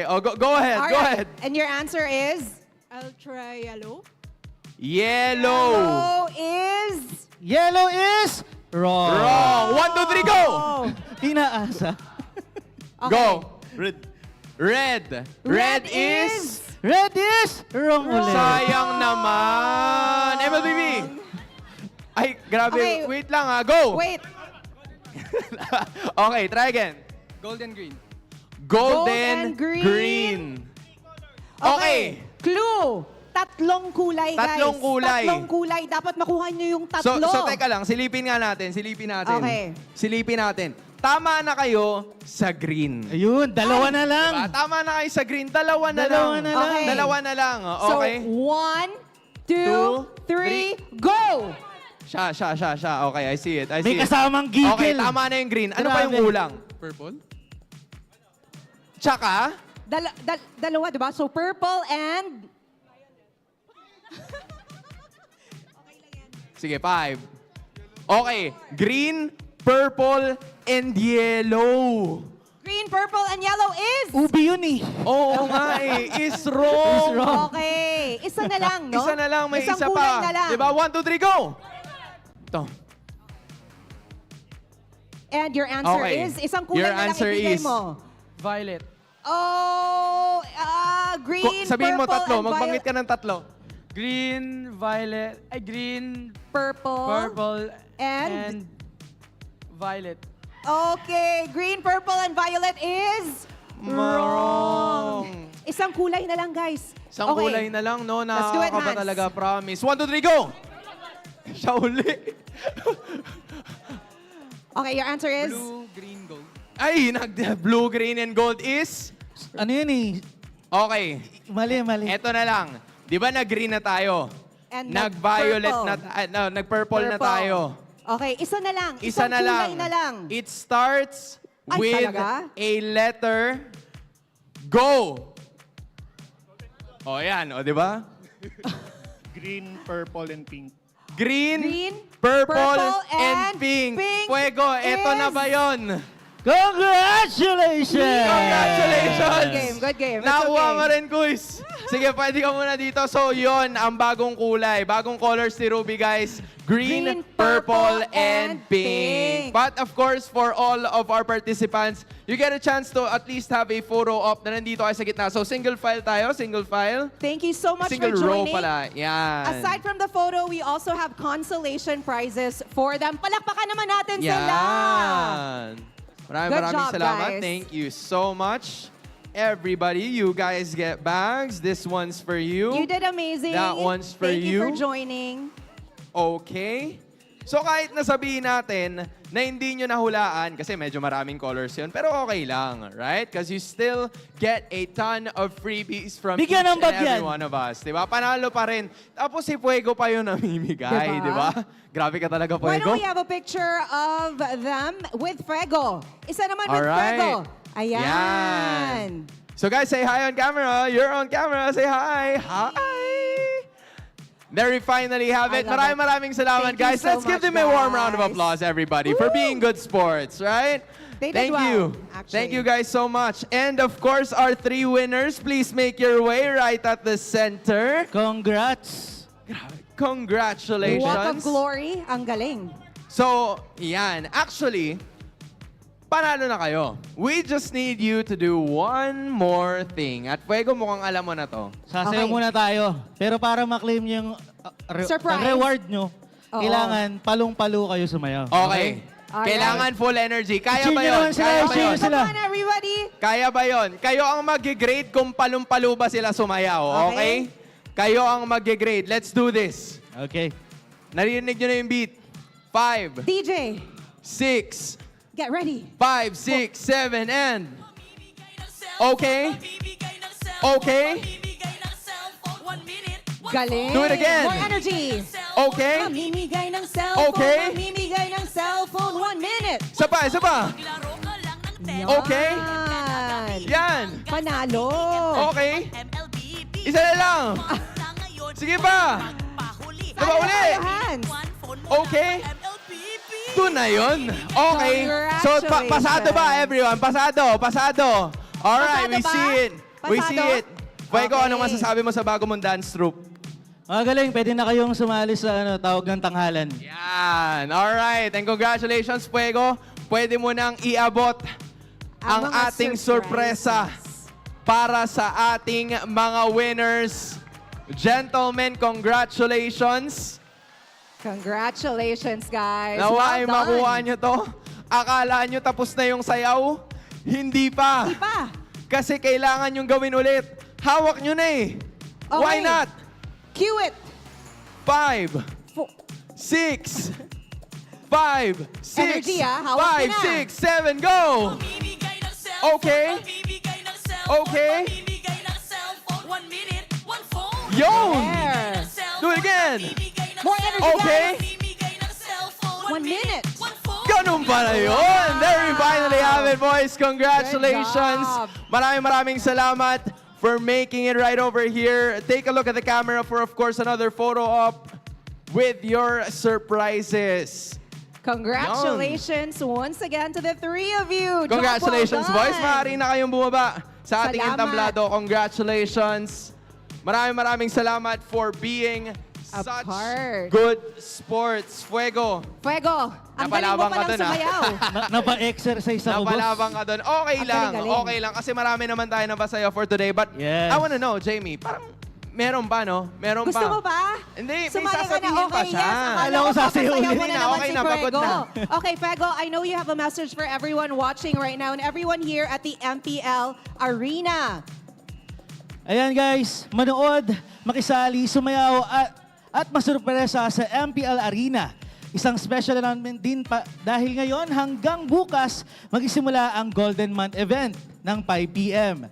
Special to para sa inyo. After March 9, babalik na ulit ito ng 10 p.m. to 3 a.m.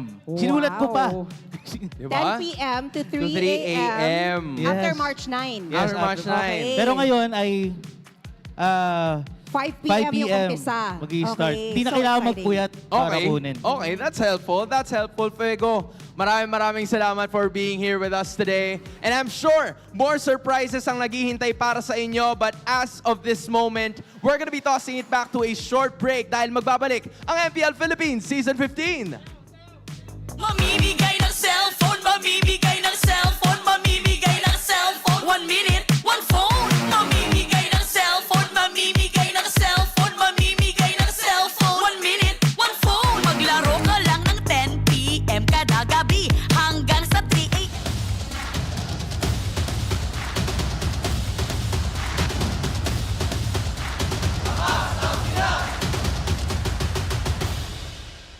Mamimigay ng cellphone, mamimigay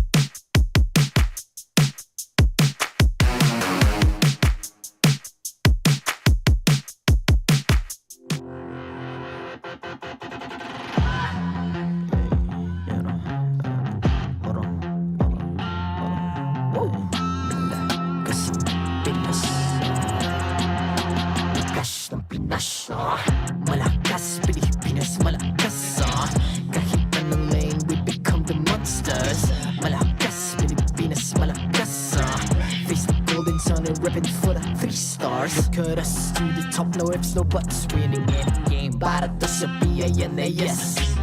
Di mo matitin ang aming boses on your level. Nasa kalye man o mobile window, I become a legend. Open fire, we unite, we winners.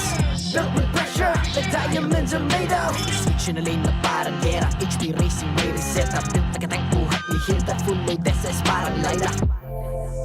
Susundan ko ang iyong bakas, kasama patas, tagumpay natin to dahil tayo'y malakas. Para sa Pinas, nasa amin ang lalas, hindi ko atras, kinikilala sa taas kasi kami ang malakas. Para sa Pinas, nasa amin ang lalas, hindi ko atras, kinikilala sa taas, ganito kami sa Pinas. Wow! Hold on. Yeah, wala ka sa Pinas. We are laging MVP, no surrender, no retreat. Pag nagsama-sama, just imagine what we can achieve. Laging MVP, no surrender, no retreat. Giving 100 all my all, cause we just cannot be defeated. We are unstoppable, immune and invulnerable. Ready ang equipment, lahat frozen, malak crowd control. Pakita ko na jab like beast of the southeast. So matawa, proud and loud, cause every enemy we devour. Susundan ko ang iyong bakas, kasama patas, tagumpay natin to dahil tayo'y malakas. Para sa Pinas, nasa amin ang lalas, hindi ko atras, kinikilala sa taas kasi kami ang malakas. Para sa Pinas, nasa amin ang lalas, hindi ko atras, kinikilala sa taas, ganito kami sa Pinas. Wow!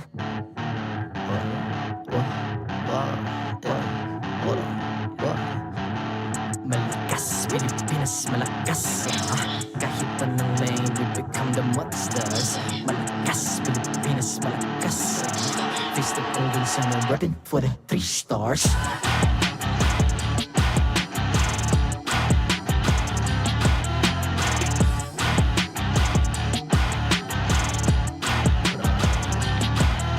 Ang lakas ng Pinas, we unite, be the stars. Ang lakas ng Pinas, we unite, be the stars. Ang lakas ng Pinas, we unite, be the stars. Ang lakas ng Pinas, we the stars. Ang lakas ng Pinas, we unite, we the stars. Ang lakas ng Pinas, we unite, we the stars. Ang lakas ng Pinas, we unite, we the stars. Ang lakas ng Pinas, we the stars.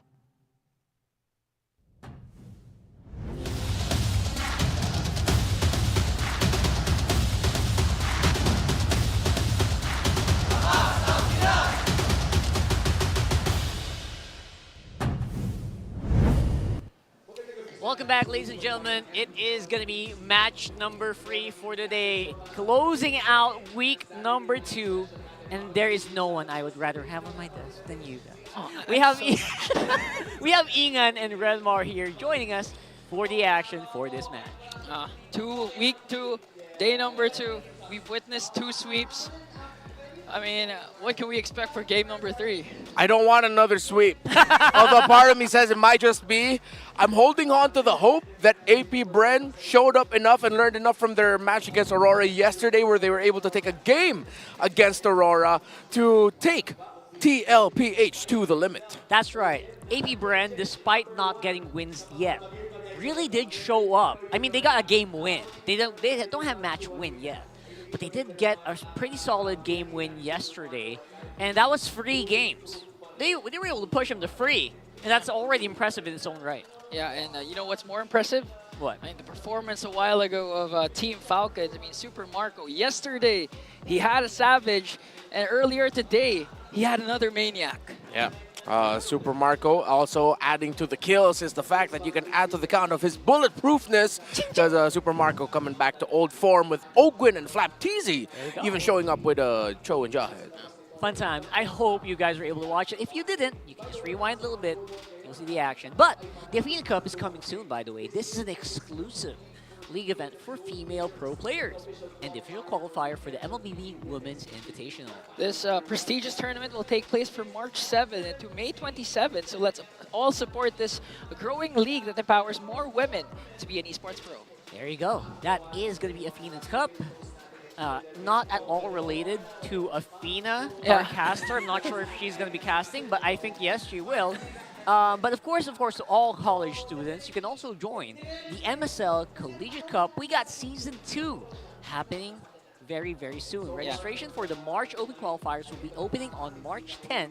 It has a 500,000 peso prize pool, 1 million diamonds, and a chance to qualify for MPL PH Season 6, which is definitely a great place to start your road to becoming a pro. So visit the MSL Collegiate Cup Facebook page for more information. Yeah, I mean, we saw a lot of gems in MCC. Even some of the players here have gone through this path. Maybe, who knows, you guys might be the next GOAT or even the next god in the gold lane. Yeah, and if you want more information, visit the MSL Collegiate Cup Facebook page for more information, or moonton /ph.org /MCC to register. That's right. Yeah, very easy to just register. Call out your friends. Call out your duos. Maybe look for another duo. I mean, if you and have a fifth friends. wheel. Right? If you have friends. If you have friends. I'm sure you do. MLBB is always better, right? I feel like MLB is always more fun. If you play with friends. Yes, the solo queue is a freaking nightmare, man. it's not. That's what I'm saying. Find a 5-man, please. Well said. Well said. Not even a duo. You go duos, the other 3, something's wrong. You go trios, the other 2, something's wrong. So just go 5-man. That way you can blame your friends. That's right. Always better. So, for this one, obviously, another go for AP Bren, who are still struggling to really get that win. But I feel like a lot of people would probably agree with me. They look like they're improving day to day here. Yeah. I mean, they're living up to their monikers. Man of the Million Moves, James Pax was phenomenal yesterday. But still, Aurora remains on top in our Infinix standings. Yep, this is TLPH third match incoming. Aurora is not going to be playing any other match this week, so TLPH can climb up into the standings. But so far, it's been clear, Aurora, Falcons, and TLPH. People are putting in the asterisks on the performance of TNC so far, considering that the teams that they were able to get victories against are on the lower portion. That's AP Bren and Omega. However, I'm one of those guys again. Hashtag TNC and 5 for not to say 5th place, but I'll explain as the season goes on. TNC deserves to be where they're at right now. They're incredibly impressive. And of course, Onyx struggling early in the season. And I like how Kirk actually acknowledged it by saying that last season they were the first ones to adjust to the meta. Yeah. This season, everyone really is just really caught up and got so much better. That's right. And for this one, it's the AP Bren Challenge from the Kite Brothers to the KO Nection. If you know what that means, it's pretty cool, right? Yeah. KO Nection right now, Oheb and Kyletzy have been really, really good with their synergy all in the game and off the game as well. You know, whoever made the schedule for MPL S15, they're giving a really warm welcome to AP Bren because of the consecutive champions that they have to face. Yeah, AP Bren right out of the gate is just like, all right, how do we want to improve and make sure MPL Season 15 we're going to go hard right out of the gate? Let's fight champions. And of course, it is the Filipino Sniper Reloaded. And right now, Oheb is on the path to basically, in his mind, right, in an interview, he said, I don't remember my accomplishments anymore. I removed that from my mind. And I think the stats are showing that he is on the upwards trend. Yeah. Despite even joining recently TLPH, this has been his very best start. Starting out strong, week number 2, coming to 4 games. 4-0. Yeah, wow. It's been like a reloaded, rebooted Oheb. You could say it's a shades of the Kill 1 performance era, but at the same time, Oheb, man, what I feel from him now is that sort of like maybe some sort of chains or weights like finally released from him. Having a fresh start means you look at the game differently, you look at things differently, and there's a certain swagger and aura to Oheb right now that we haven't seen in a while. Now paired up with Kyletzy. Oh, there you go. He's shooting fools. You see the synergy no, here? not your old teammate, Carl. No, Friendly fire. Friendly fire. Turn off the setting. And there you go. This is exactly one of the reasons why a lot of people really attribute Oheb's success to Kyletzy as well, being such a good synergy with him in the jungle. And you can see their combined stats here with a huge DPM, third in the league, and a GPM that is off the charts when combined. I mean, a simple analogy for me, especially in sports terms, is like Kyletzy might just be a LeBron where he elevates teammates, even if they just acquire the new teammate. Oheb's been playing phenomenal, and one of the catalysts for that, of course, is Kyletzy. Apart from Oheb's sniping skills. Yeah, Oheb's really alongside Kyletzy, who's adjusted his playstyle a bit. We've seen a bit of a carry Carl, we've seen a bit more of a utility Carl. You can see how Team Liquid have really welcomed Oheb into the system to make sure that Oheb is as comfortable as possible. On the other side, of course, you have AP Bren's duo in Shizo and James Banks. Duo name still pending. Let's give them a whole season first before we can come up with something brilliant. But yeah, we saw shades of what they can really do and show up in that game one. You know what? Not just game one. Yeah, you could say the entire series against Aurora. Game number one, James Banks was the MVP, but Shizo had a highlight, two really crucial highlights as the Harith, laying down the Zaman Force, dashing in front of Aurora, doing everything he can to force that game one win alongside James Banks. So watch out for this duo here. You know, yesterday you were saying that Shizu, even back in MDL, he was considered as a silent kid. But based on the performance of what these two men have done up against Aurora, it's finally the silent killer, as you mentioned. Silent killer. Yeah. There you go. You know why? What? Because Shizu. Is that the official reasoning No, here? I don't know. Direct? Is that real? I'll be honest. I will be very honest about this. I refuse to acknowledge him as the silent killer. Why? Because that makes him sound like a fart. That's why I don't like the silent killer tag for him. I like Shizu. That's unique. That's creative. But I will not be calling him the silent killer. Okay. That's just me. You can go ahead and do it, but that's just me. I'll call him the Silent Night. Silent Night. Silent Night. That's pretty cold. I like that. I like Silent Night. Silent Killer, I just think of a, Silent you Killer. know. What's that smell? Oh, speaking of names, bro, what do we call the Kyletzy and Oheb duo?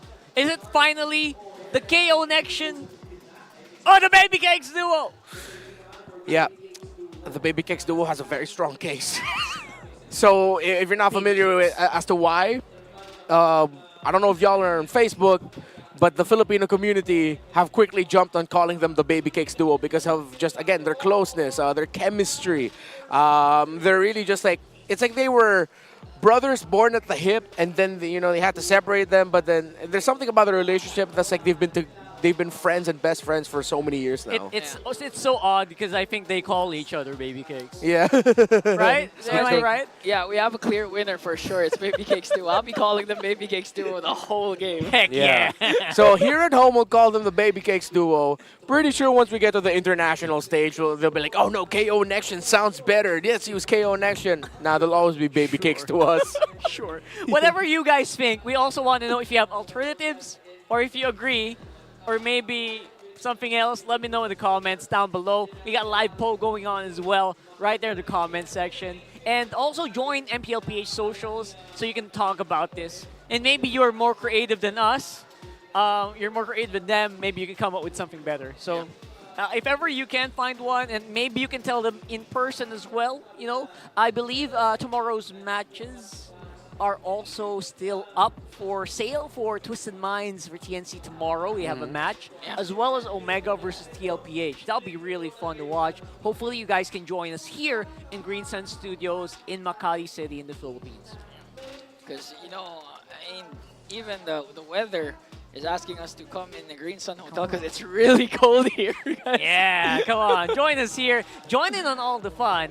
Speaking of fun, I wonder if we'll see anything fun as we do watch our players walk in on the stage.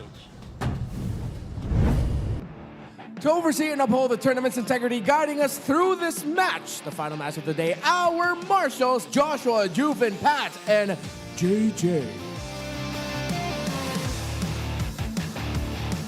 The spotlight now shines on the Cavalry as they seek to continue their streak. It's Team Liquid Philippines! In the EXP lane, the Apex Predators, Sanford! In the jungle, the young goat, Kyletzy! In the mid lane, Saji! In the roam, it's JP! And in the gold lane, may pera nga ba si Oheb!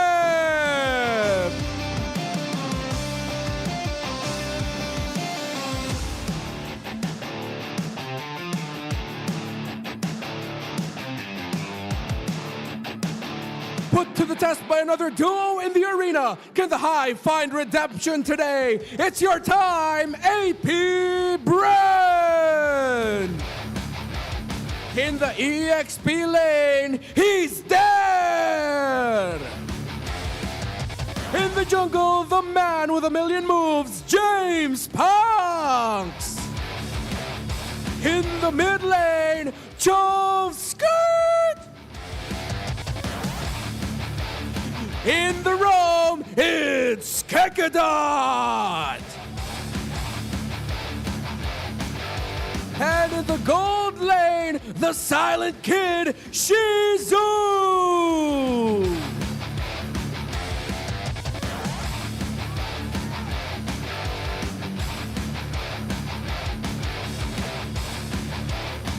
And welcome their coaches to the stage. It's Coach CJ and Coach RC. MPL Arena, this is the final match for day 2, week number 2. Team Liquid Philippines versus AP Bren. Here we go, walking in first. It's Team Liquid Philippines. We're still looking for that money, apparently, and I wonder if the Filipino community is also asking for it. You know, despite that, one thing for sure is these 5 young men are one of the best teams that capitalize on the mistakes of their opponents, as we've seen in the last 2 weeks. And at the same time, they're going to make you question that even if you have lead in terms of economy, they're going to make you think twice. With one clash, they can turn things around. Yeah, Team Liquid Philippines have popped off with the Ube Express play style. Gather together and just mow him down. It is a deadlier version of what we've seen Team Liquid PH show in the past. AP Bren, though, have shown potential. But that's what we can really just focus on right now. It's potential. Potential in James Panks. For the longest time now, touted to be the next big jungler coming from the Philippines that might take over the world stage someday, alongside his duo in Shizo in the gold lane. How can Der, Chovskirt, and Kekadot supplement them? Well, we're gonna have to see, because in the previous game, when they do supplement them really well, that's when AP Bren wins. Yeah, it does feel like AP Bren still right now is at a starting point, and we're all looking for that small amount of push that maybe can push them over the top. But right now, facing off against TLPH, so far undefeated in the season, it still feels like a mountain to climb. Yeah, David and Goliath, typical matchup that we're about to witness. But as we've seen yesterday, AP Bren, even if they're up against Titans or Gods, their versatility and again, their teamwork can make sure that they can pack a punch and go up against the Titans.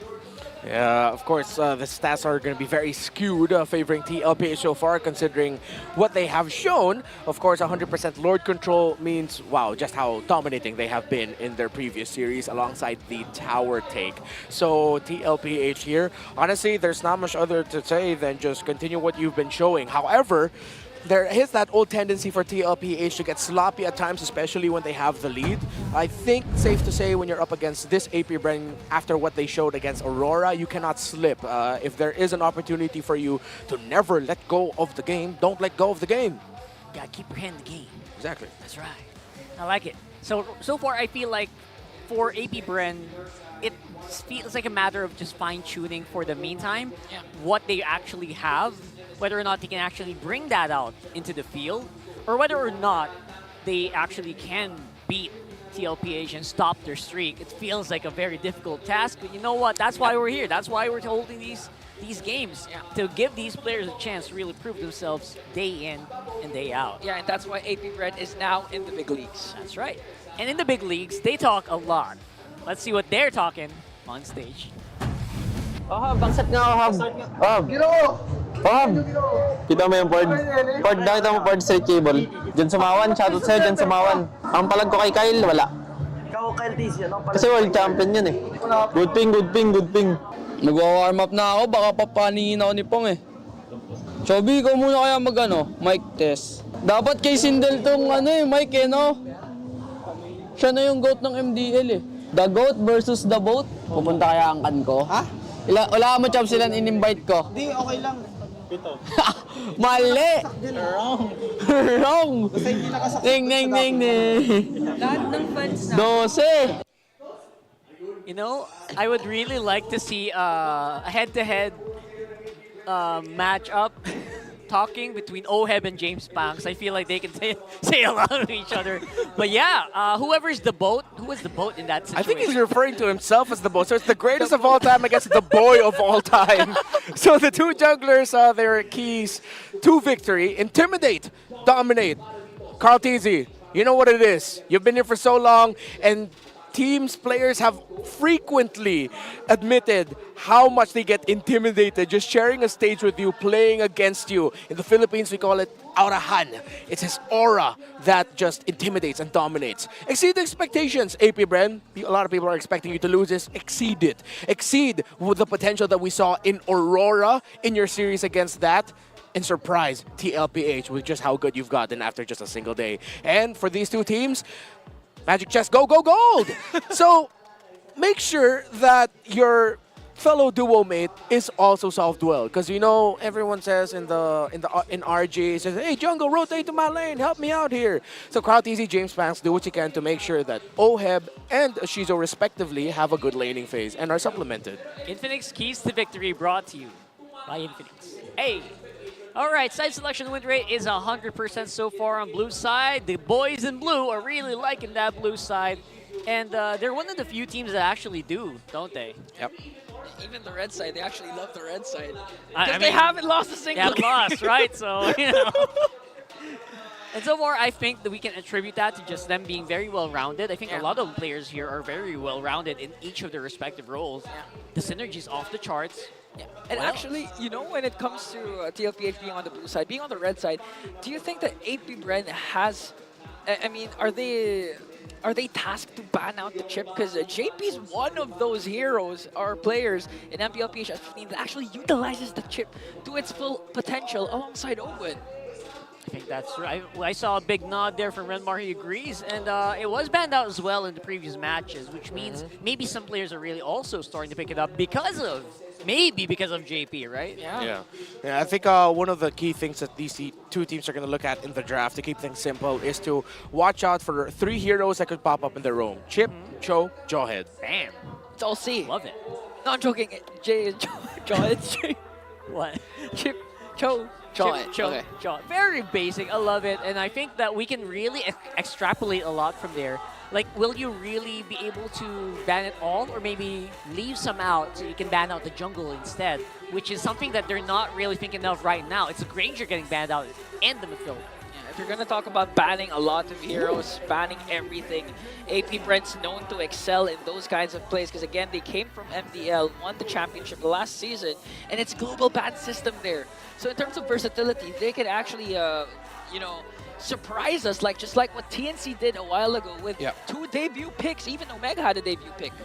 Speaking of surprise, double gold lane respect bans by TLPH in the first phase. So with the Granger and Moskov gone, is that going to be a potential Harith rush for TLPH so that Shizo doesn't end up with a comfortable pick? Again, he played 3 games on the Harith yesterday. That's where he really shined with. If TLPH don't rush pick the Harith first and they go for something either like a Suyo or a Joy, that means they want to play into the Harith for AP Bren. Oh, so that means maybe the gold lane pickings are going to start to become slimmer. That might also force players like Shizu out of their comfort zone, maybe. Still first pick for TLPH. They secure the Harith of Oheb. AP Bren. So far, you know, AP Bren, they can actually go for a roam right now. The Cho is still available in the hands of Kekedon. Yep.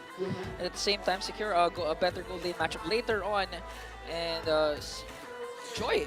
Yeah, the usual best gold laners are not pickable. I think we might expect a carry getting picked up third for TLPH. Irithel is still floatable. I like that you mentioned the Cho. They can go Cho Joy and then pick up the carry as the third. Suyo is still open, so they can pick between that. But Fanny is the pick for AP Bren. And very interesting choice by AP Bren to pick up the Fanny despite the Cho and Chip still being open for JP. I don't know how I feel about that because of that. Like, the Cho is a very easy pickup here. I feel like there's so many other like roamers that can actually do the same function. But the Suyo is going to get picked up regardless. And the Logi, so many open picks for TLPH because of that pick. A lot of power picks for the side of TLPH, but I actually also like the combination of the Badang Fanny. Because again, paired up with the fist break. Fist break walls, the crack. wall, the fist crack. Yeah. Fanny can just spam the cables. Wall spam wall, onto the wall. That's pretty good. Yeah. But it can also work out on the other way. Yeah. It can also block out the trajectory of the Fanny. So it's kind of a double-edged sword. Yeah, so got to be careful with that. But if they really pull it off, I'm sure they pulled it off, right? They won't just whip it out here unless they did it in practice or scrims. AP Bren does not need to pick up the carry at this point. They can go ahead and pick up the roamer. Again, Cho's still very active. They might even consider Jawhead if they want to be super aggro, but that might come back to bite them. They go for the Irithel instead. We did mention that, so instead of the carry, they pick up the Irithel. Love it. They're really saving the potential roam pickups for later. Flexible is the Badang into the roam. I think they're playing into the flex idea. They look at that. go ahead and respect the chip, and that's another one of our brothers, Ingan. So your brothers in arms. On the phone. Hell yeah, there you go. I like it. People are joining in. That's pretty amazing. Good thought by down for TLPH. One thing, if they're going to lean on the Badang XP, they can actually ban out the CC for the side of TLPH. Yeah, I feel like for AP Bren now, they will need to ban out the CC. It's a great last two picks for TLPH. If CC gets banned out by TLPH, that should be a signal that Lucas is going to come into the board for Sanford. Ooh. And that's something that TLPH has played around. Sanford's Lucas. And they're actually one of the few teams that play well with the Lucas. I believe they have obviously the highest win rate right now, I think. But we'll get back to that one. I feel like, yes, Lucas is pretty good. And I really love the Irithel pickup. They didn't want to risk running out of gold laners for Shizu. Yeah, very good. Again, you have to supplement the right ingredients for Shizu to pop off later on. It's not just going to boil down to rotations. Also, the hero that he's going to be able to select. But interesting enough, AP Bren actually decides to ban out the Cho. Yeah. I mean, JP can go Jawhead.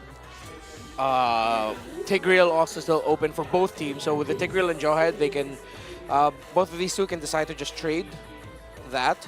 Unless AP Bren is already thinking of putting the Badang in the roam, but in this scenario, I'd rather see them put into the XP. But then they have to think about the CC, which I feel like they pick the CC now. That means the Badang definitely has to go to the roam. You're gonna have a bad time if you face that off.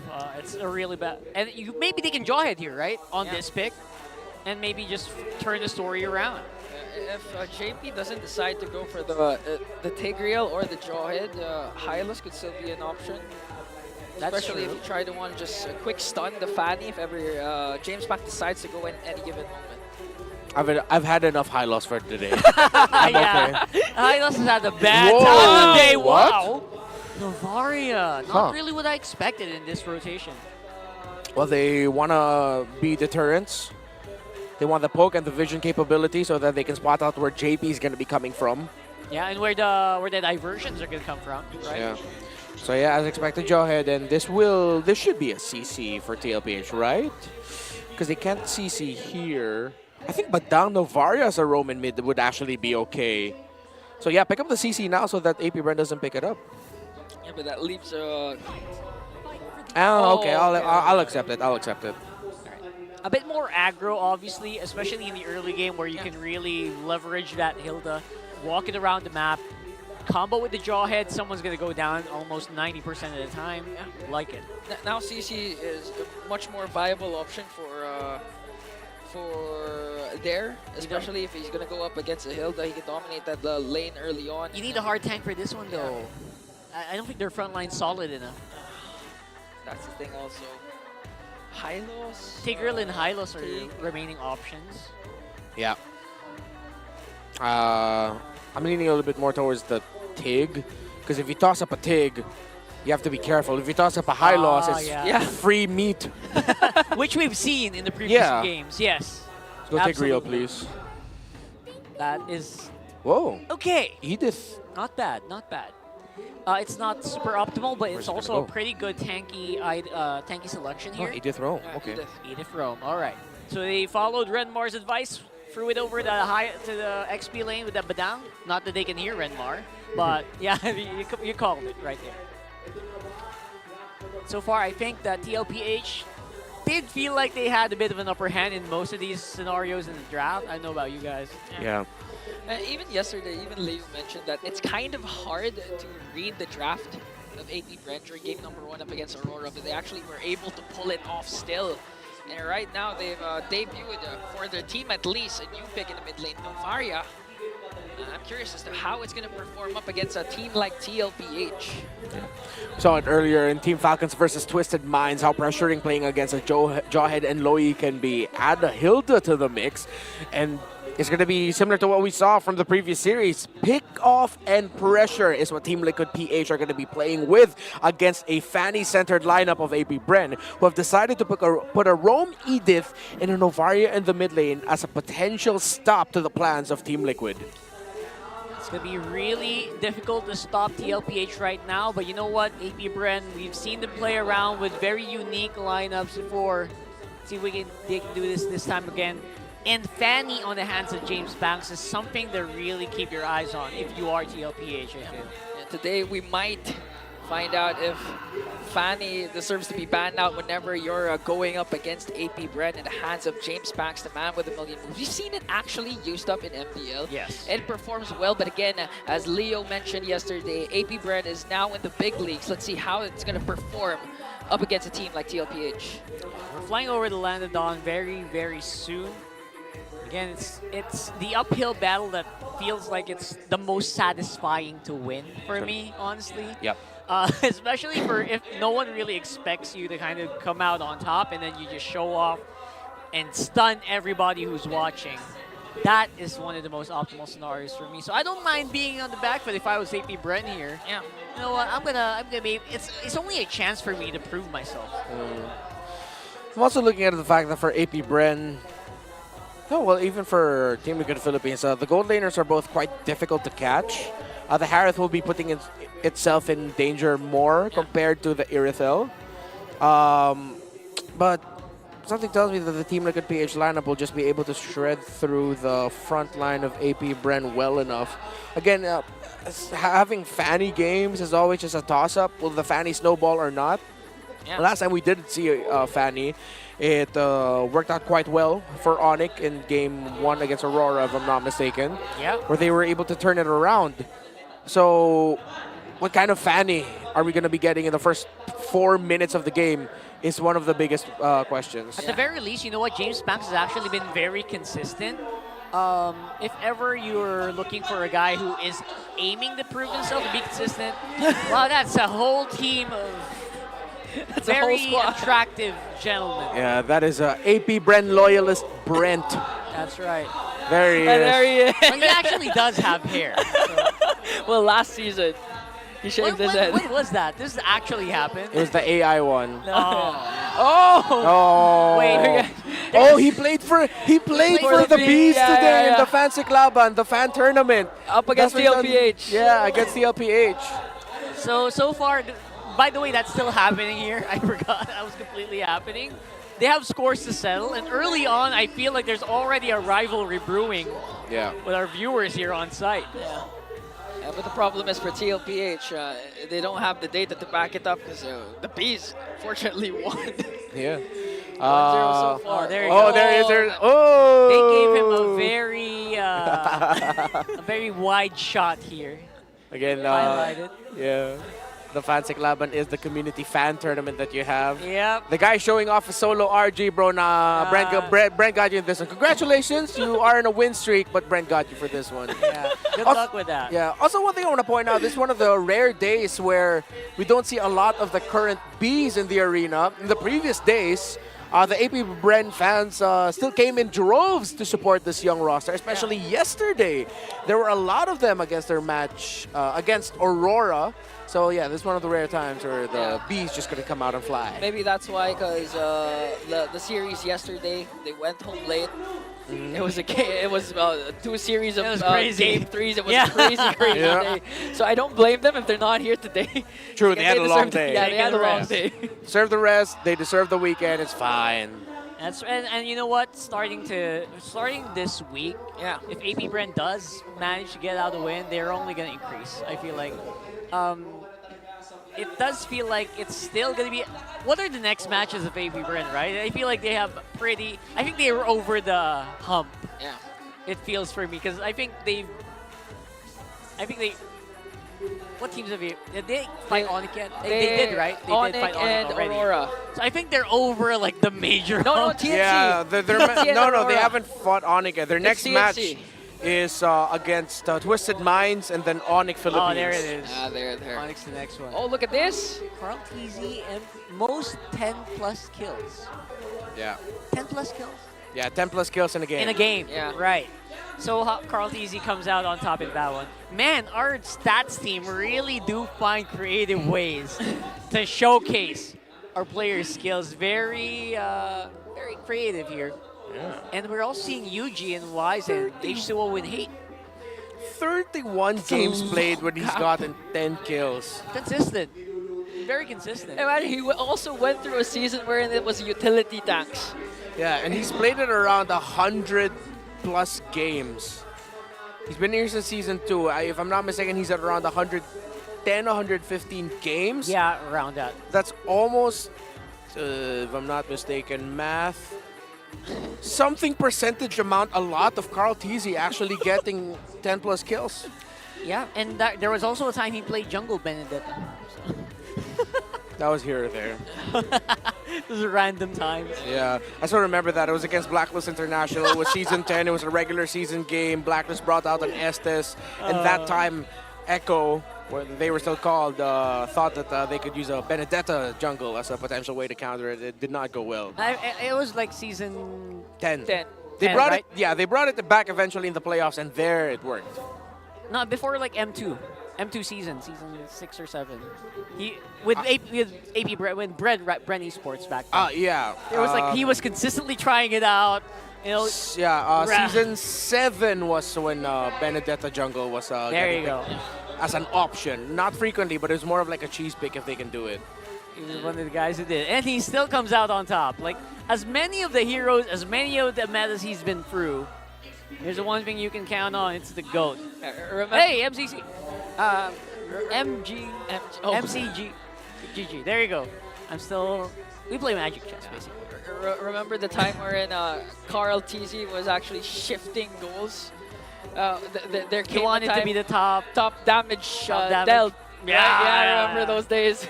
Man, the GOAT is really roaring.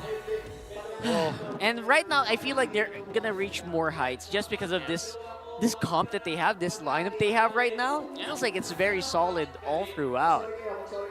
I mean, even if you watch their vlog, week 1 vlog, even their manager Mitch, was actually giving out pointers, giving out tips, not just life general advices, but actually in-game tips wherein she said that it's best if Sanji and Sanford were the ones actually zoning out the opponents during turtle takes, so Carl TZ and Oheb can have a lot of space to dominate the objects. Imagine that your manager speaking those terms. I mean, Mitch is really good. You know, I know she plays well. Yeah. And here we go. After that short break, we are into Game number 1, the TLPH versus AP Bren. It's blue and yellow here today on the arena. Right, see where they are at the map. Pressure early on by Kekadot and Choskirt. Again, I'm interested to see how this Badang-Novaria combination will fare out, if they can control the aggression and the control that JP and Sanji can't dish out. So, can you control the control is my question for these two. And Choskirt was not able to steal it away with the Star Shatter. You know, honestly, if TLPH continues this kind of aggression, this kind of ways to getting out objectives away from a Fanny like James Banks, they might be actually able to, you know, top the fastest game for the season so far that they break. They broke yesterday with 9 minutes and 6 seconds. Oh yeah, that's going to depend on how well James Banks actually handles this early game. Normally, you know what, you'll get targeted a lot. Oheb, close by, but James Banks does feel like he can manage, or it feels like he's very used to this, being focused on by his enemies. You know, this is one of those rare times where I see immediate action in the gold lane or immediate rotations, because so far it's always been the mid, the XP lanes, but now they're trying to get the gold laners involved as soon as possible. Yeah, looks like that's the plan right now for AP Bren. Pressure the gold lane of Oheb and allow Choskirt to rotate quickly, get information. So far, the Novaria has been working. They're able to utilize it to change up the rotations of JP and Sanji just a little bit and able to get information. So far, they are controlling it. Let's see if they can continue this when that Jawhead turns level 4. I mean, Novaria has been a master of pokes, especially ever since the adjustments. As soon as Choskirt decides to go for the Enchanted Talisman, you can expect a lot of Astral Spheres just flying off left and right. Of course, right now, he's only just limited, right, by the amount of mana that you have. But right now, bit of an aggressive move here. Whoa! A good catch coming in from Kekadot, but they're going to wait for the follow-up. But JP anticipates the cables from James Banks, and they're going to foil the plan of AP Bren. That was a fast response by JP, able to toss out the entry of James Banks right away. Kekadot set it up, but AP Bren weren't completely ready to answer to it. They're also coming in a little bit late, but now he's going to get pressured as Kyletzy shows himself up and down there, has to hug the shrubs.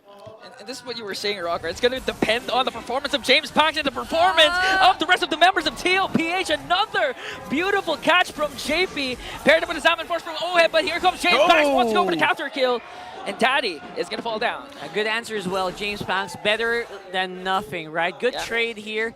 Definitely still a little behind on the gold, but you know what? They look like they can handle it. Kyletzy, though, feels like he is on a different kind of playing field right now. He's just focusing on that farm, not too much on the fights just yet. Yeah, good thing James Banks was able to get a kill early. That should supplement his snowball a little bit. The snowball has not begun, but he's gotten a few bit of resources. Good Astral Echo by Choskirt. Important that you get to read the rotation of the opposing jungler at this time. That's why Shizo up top is hugging his tower, and he went back to the shrubs, knowing that there's a good chance JP and Kyletzy are close to him. Yeah, that's information being reused right now by TLPH, though, still gonna go for it. They're going to try and attempt, but they're going to be disciplined as possible, because again, the counter initiation that Kekadot can provide with the first break combination might just be too much for TLPH at this point. But still, TLPH is holding on to a small amount of lead. They're trying to prevent an early aggressive start from James Banks.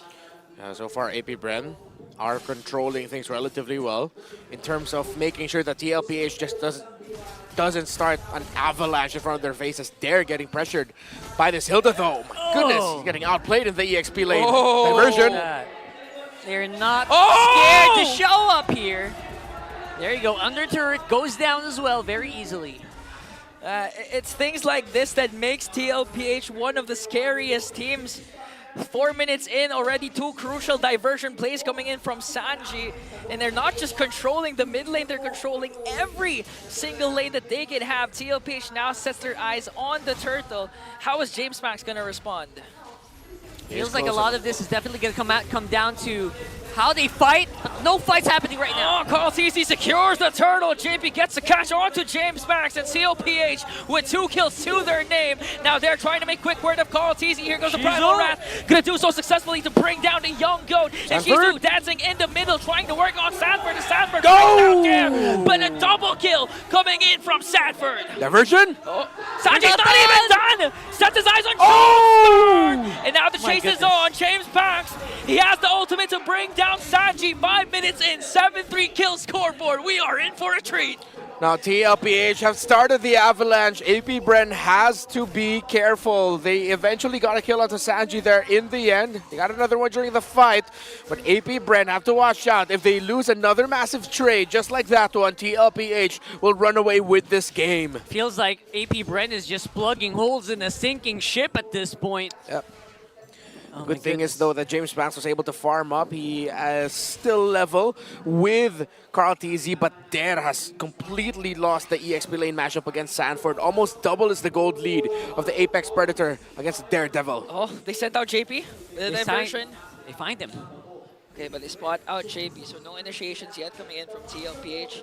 And so far, as long, oh no, Shizu also has 2 deaths to his name, so it's not looking good right now for AP Bren. Bren slowly but surely getting some gold in the pockets of those who actually really need it. That's Shizu as well. Keep at least staying alive on the top side is already a big deal for him. And you know who needs it more? What? Oheb. Oh, 100%. JP forced to use out the flicker. Dare goes in also, but dodges! The onward combination coming in from Dare. Now Sanford wants to go for more right after Shizu. Gonna bring down the Irithel. And now TLPH in the hands of Oheb. What is happening for his diversion? Sanji onto the backline once again as they bring down Dare. Kakadot caught in the middle by 3 TLPH members. And 3 is the number that TLPH will settle for as they bring down 3. Bit of a womp-womp moment there we saw. I'm not even going to highlight that anymore. It's just a very big error that really did result in TLPH taking so much. Oh, James Bond goes in right after Sanji. But Sanford was there. Don't mess with my Sansan duo. Sanford making sure James Banks gets a warm welcome in the big leagues. The Hilda was a tremendous pick. He's 5-0-4 right now. He beat his lane duo, and he's shutting down this Fanny when he needs to. Okay. Earth Shatter is there, but JP might be able to sustain it. Here No comes way! Oheb. Even after 4, he's going right out. He's going to take that one. Okay, Kakadot Dare will deliver the final blow, but here comes the re-engagement from TLPH. Sanford onto the top lane. Sanji, a San sandwich up against 3, but they're not going to continue the aggression anymore. Or are they? Oh, they might though. Showing up. Sanford is just flexing on them. Not much you can do right now to stop this Hilda. You don't have hard crowd control in your mid. Your hard crowd control comes from heroes who really need to wait for the right time to use it. In the Edith and the Badang, they can't just toss it out right away. So AP Bren will have to play a counter-punch style at this point. They're going to have to be patient. I can't believe what Oheb did in the bottom lane. I mean, we're used to seeing JP saving Oheb, but in that case, Oheb was actually the one who saved JP, got a kill of his own. But again, Dare was still able to get a kill. Here comes the diversion up top. They might be able to find out Kekedon. A beautiful stun coming in from Kyletzy. Gonna force out the flicker of Kekedon. Now Conceal. Coming in from JV as Sanford. Keeping AP Bren at bay. JV goes in. Catches Shizu. Throws it to the ground. Passes him off. Tosses him off over to TLPH as Kyletzy picks up another kill. That was beautiful movement here for TLPH. Sanford specifically dipping and dodging and bobbing and weaving. Getting good amounts of attention from AP Bren, forcing more fights. Okay, forcing out the Trove Skirt's flicker, and now they're gonna set their eyes on this second lane turret. JP throws up Oheb to catch James Banks and Kekedon. Fortunately, it wasn't a bit too over-aggressive as AP Bren still lacked the trade. They're just getting outplayed right now by Team Liquid Philippines. Everything's going right for them. Again, similar to the previous series, the rotations, the timings. We saw the diversion used by Kyletzy and Sanji to try and pick off Kekedot. They immediately converted that into a concealed play down to the purple buff. They found Shizu. And again, JP and Sanji are still on point. I've been saying this since last week. They are too damn good right now. Too damn good. It feels like it should be an understatement the way they're playing this game so masterfully. So clean. And even in the moments where I feel like they should be going down, they're not. Yeah. And right now, they're living up to their name as Kyletzy and Oheb are the top gold earners. And that duo is actually the #1 in the whole league. In GPM, right? Yeah, gold per minute as they're trying to work on the orange buff. And even prior to this, Kyletzy was able to get a sad sword, right, Renmar? Yeah. James Banks in the bottom lane getting managed by the Hilda Well. Sent down by the ultimate of the Loyi. Oh, unstoppable force. Luckily, Kekedon had the fist break, but Oheb says, it doesn't matter. I'm too OP. TLPH secures another kill, but AP Bren's going to make quick work of that Lord in the middle lane. And now another enhanced minions coming here. Conceal coming in from the cavalry. Oof. Beautiful Astral Echo coming in from Shosker, but Sanford doesn't care. He wants to zone out the members of AP Bren as they work on the middle lane, inhibit their turret. And now the flexes are on for the cavalry. Sanford leading the charge. Kyletzy clearing out the minions. Oheb goes in with his Zamin Force. As Shosker desperately trying to cast the Astral Recalls to try and delay the push of the cavalry. They're going after them? They're running. They're going for the counterpunch. What? Here. Oh, Kekedon with a beautiful setup, but Sanji managed to stay alive, unlike Oheb, going to be brought down by the members of AP Bren, but Dare was next as Kyletzy picks up another kill. 3 members are left to defend for themselves. They have enhanced minions in the middle lane. Is AP Bren going to be able to defend this? TLPH. Look at them. Going in hard, going in as throwing as many as they can. Oh.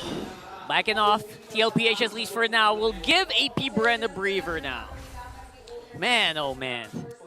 Non-stop aggression here, and I think AP Bren might have a small opening here while everyone's backing off, while everyone's low, because right now, 8,000 on the gold lead doesn't feel like it's close enough. Team Liquid Philippines, they can still keep this up. But again, that's what we were talking about in the pregame. AP Bren, they can pull off plays that will surprise their opponents to slowly build out a comeback. Good conceal out of the base, chasing after. Dead was able to catch Oheb in the follow-up, also coming in from Shizo to make sure that they took down the gold laner. Diversion. Oh, they're going to send out JB with a conceal. Unstoppable force used up onto Kekedon, but Kekedon was able to use the fist crack. Now no casualties yet for AP Bren. James Banks trying to flank from the lower right side as they also use the conceal. James Banks to Oh my goodness. Whoa, that was close. Sanji. One combo put him at 40% health. Yeah, that was a crazy amount of damage dealt out there by James Banks. AP Bren, they are not in the right shape to try and contest this. They cannot. It'll be way too risky. It's an 8,000 gold lead. They just have to concede it, back off, and try to defend with the next push of Team Liquid. 100% now, as we do see TLPH basically securing this next Lord. This is going to be Lord number 2. Yeah. But it's going to be pretty strong. And again, lots of crowd control on AP Bren. But if they use that to clear waves, to clear the big minion, the Lord waves, they might not have enough to actually win this fight if it happens in the base. Speaking of not having enough Airthel, on Shizo, still lacking the items. Only built up 2 so far. Actually on the way, if I'm not mistaken, to a Windtalker. So not even going to be going after the Malefic Roar or anything with penetration. Decide to go for a full crit build on this Irithel. Windtalker just built, so that's 3 core items. Will it be enough for what has been a ballooned Team Liquid Philippines lead? The Lord marching in, always going to be healthy for Team Liquid. They're delaying the top. They're going to allow mid and bottom to push first with top one to follow later on. It's going to be a powerful push here. They're going in. Astral Echo going to be casted on the 3 members of the cavalry. James Banks trying to make quick work of that Lord. A conceal coming in from AP Bren. They're going to be able to burst down the Lord and maybe save an inhibitor up top, but JP's trying to look for a proper angle to use that ejector. Here comes James Banks once again to clear out the minions up top. Kekedon already used up the fist crack to make sure to zone out the members of TLPH, but there's a fat minion onto the middle lane. They were waiting for a huge initiation flickers in JP, but they're managed to stay alive. He throws out Kekedon instead, and they're gonna kill get a kill onto Kekedon and onto JP, and they're doing their best to try and manage Oheb, but the Filipino sniper is just too much for them to handle. James Buck trying to make quick run for Sanford, pops his immortality. 3 members are still alive for AP Bren. And shades of game number 1 yesterday, James they Buck. are still alive. James Buck goes in right after the young goat, and they're able to defend the onslaught of TLPH. Just barely. They're going to go for another move. On the right side. On the right side. Oh, they left Sanji, but Oheb goes in alongside Kyletzy. The baby cakes connection, KO connection, might be able to finish the job and deliver the blow to AP Bren. Beautifully maneuvered from minute number 1. TLPH's cavalry ride to that 1-0 victory. Signature Team Liquid play. Use the diversion outside of the map and show up in the base out of nowhere. They left Sanji alone in case something went wrong, so they'll have someone to defend. But it was more than enough for TLPH to end. That was beautifully maneuvered once more. I'm so impressed by how well they actually know their win conditions and, like you mentioned, their backups as well. Yeah. In case something goes wrong. That was actually pretty smart when you think about it. Yeah. They have plan A all the way to plan Z. But they didn't need a plan B because plan A was more than enough to take down AP Bren. I mean, that game was so phenomenal.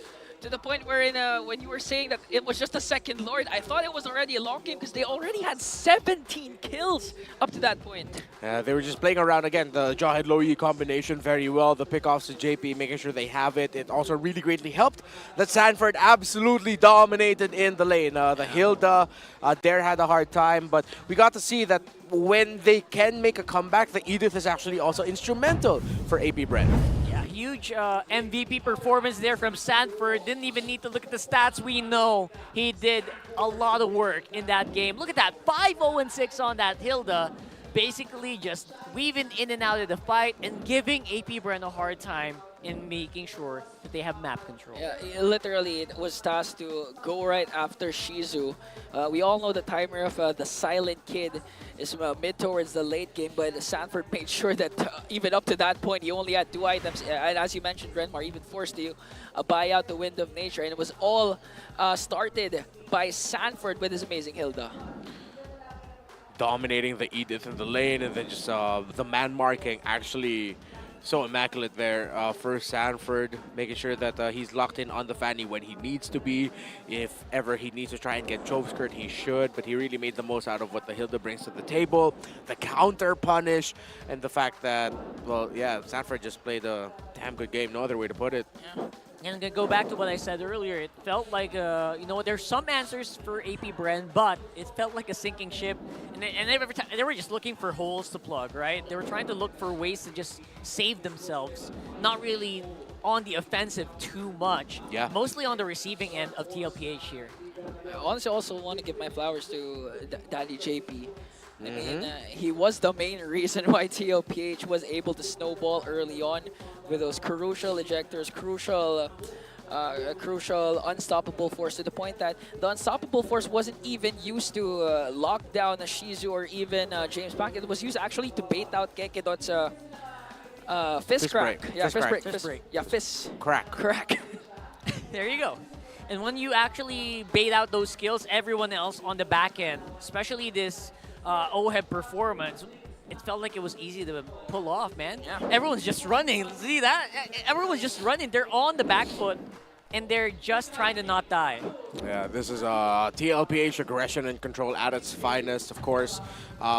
This isn't the first time where we've seen Sanji do so well on the slow E, one of the priority bans previous seasons going up against Team Liquid Philippines. Yep. And his link up with JP, Carl as well. It was a very solid performance across the board. Oheb was able to manage the lane as well as he could. Sanford won the lane. Sanji, Carl, TZ, JP won the center of the map. Everything just went right for them, the fundamentals in terms of what you need to do for the macros. Even when you get to the itemizations, you see just how far behind AP Bren was.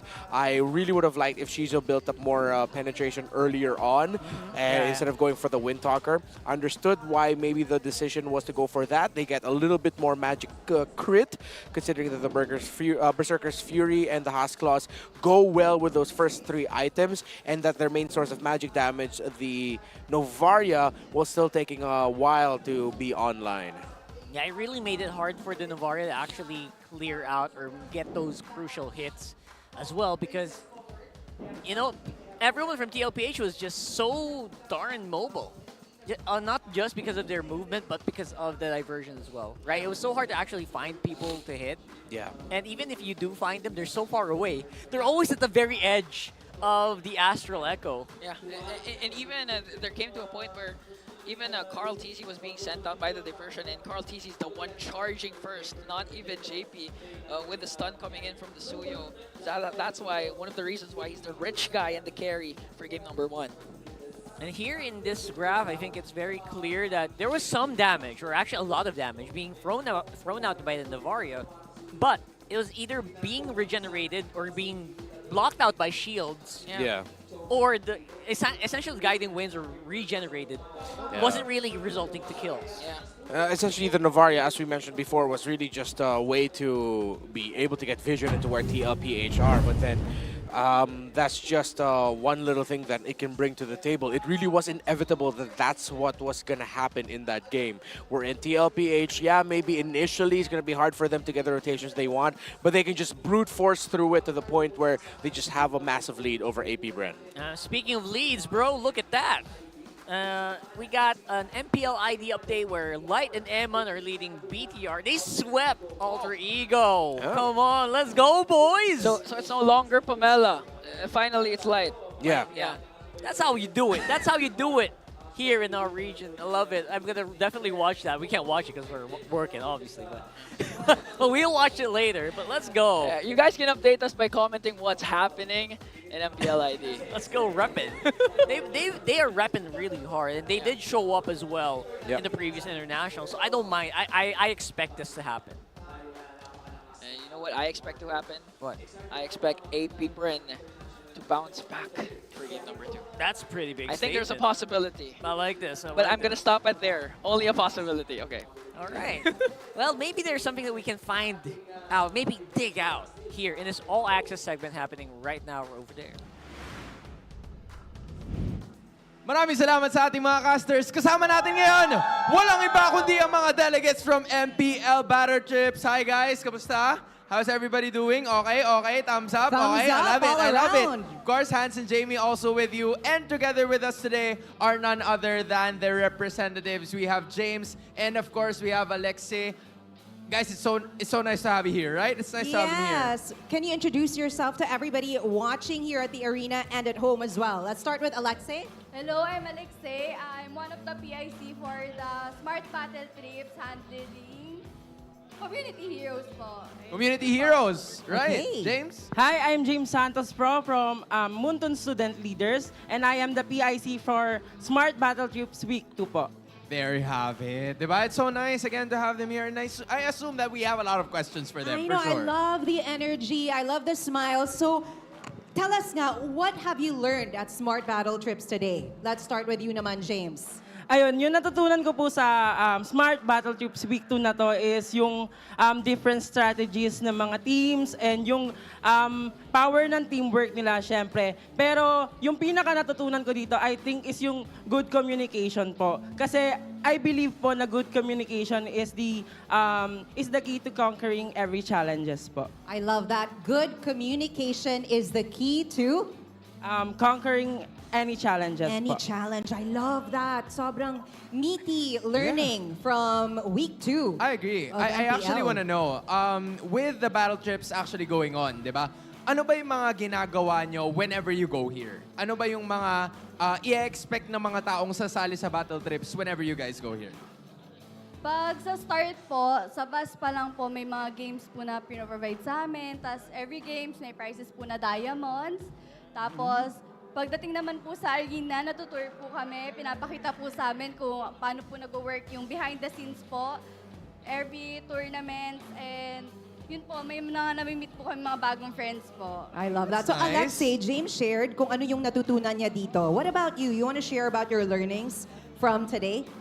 Kung paano po nag-work. Kasi po dati po napapanood lang po natin sa TV or sa live kung paano po naglalaro yung players. Pero pag sa battle trips po, parang kahit yung behind the scenes po, yung mga nangyari po sa likod, pinapakita po sa amin. Iba talaga, di ba? When you Yes experience it here at the MPL Arena. Agree. So, how do they join? Oo nga, paano ba makasali sa MPL Smart Battle Trips? I wanna know.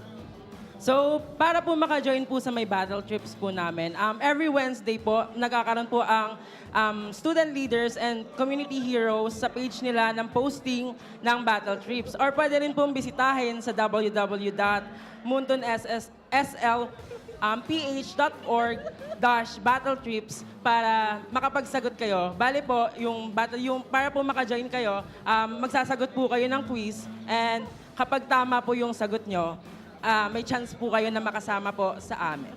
Love it. Easy to do. You love to see it. Maraming salamat sa inyo guys. Did you guys have fun? Did you guys have fun? We love to see it. Kaya naman baka kayo na ang susunod na makikita namin dito lang sa MPL Smart Battle Trips. But as for now, we're gonna toss it back right to our casters. Bye-bye! Battle trips, to be young and to just hang out with your friends. Always so fun to watch. And I hope they had fun today as well. So if you ever want to join, you know what? They told you, just fill up a form and you're here. Yeah, I believe they learned a lot, especially from you guys. Because both of you, I believe, gave words of wisdom. Yeah, we did. Yeah, we told them on broadcast, never say you're going to do something if you're not actually sure you're going to do it up until a few months later. No, we didn't. Oh, that was me. That's you. I'm so sorry. Just in case you missed it. Just in case you missed it, that, you know, at least you still. It's okay. No. The first time we shared the desk, I didn't get his reference, so we got each other back. We got each other back. I'm so slow today. It's okay. It's all right, man. You're getting used to the ambiance on your head for sure. So. Yeah. For the meantime, smart. Right? It's really cold, you mentioned? It's really cool. I'm loving it, honestly. Again, it's hot outside, it's cold inside, and all the more my head is getting exposed to Look every at this. weather. The smart power pose. We're having it today. Put on your game face and make your smart power pose. Hey, The guy on the right is more accurate. do it. Copy what Oheb is doing, or else you will have good. You will have some financial things. That's good. That's one half of the Baby Cakes duo. That's really. I'm not sure how that's gonna. How do you do this? How do you do this? That's not it. That's not it. at all. Wait, this is closer. I think that's it. I'll take it. With the mouth movements, right? Yeah. That's not a movement. That's a pose. Hey, you won already. There you go. All right. Congratulations. Congratulations, my man. I wonder what they get. That's an in-game code, but for what? Like, I'm gonna ask him later. Yeah. But yeah, stuff that happens here on site, you just get random. You win random stuff. Yeah. Might even win something more than just diamonds. Oh. Who knows, right? Yes, sir. Yes, sir. A lot of stuff really does get done here. So again, tickets are always going to be available, or not always, but tomorrow. Yeah. They're still available. Twisted Minds and TNC are playing tomorrow. Omega, will they make a comeback? It's against TLPH. I don't know. We'll see. Again, if you're letting TNC cook, and right now they're reaching new heights, who knows? Maybe Omega will have something in store for us tomorrow. So maybe tomorrow you want to join us. You know you want to, if it's not raining. Yeah. Or even if it is. Rain or shine, yeah. Rain or shine. Side selection right now, we have a 33% win rate for the blue side. That is the game they won yesterday. They won on the blue side. Yeah, that was the one time. So for AP Bren, hopefully we get to see them actually try something that TLPH did. Again, I really appreciate their bans earlier. They got really funky with it. Bro. Again, Fovius, Granger, Moskov as priority blue side bans. That was Team Liquid PH just controlling the tempo of the draft. They were willing to play into the Fanny and they were just ready for it. They ended up, it really felt like Team Liquid PH ended up with a strategy and the game plan that they set out heading into that game number one. Yeah, I mentioned this earlier, right? They were a boss in that draft earlier. Wonder if they can pull it off again here, or maybe AP Bren just needed to be on this side, pull off some moves. But that's the thing that concerns me because, AP Bren has to ban out the chip, has to respect the performance of Sanji Galui, and at the same time, they have to ban out Fanny because TLPH for sure is not going to ban out the Fanny. They're comfortable playing up against the Fanny if they're going up against AP Bren, specifically James Banks. So that's going to open a lot of power picks once again for TLPH. That 100% win rate for TLPH. Again, not really losing out on matches yet, but I wonder if this might be a possibility here. Especially depending on like how good AP Bren does feel on that side. And again, Remor's talking about like the bans that they pulled off in the game number one. It feels like they're going a different way here. Yeah. Okay, Fovius Eve makes sense. Harith still really getting respected by Team Liquid. You're not going to rush the Granger, so I think we might be seeing a Suyo Joy trade for the first pickup here for James Banks. I'd like to see AP Bren try to have another go at the Joy. The last time we saw Joy for AP Bren, it was against TNC. Didn't fare so well, but unfortunately, it was just because the Joy kept walking into the Eternal Guards of the Vexana. If they are going to be playing into the Joy, which I might be leaning towards that considering they banned out the Moskov, they have to watch out for the Jawhead later on for TLPH. Gold laners are a bit more open this time around, feel, and I don't know if you want to do you want to leave the Fanny out if you're TLPH here? Apparently not. There's the answer. Yeah. TLPH still going to respect the performance of James Paxton moves a while ago with the Fanny. Now, first pick Suyo is available for James Paxton. That's what they actually picked up yesterday up against Aurora when they won Game 1. So if AP Bren decide to go to the route of the Joy, TLPH might be looking into a Granger priority, but they can also actually just rush the Jawhead if they want to. Because if it's Joy for AP Bren, it's Jawhead Suyo for TLPH, which AP Bren might want to avoid, meaning they might actually lean towards picking up the Suyo instead. So they pick up the Granger, huh? Oh. Well, they're going for range, okay, and they want a very comfortable spot there for Shizo so that they don't end up in a deficit. I actually kind of like it, especially since Shizo feels like he was a little bit forced into airfill earlier. Yeah, but sorry, but I'm not a fan. The Joy's wide open, and you first pick the Granger instead. If the LPH get the low E, this map field will feel very small for a Granger. Sheesh. You're right. Show still available for Kekadot if ever he decides to go for it with the roam, but they will select the Suyo. You're going to have to drive a very defensive roamer here just to maybe keep the Granger alive because of these picks. I think it's something I want something a little bit more mobile for AP Bren's EXP lane. They might wanna. I want to see them consider the Hilda a little bit later in the draft. I mean, might be good to just go ahead pick up the CC, but I'd like to see them consider the Hilda, considering that Sanford played really well with it in the previous game. There you go with the Badang again. Again, might be still, you know, they might just play it the way they did in game number 1. Most likely. So you secure a Joyhead here. Third pick, assuming that you still have gold laners later on in the second picking phase. Jawhead feels pretty good, yeah. Feels pretty good, specifically on this slot. I really like that. Even or Louis Tigreal if they want to go with that route. Send out the Tigreal bombs, right? All around the map. It's going to be crazy. Yeah. But this time around, they are the ones who play out the airfill, which, again, as I don't know if I said this, but it really has a good matchup against a Granger. TLPH will have to start taking away the picks for Kekadot. Yeah. They can choose to ban. There's 3 roamers floating around. That's Jawhead, Cho, and Tigreal. Either of those 3 would do so well. Considering that they have the Joy on their side, they might want to consider banning or taking Tigreal as the priority. However, if they do that, they might want to consider a Valentina ban as well because AP Bren still hasn't shown their mid laner. However, the Valentina might actually be having a little bit of a difficulty against the lineup the TLPH is showing. But they said, you know what, we'll just take out the Tigreal instead of having to take out the Valentina. Good respect bans here. I also wonder if maybe they might go for a take 2 on the Novaria. What do you think about that? It's a very spicy lineup rather. Why not? So TLPH was actually the one who took out the Jawhead. Is Mathilda open? Yes. Yes. Matilda's wide open. However, they don't seem to have the right lineup for that right now. If they decide to pick up a Matilda, that puts a lot of pressure on the EXP lane pick for Sanford to become the tank. I wonder if they are crafty. If they're feeling really interesting here, they can go Matilda Barretts. But center of the map might be a little bit too difficult to hold. You don't have hard crowd control. So you go high loss for JP instead. I like floating the Barretts though, because it might make the Joy second guess. Yeah. Going for the attacks non-stop, like what we saw in game number 1. Don't want to. You don't want to see a Joy go crazy. But again, if AP Bren decides to go for a Barrett, Sanford can actually go for the CC. Because still CC hasn't been banned out. Yeah. Most likely, this will be a CC for AP Bren though. And then their mid laner.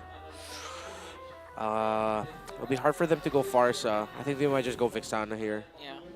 To mitigate the aggression that Kyletzy can't do with the Joy. Because you can't Lucas with the CC still as an Oh, option. Gatot. Oh, I'm still okay with this too, yeah. I like Gatot, and then they go for Vixana. They need something a little bit tankier. And I think they're putting the Badang in the EXP, then the Gatot goes into the roam. If that's the case, TLPH can just pick up the CC now.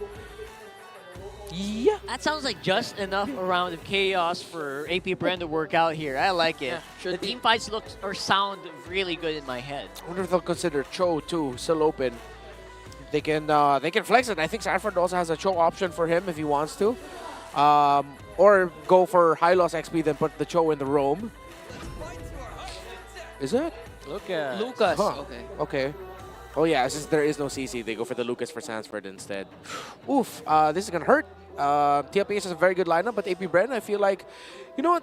This is one of those, it's based upon the execution. But if AP Bren mess up the first two turtles badly, that time span, TLPH will run away with it. I actually agree. They have a very explosive lineup here that can really blow people up very early on. That's something I like about this AP Bren lineup. But again, TLPH, they've shown that even if you think you can go head-to-head up against their lineup in game number 1, they're just, the veterancy just really shows, and the experience. Renmar even mentioned this a while ago during the intro that it's all about Orahan. The aura that TLPH has over AP Bren. AP Bren cannot be affected by that. Yeah, we'll see. I mean, it's been a few games already at this point. I hope maybe they've gotten used to the climate, you know?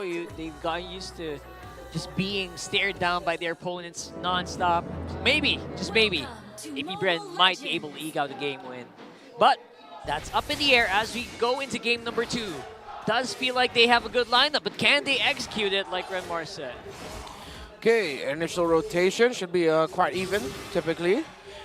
We have to look again at what the EXP matchup will be for Der and Sanford.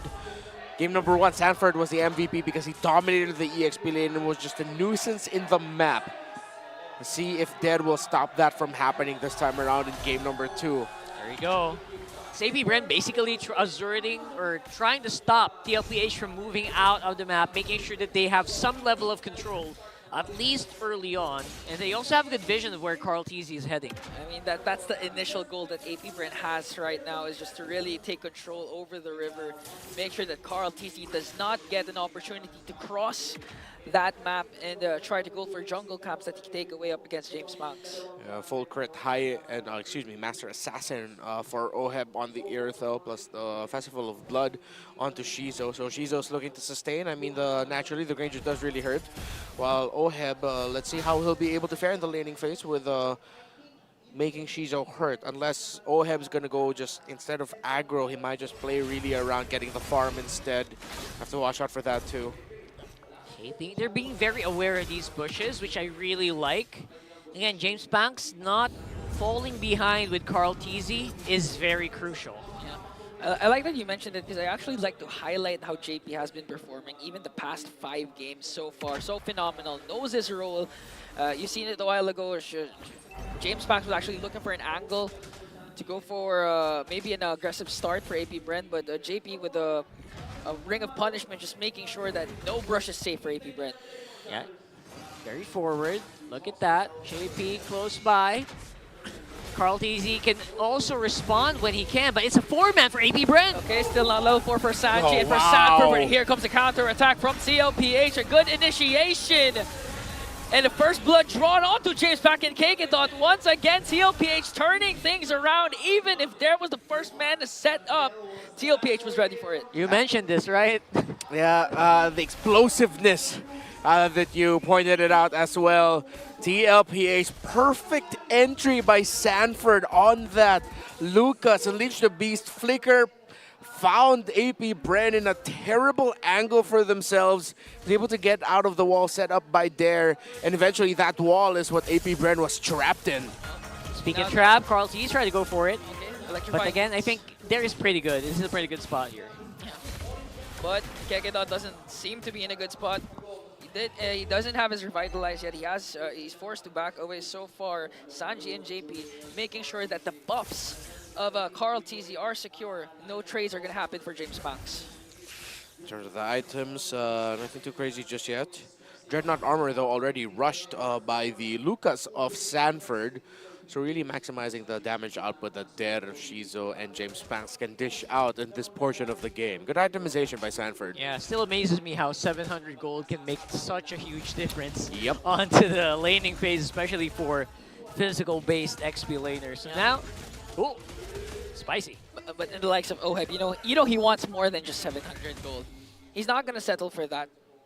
Oheb's, continuing to just rack up gold in the gold lane, even if Shizu's showing that all the Rhapsody is hurting so far. Later on, TLPH, if they continue to snowball like what Kyletzy is doing up against James Banks, forcing out the AOG coming in from KK.4 to save, but there's the Glorious Pathway coming in from JP to bring down James Banks once again. TLPH was always ready for every single thing AP Bren is doing. There with a beautiful knock-up, plus the ultimate connecting onto Sanji, gonna bring down the mid lane of TLPH. Here comes Sanford, unleash the beast to zone out AP Bren. Shizu onto the bottom lane, got a solo killed. Oheb brings him down, and now TLPH making sure to zone out the members of AP Bren as Kyletzy works on the crab up top. Even the cameraman didn't expect that to happen, man. They had full vision. Oh my goodness, AP Bren might have an opening here. JP again with the Glorious Pathway. Sanji with a diversion. Down bottom brings Oheb with him. This might be a disaster for the Bees. 2 members are gone, make it 3, and even JP has a killing spree. Sanford flickers in with the TPs to zone out there, and TLPH are in full control. TLPH are playing with all the confidence in the world right now. They know they are simply better than their opponents as it stands. Oheb fell to a solo by Shizo, but since Oheb was back in base, Sanji said, you know what, come with me, let's go to the turtle, using the diversion to bring Oheb there when he respond. AP Bren again are just getting outclassed by a far more experienced team. You see, Sanji in the mid was waiting for Oheb to arrive. He casted it right on time. The moment Oheb got into the circle, they got teleported. Sanji just showing why he's such a master with this low Yi. The reason why Oheb was able to reach the diversion because he casted the heavy crossbow while Sanji was casting the diversion. That's basically jumped into the hole. He jumped into the hole, yeah. And that can only happen if you have really good communication, right? Pretty amazing that the timing happened that way. It was masterful. Wow. Right now, it's just really thinking about the drafts aside. It's TLPH. Have to acknowledge they're just simply playing better yet again. Their understanding, playing around the low E, how they control the map, finding themselves in the right spots. Kyletzy reading the rotation of James Banks to meet him up top that initially started all of that trouble. TLPH can just there's nothing else to say. There's nothing to improve. They're doing everything so well. Renmar, I have to ask you a question. Yeah. How are you feeling so far with the high loss? Because of this it's better. It's better. The revitalize on JP. Hey, diversion. Oh, look at that. Oh, no, they're not going to commit it. Just trying to bait out some movements, maybe some spells here. But no bait taken by AP Bren. Yeah, it's high loss is supplemented well. Think of the hands of JP. Again, with the experience that he's showing, we acknowledged his jawhead earlier. We have to acknowledge what JP's been doing in the map as well for this one. Holding the shrubs at the right time, getting the right info for TLPH, stopping what AP Bren wants to do. It's really good, and there's basically no way for a counter or retribution here. Kyletzy securing yet another turtle here for TLPH. Right after that, even more gold going over to the cavalry. You know the wall of JP and Sanford is just too much for AP Bren. I mean, you have Suyo, you have Kekedot with the AOG that can infiltrate the backline, but the moment that Kekedot casts the AOG, for sure he's going to be gone. He's going to be dead because of the burst capabilities of TLPH. So far, it's looking hard for AP Bren, especially if this diversion manages to find someone. But fortunately for AP Bren, no one's home. Very nice and very spicy. And you're right, it makes it so hard for Kekedot to actually do anything. Right. Right? Literally anything. He can't cast his AOG, lest it be a defensive AOG. And other than that, if he tries to go for an offense, it feels like it's impossible to walk out. Yeah. especially if he's zoned out by JP eventually during a punishment. It's gonna accumulate a lot of slow to Kekedot. He might get forced to pop to revitalize on his own. Yep. So right now, AP Bren, they're trying desperately to look for an angle to catch onto TLPH as Shizu picks up a Malefic Roar. So if the stacks pile up for the Silent Killer and they manage to hold on long enough to activate once again the combination of James Pax and Shizu, they might have a chance. The good thing about the lineup of AP Bren, again, they have a strong composition for counter-engage. Oh! My goodness! Kekedot catches 3, paired up with the AOG from Kekedot. They elevate and detonate to bring down 3. And now they set their eyes on Daddy JP. Gonna bring down successfully. Oh, wow! And a huge, huge wipeout for AP Bren! Just like against Aurora, it's a Badang Flicker combo. Then it was there. Now, it's still there. He's making it moves. He's making it happen here for AP Bren. Just when they need it the most. We were talking about the possible angles that AP Bren can do to infiltrate TLPH. The answer is simple. Literally flicker forward and go for the setup of 5-man diversion for TLPH, but they were too late. The objective was already secured by AP Bren, and they were able to leave the scene. Man, just like that, like 8 minutes, 9 minutes worth of farming equalized by AP Bren. Beautiful set. Oh my goodness. Again, it's the link up between Der and Chove's skirt. It's the exact same pairing, the exact same combo. Vixana and the Badang together.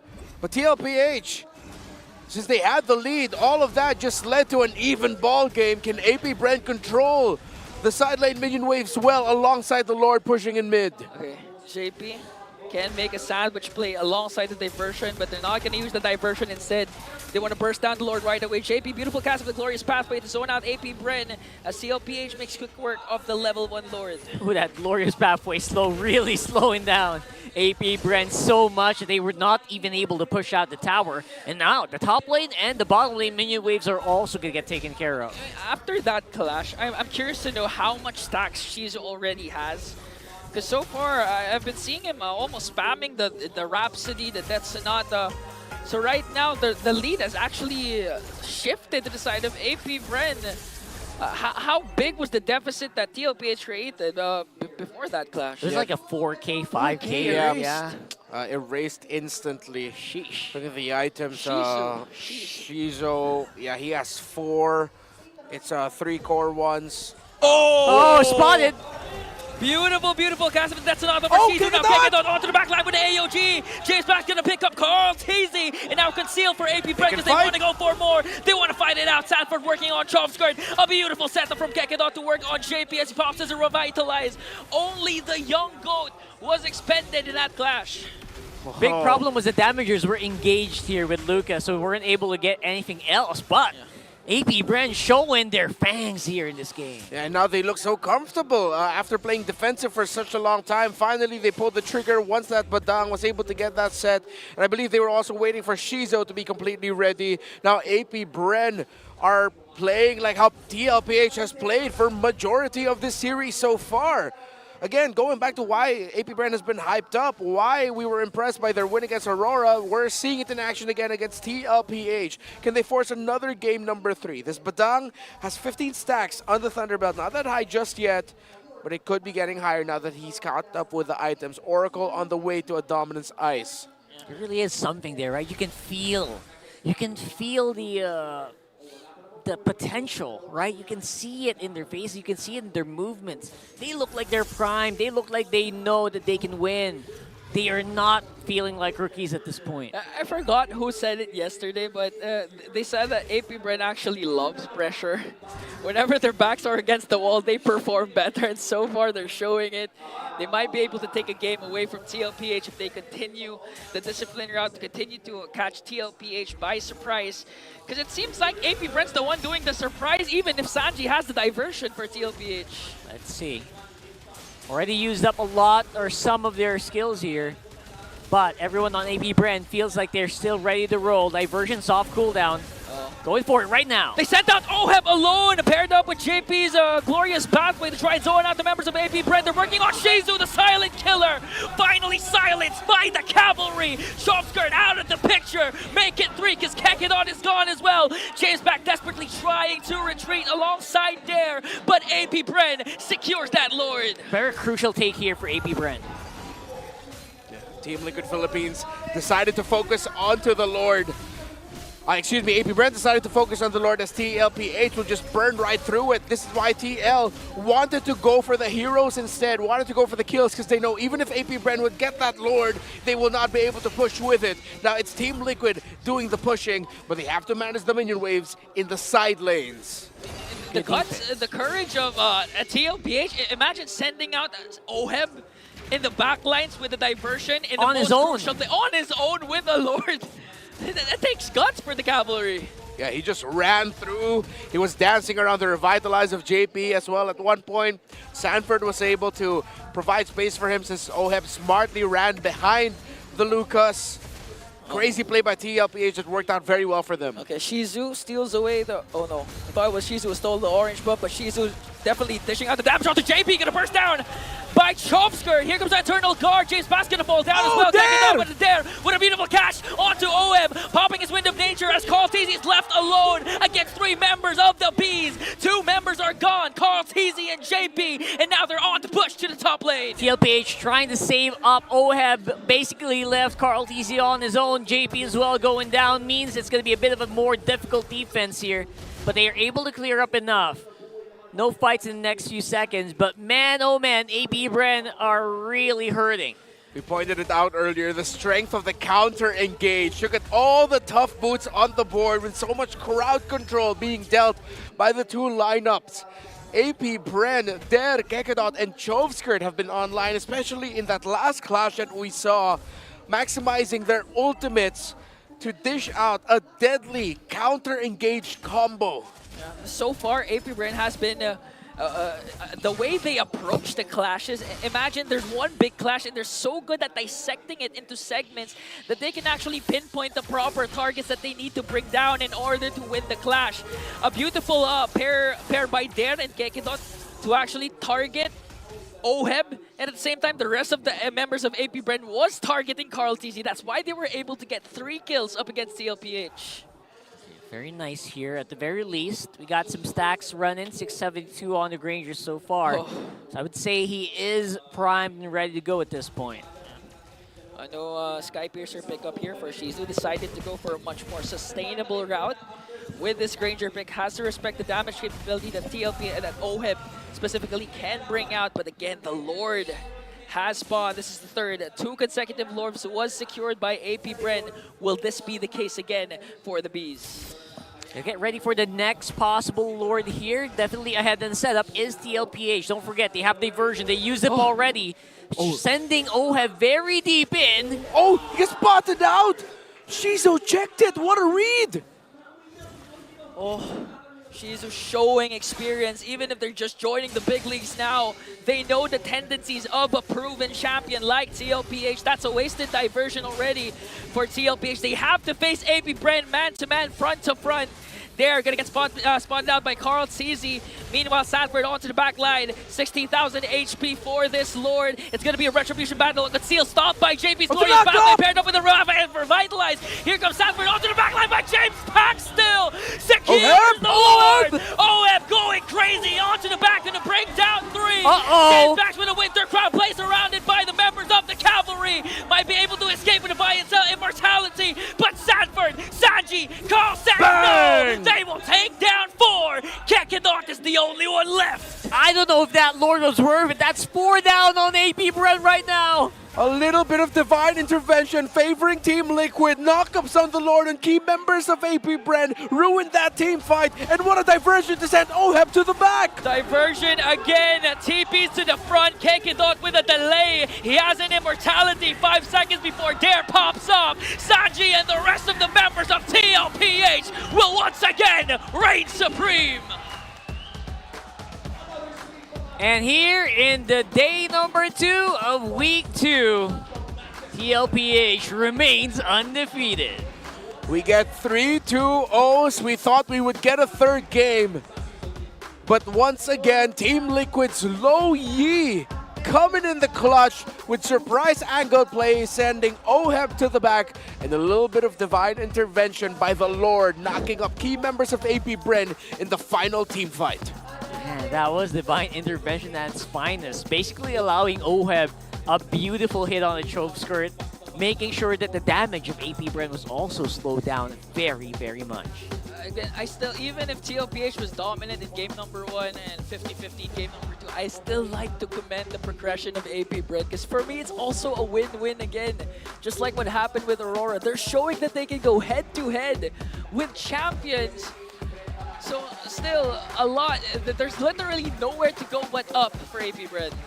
We need to start seeing them play some lineups that can dominate from the early, though, instead of relying on, well, so far it's been counter plays in scenarios where we look like the opposing team would just run away with it. Yeah. Seems like a defensive counter punchy team. When will we see AP Bren run away with the ball in the early game?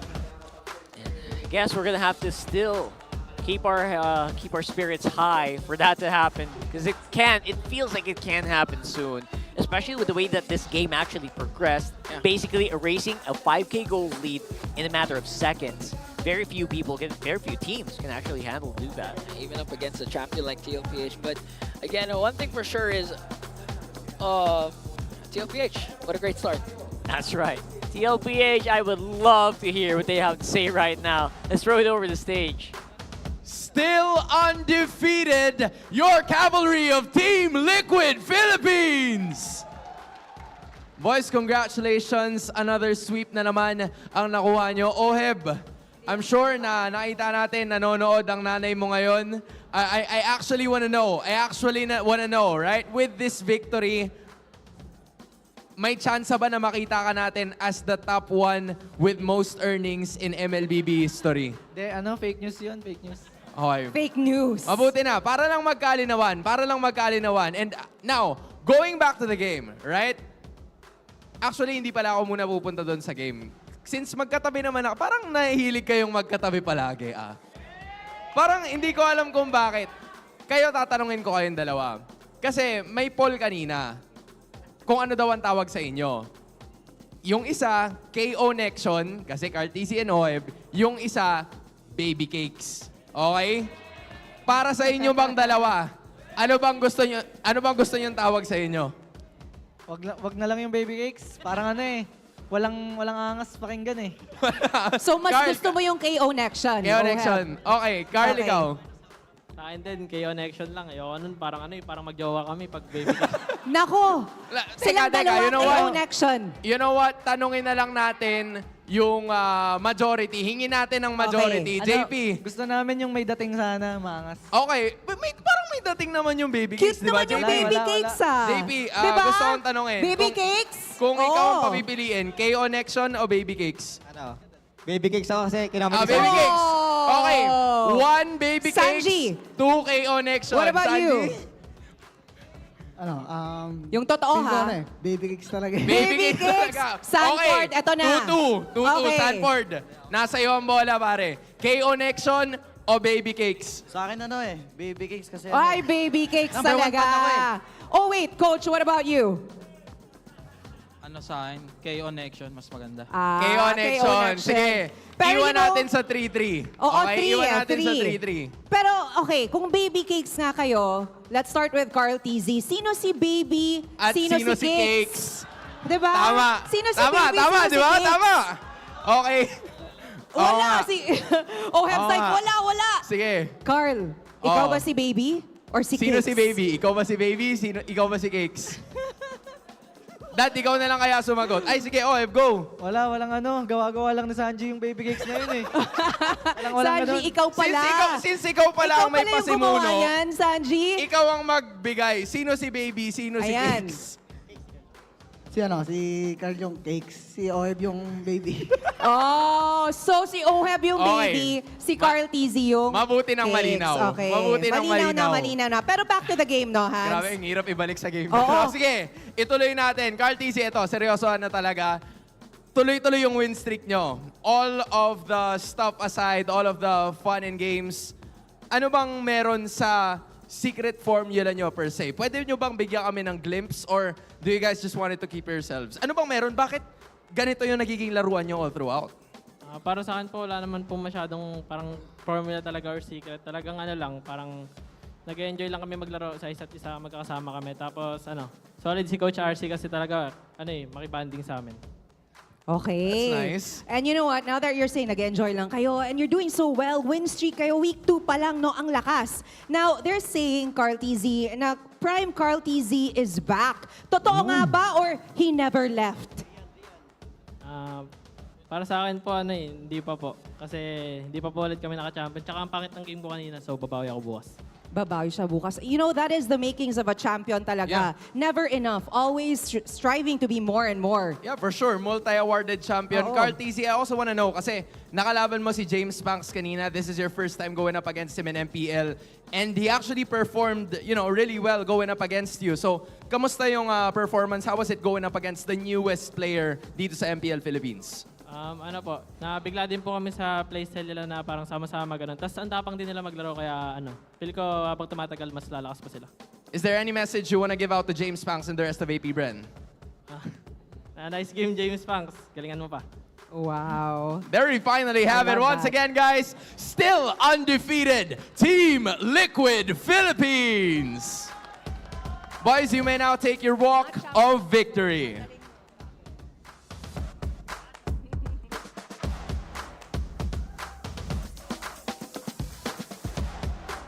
And you may now take your bow. My goodness, ang dami nating nalaman. It was a really good victory para sa Team Liquid. Nalaman na rin natin kung sino si Baby at sino si Cakes. Yun eh. Yun na talaga yun. Alright? Finally, it's been settled. Nalaman na natin. But of course, hindi pa dito nagtatapos ang lahat because we're gonna know what our casters think dun sa nangyaring laban na yun. Kaya casters, back to you. Okay, I think I'm gonna have to vote. We're looking for like a really cool name, so I'm gonna go for Baby Cakes. Yeah.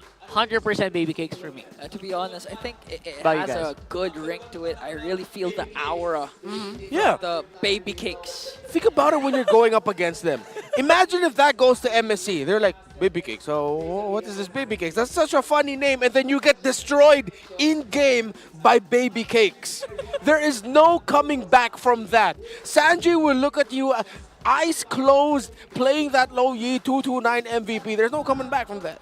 Oh my goodness. And 229 MVP on the low Yi means he's really doing something good. And again, Sanji, a prime supporter of the Baby Cakes movement.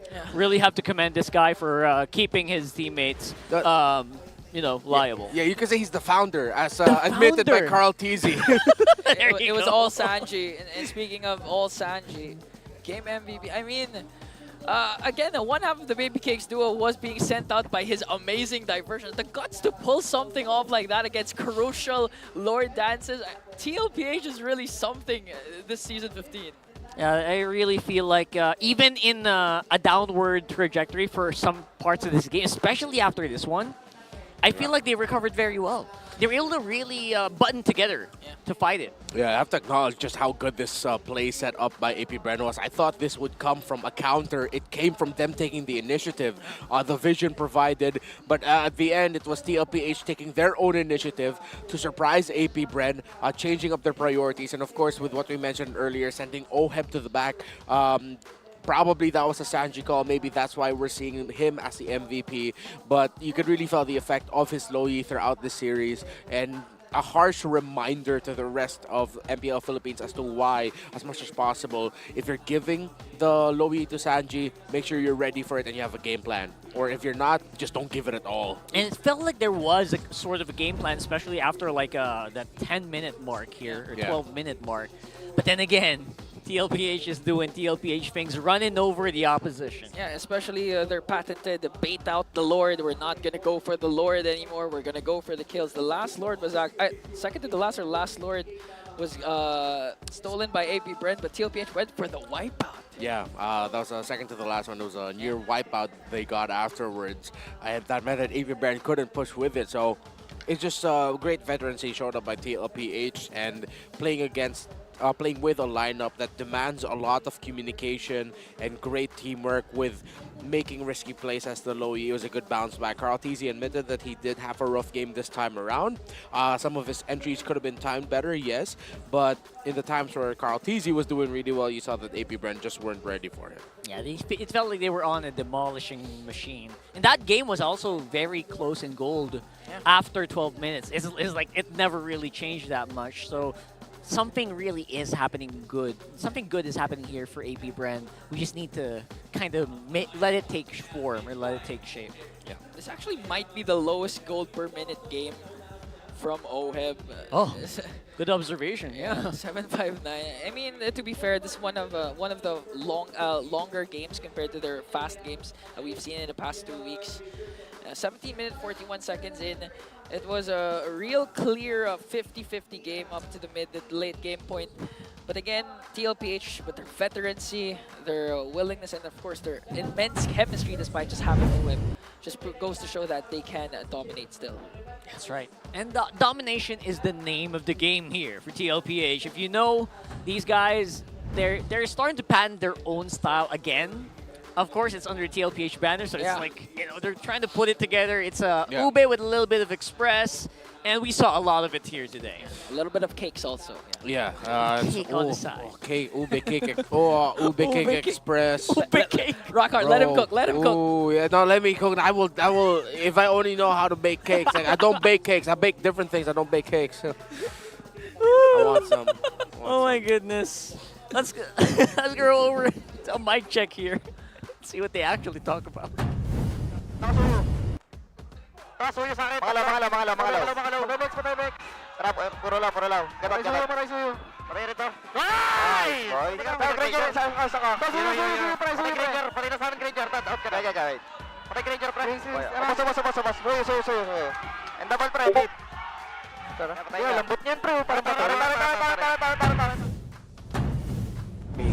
Clean as silk. Those calls really feel like they work together as a unit. They really feel like they have a lot of control on the map here. Yeah, honestly, it's like that they're acting like they have one mind. I mean, amidst all the noises that they hear, they're still in sync. The skills are still coordinated. So, I mean, wow. Huge win for TLPH. According to Crafted Jan, ganda acknowledge na pangit laro niya. Idol na idol kita, Carl. Idol din kita dyan. But yeah, I feel like, yes, basically he says it's nice that Kyletzy acknowledges that he had a bad game. Yeah. And he's still his idol. He still idolized the guy. So thank you so much, Crafted Jen, and everyone else is commenting. Again, if you just comment down below, we'll read that as much as we can, especially if it really makes a lot of sense. Yeah. And that one did. That was really good. This is why he's a GOAT. Imagine the community is just literally seeing Kyletzy grow up in front of their eyes. Amazing. Yeah. From being a kid to being someone very self-aware, being a proven champion, and now being a leader for TLPH. Just goes to show that Kyletzy has been in the league for so long. Yeah. How old is he now? He's like in his 20s, right? Just entered his 20s. Yeah, he just entered his 20s. He started off as a 14, 15-year-old. Wow. There you go. Wow. And Pansiklaban, by the way, a big wow for our Bees and our Falcons leading the scoreboard. Kabarangay and the Mines are actually close by. With the Cavalry on an 0-3, what is happening to the standings? Renmar, this is happening season after season. Yeah, Have you noticed? The Cavalry is struggling. It's a flip. It's a topsy-turvy town in the Pansiklaban. Oh my goodness. And I love it. And again, the action gets pretty good. The matches Yeah. the communities have before the show starts, or in the middle of them. It's so cool. And then when you go over to the actual standings of the league, whoever made that transition is beautiful. This is what it looks like right now with TLPH, again, still undefeated next to Aurora. And they have more net game wins because, again, they have not lost a single game yet. Honestly, coming into the season, even after SBS, I was not expecting the standings to at any point of the season look like this. Yeah, people weren't expecting that at this point of the season. We're already talking about, oh, will Onic go 14 and oh man, but that's not the case. It's TLPH and Aurora running for the undefeated streaks. Very interesting how things are happening right now here in week number 2. That is the reason why you guys really have to watch week in and week out, because stuff changes on a dime here. Like teams suddenly awaken, like their beasts have been unleashed or something, right? So maybe Luke is doing something good there with some of these teams, but are things happening the way you expected to be? Comment down below. We always love to read your comments. And it's been a really fun day so far. Yeah, we always take into consideration your comments. Again, without your comments, my hair wouldn't look like this. So guys, I just want to say we love you all. That's true. Thank you for making sure Ingan went bald. I appreciate all of you, really. I really, really do. And I appreciate you joining me, sir. Thank you, I didn't do this for you. I did this for me, Ingan. Just to Get the clear it wrong out. idea. Just to clear it out for Maybe you guys. Rockart will do alright? this for me. We'll talk later. But for now, it has been a pleasure having you guys, and hopefully you guys enjoyed the games that we had today. We're going to throw it over to our host in a bit, but then again, that's it for me. I'm Rockart, this is Ingan, and we got Renmar. We'll see you guys tomorrow for more MLBB action. You know what, Jamie? Today's games have been nothing short of a showcase of dominance, hindi ba? Tamang-tama ka, Hans. Absolutely amazing and mind-blowing. TNC continuing their rise by beating the Barangay Team Falcons with their sweep, and TLPH proving they're one of the best with their win streak. At syempre, hindi doon nagtapos kasi even outside of the games, merong mga nanalo ng napakaraming surprises courtesy of the MLBB's Golden Month celebration, right? True! Intense action in-game and outside of the game, yan ang mararanasan nyo sa MPL Arena. At magtutuloy-tuloy pa tayo because MPL Philippines Season 15 is only at its second week. At sama-sama tayo bukas, okay? Kita-kita taugma, ha? Para tunghayan ang Lakas ng Pinas! See you guys tomorrow! Bye!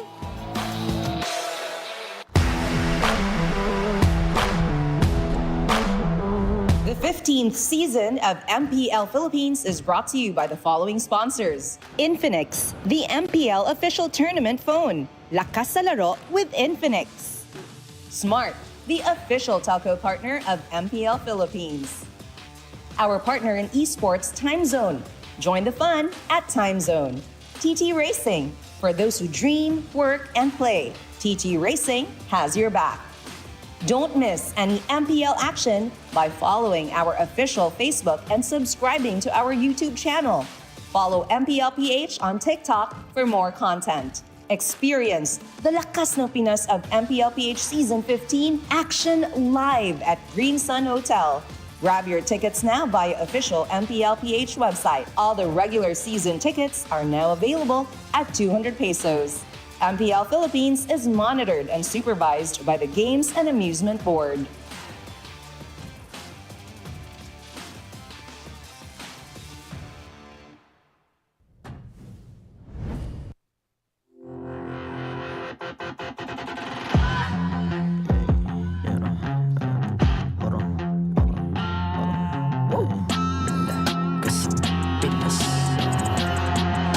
Lakas ng Pinas, malakas, Pilipinas, malakas, kahit anong lane, we become the monsters.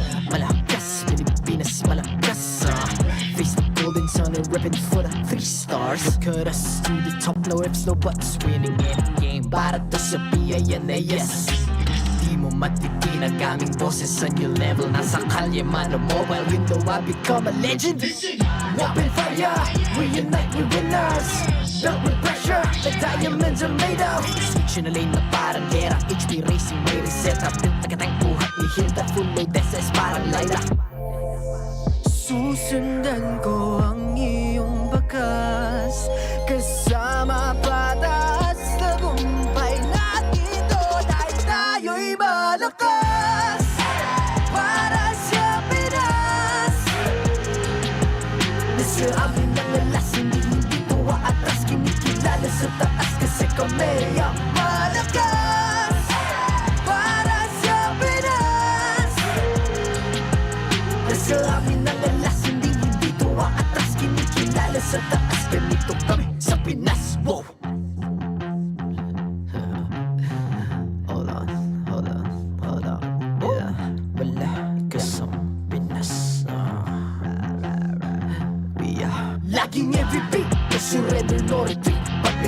time, I just imagine what we can achieve. Lacking MVP, no surrender, no repeat. Giving 100 all my all, cause we just